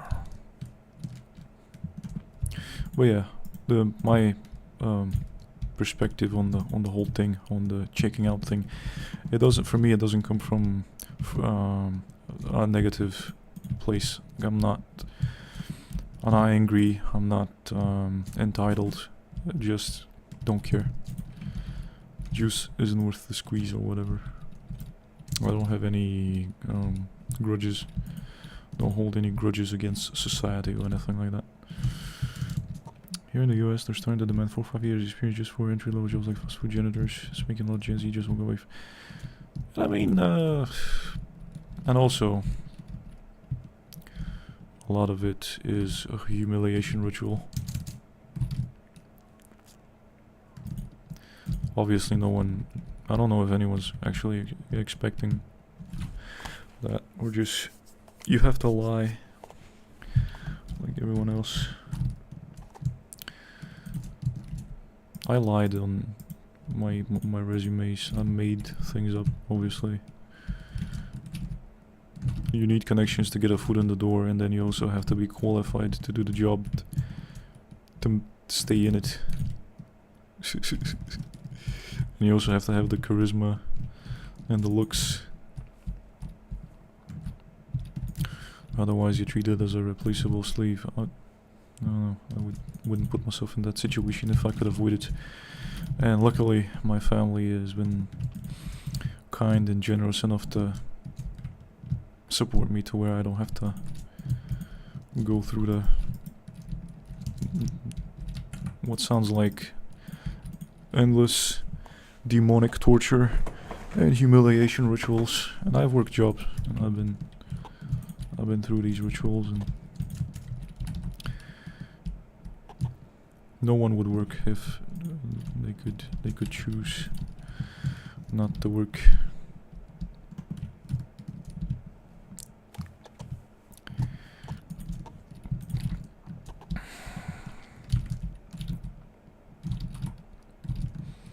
I hope UBI is coming, so that, but then again it comes with its own dangers. You're gonna be exchanging your freedom for them.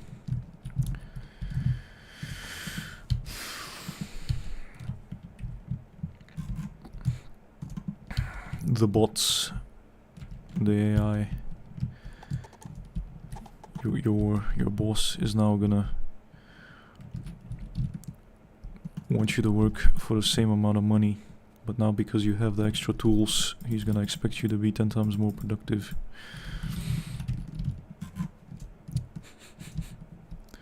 The checking out thing is gonna be massive. There's either gonna be some kind of bloody event like a revolution or something, or there's gonna be total war. I feel like just to reset the whole thing, because it's ridiculous. and then we'll start over.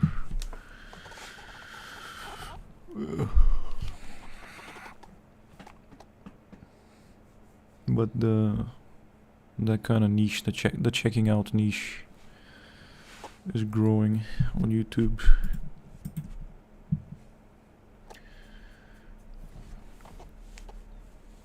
And I'm in the middle of the storm. Hopefully got in early enough.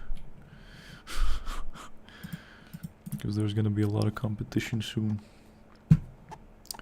in the niche. There's already dudes making videos about especially the divorce thing. The divorce thing is really big. Dudes who got divorced and destroyed by the courts. Those channels are exploding. The divorced dads living in storage units, living out of their vans. That's getting big. It's pretty grim. What the fuck is this guy's problem?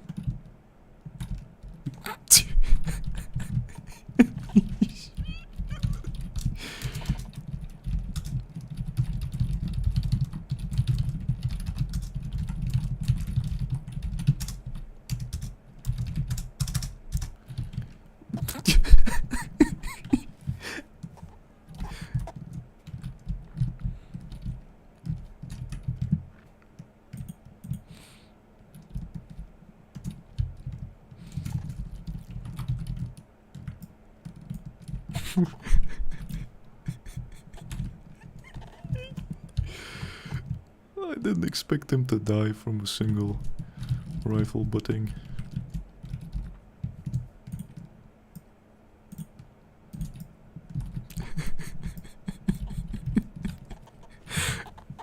$1,000,000 shekels.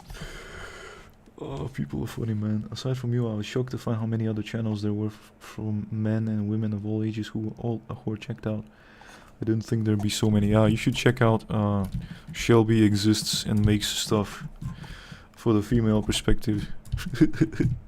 She's funny. And Snooks. Snooks is another big one from the male perspective, but he's not checked out though. He's an improver. Dad mode and dark mode is big, and he's actually why I got my 1,000 subs. He's in the divorced, checked out niche. Yeah, Shelby. I think she's very well aware that people watch. They give her lots of clicks when she does the crying thing. When she has a crash out, that's she has to milk. She's gotta milk that. I don't know if I'm a little skeptical, but it's don't want to be pointing fingers, but it's something that you can milk, not in a negative way, but it's it attracts the wrong kind of person. I think I wouldn't be doing that long term, but people love the dramas. People like watching someone get stuck in the vicious loop of doing kinda right and then having a crash out. They like the loopy ride.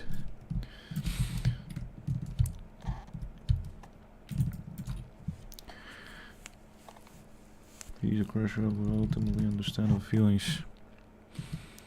Yeah.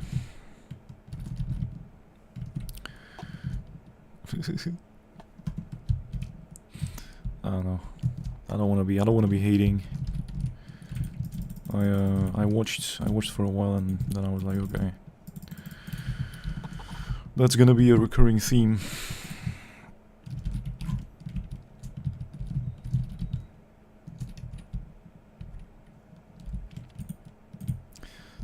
Must be pure torture to have a broken brain, to have a brain broken to that extent. To have these kind of wild mood swings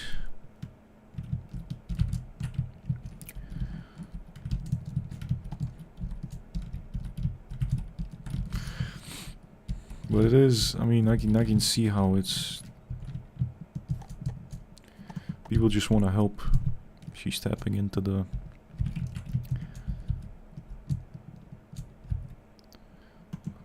She's tapping into dude's savior complex thing.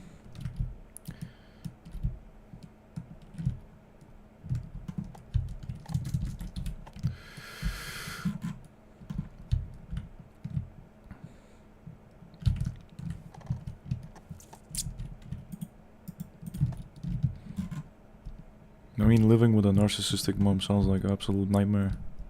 The way, if I can trust, you know, her side of the story, that the mom is like not very supportive, not very understanding. I think the crash outs are genuine. But there has to be a...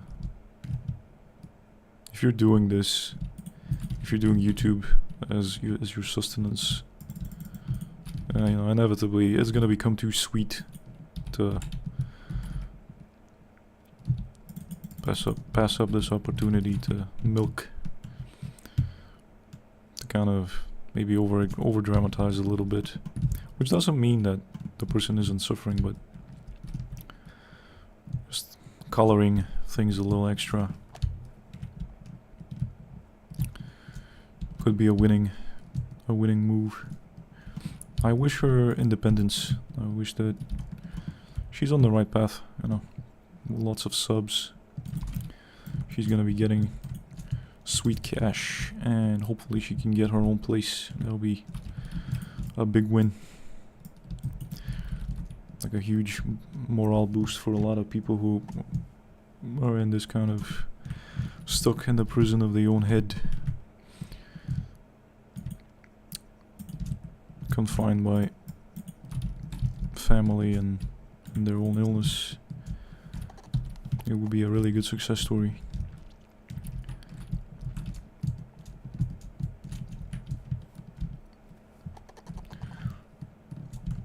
Yeah.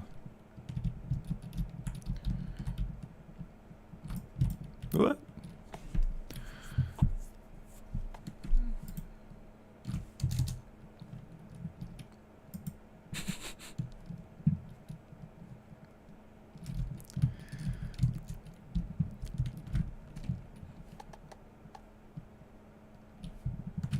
She has a very funny way of explaining tragedy, and with this deadpan kind of delivery. Her tone is hilarious. She's obviously a very bright, very introspective, extremely self-aware woman. I just wish that she wouldn't. She does these things where she'll upload a video that's obviously reading off a script, but she'll end up like privating or deleting it. And I've done this. I've a lot of my stuff is also scripted, and there's nothing better than being genuine and just freestyling it. But sometimes you need, if you want to make a point, a good point with good arguments in a 10-minute video, scripted is the way to go. And freestyle is for like streams like this one.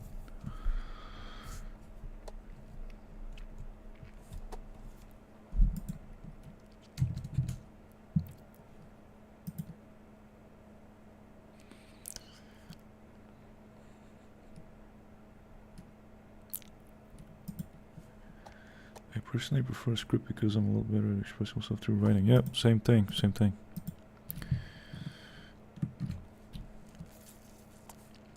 And also, if you have like two monitors, you could read off one and then the other and make it look like you're not reading off a monitor.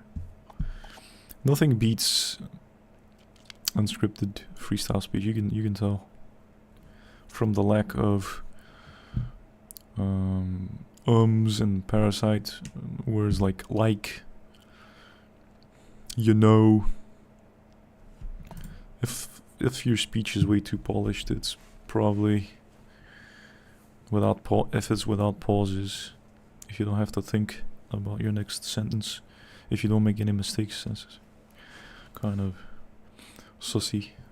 But if it's to make a point, if the video is about making a point, nothing wrong with it. But both my biggest videos are scripted. I'm reading off a script. And like 10% freestyling.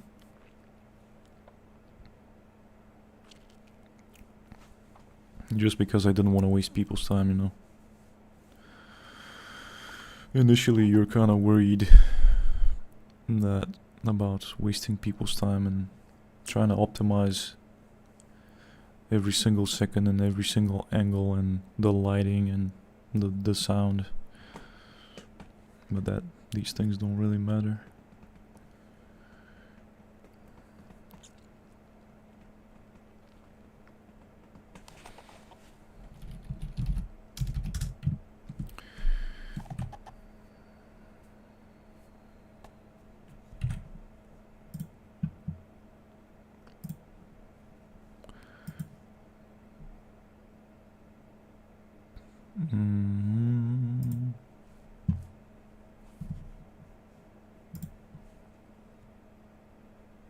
You have a channel then?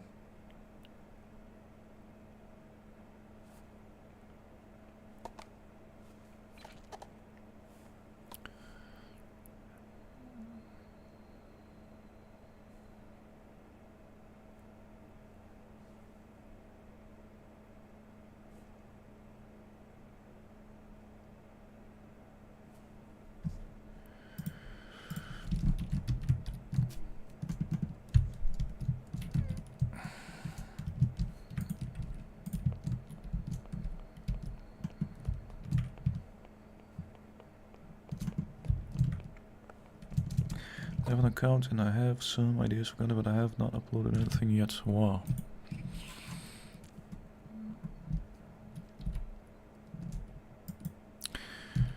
There's no better time to start than today. Like there's never a good time. I kept telling myself that, oh, you know, once this happens I'll start uploading. Oh, once I have this under control I'll start uploading. And then I got tired of being stuck in analysis paralysis. And I was like, there's never gonna be the best time. And I just started uploading. And by the way, your first videos, like, it literally doesn't matter. You're just testing.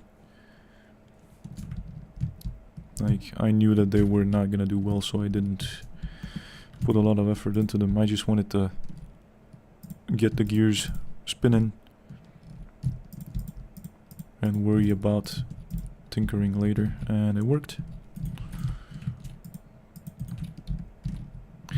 Nope, it has not. I had a unique thing happen to me. Like I said, another YouTuber, a bigger YouTuber, uploaded a video, and my video started getting recommended to people who watched his video, and that's how my channel kind of exploded. And I repeated the formula of my successful video, and my second video became my most popular one. I've been unemployed for 10 years, yada yada. And that's how I got 1,000 subs in a week. And it's been crickets ever since then. And I am, with this stream, and when I upload a video next week, I'm gonna get 3,000 hours, which means I'll be eligible for monetization, but I'm not gonna be getting any money. YouTube's gonna be putting ads on my videos and keeping all the money, and I'll have to get another 1,000 watch time hours before I can start making money on my own. And hopefully that video does well. we can get there faster. Otherwise, I'll just keep streaming, and it'll take me... I don't want to do midwit calculations, but if it's like 20 hours, 25 hours, 30 hours per stream, it's gonna be a while. At 30 hours per stream, it's gonna be 30 streams, which is like 30 weeks, or maybe 15 weeks, which is 3 months. Yeah, so I'll most likely be monetized next year, sometime in spring. Or maybe sooner. Depends on how fast the channel grows. My idea for content should blow up pretty quickly though, as I already tried doing a small scale on TikTok and saw rapid following. That's nice. As long as it's relatable.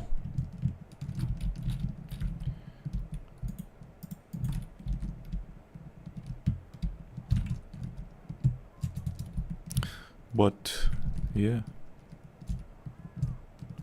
there's different ways to monetize. I don't think anyone's gonna do it, but you know, you don't have to rely on AdSense. You could use your Patreon or the Buy Me a Coffee thing, or other kind of. You could be selling a course or one-on-one sessions or something.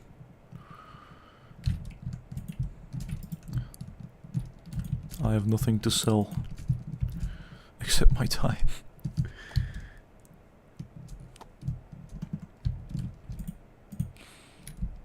I've looked into TikTok, but they don't have a partnership program for my country.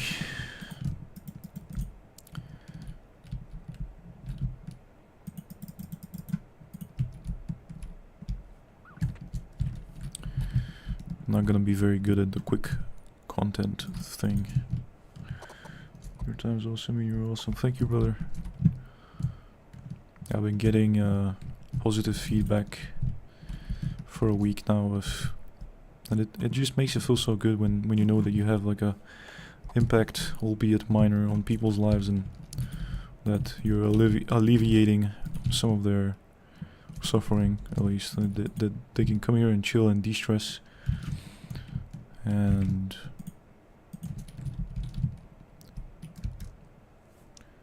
have a good time, because there's a overabundance of stress nowadays, and that's why entertainment is exploding.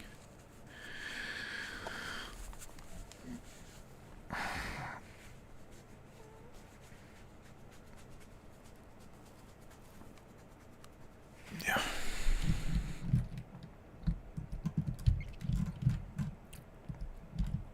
But yeah, it's gonna be 6 AM soon where I'm at, and it looks like the stream is kind of dying, and I understand that.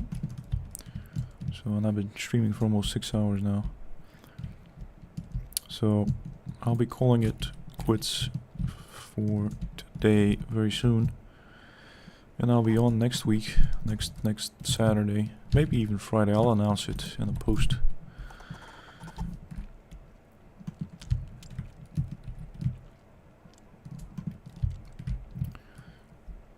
So I have to, after this stream is done, I'll have to timestamp it.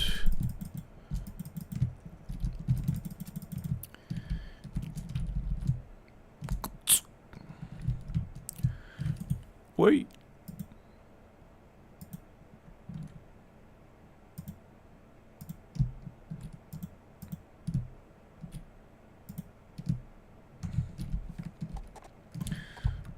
Yep, that's nice. That's good to know. Because every single stream there's more and more people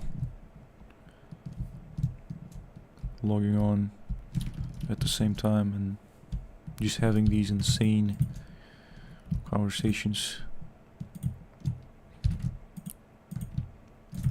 And it's super fun because you guys are driving the stream. You're bouncing I need you guys to bounce ideas off you, and it's you guys who come in with the interesting stuff. So you can't be having a stream with with 0 viewers. It's pretty difficult to yap about nothing for 6 hours.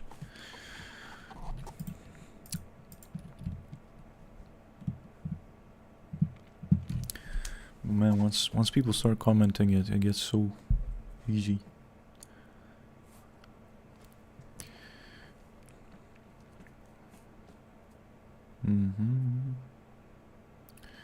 So yeah, I'll be ending the stream now and get to editing and timestamping. See how many people unsubbed. No one unsubbed. Every stream I do, someone unsubs. Oh, nice. We got a comment. The hours that I need. We're so close.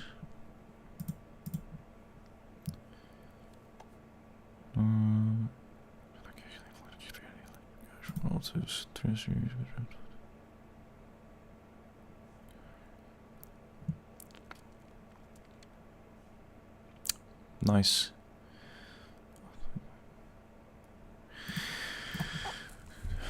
I'm gonna have to be checking my email as well. It's like, look at this just explosion of views. That's gonna do this channel so much good.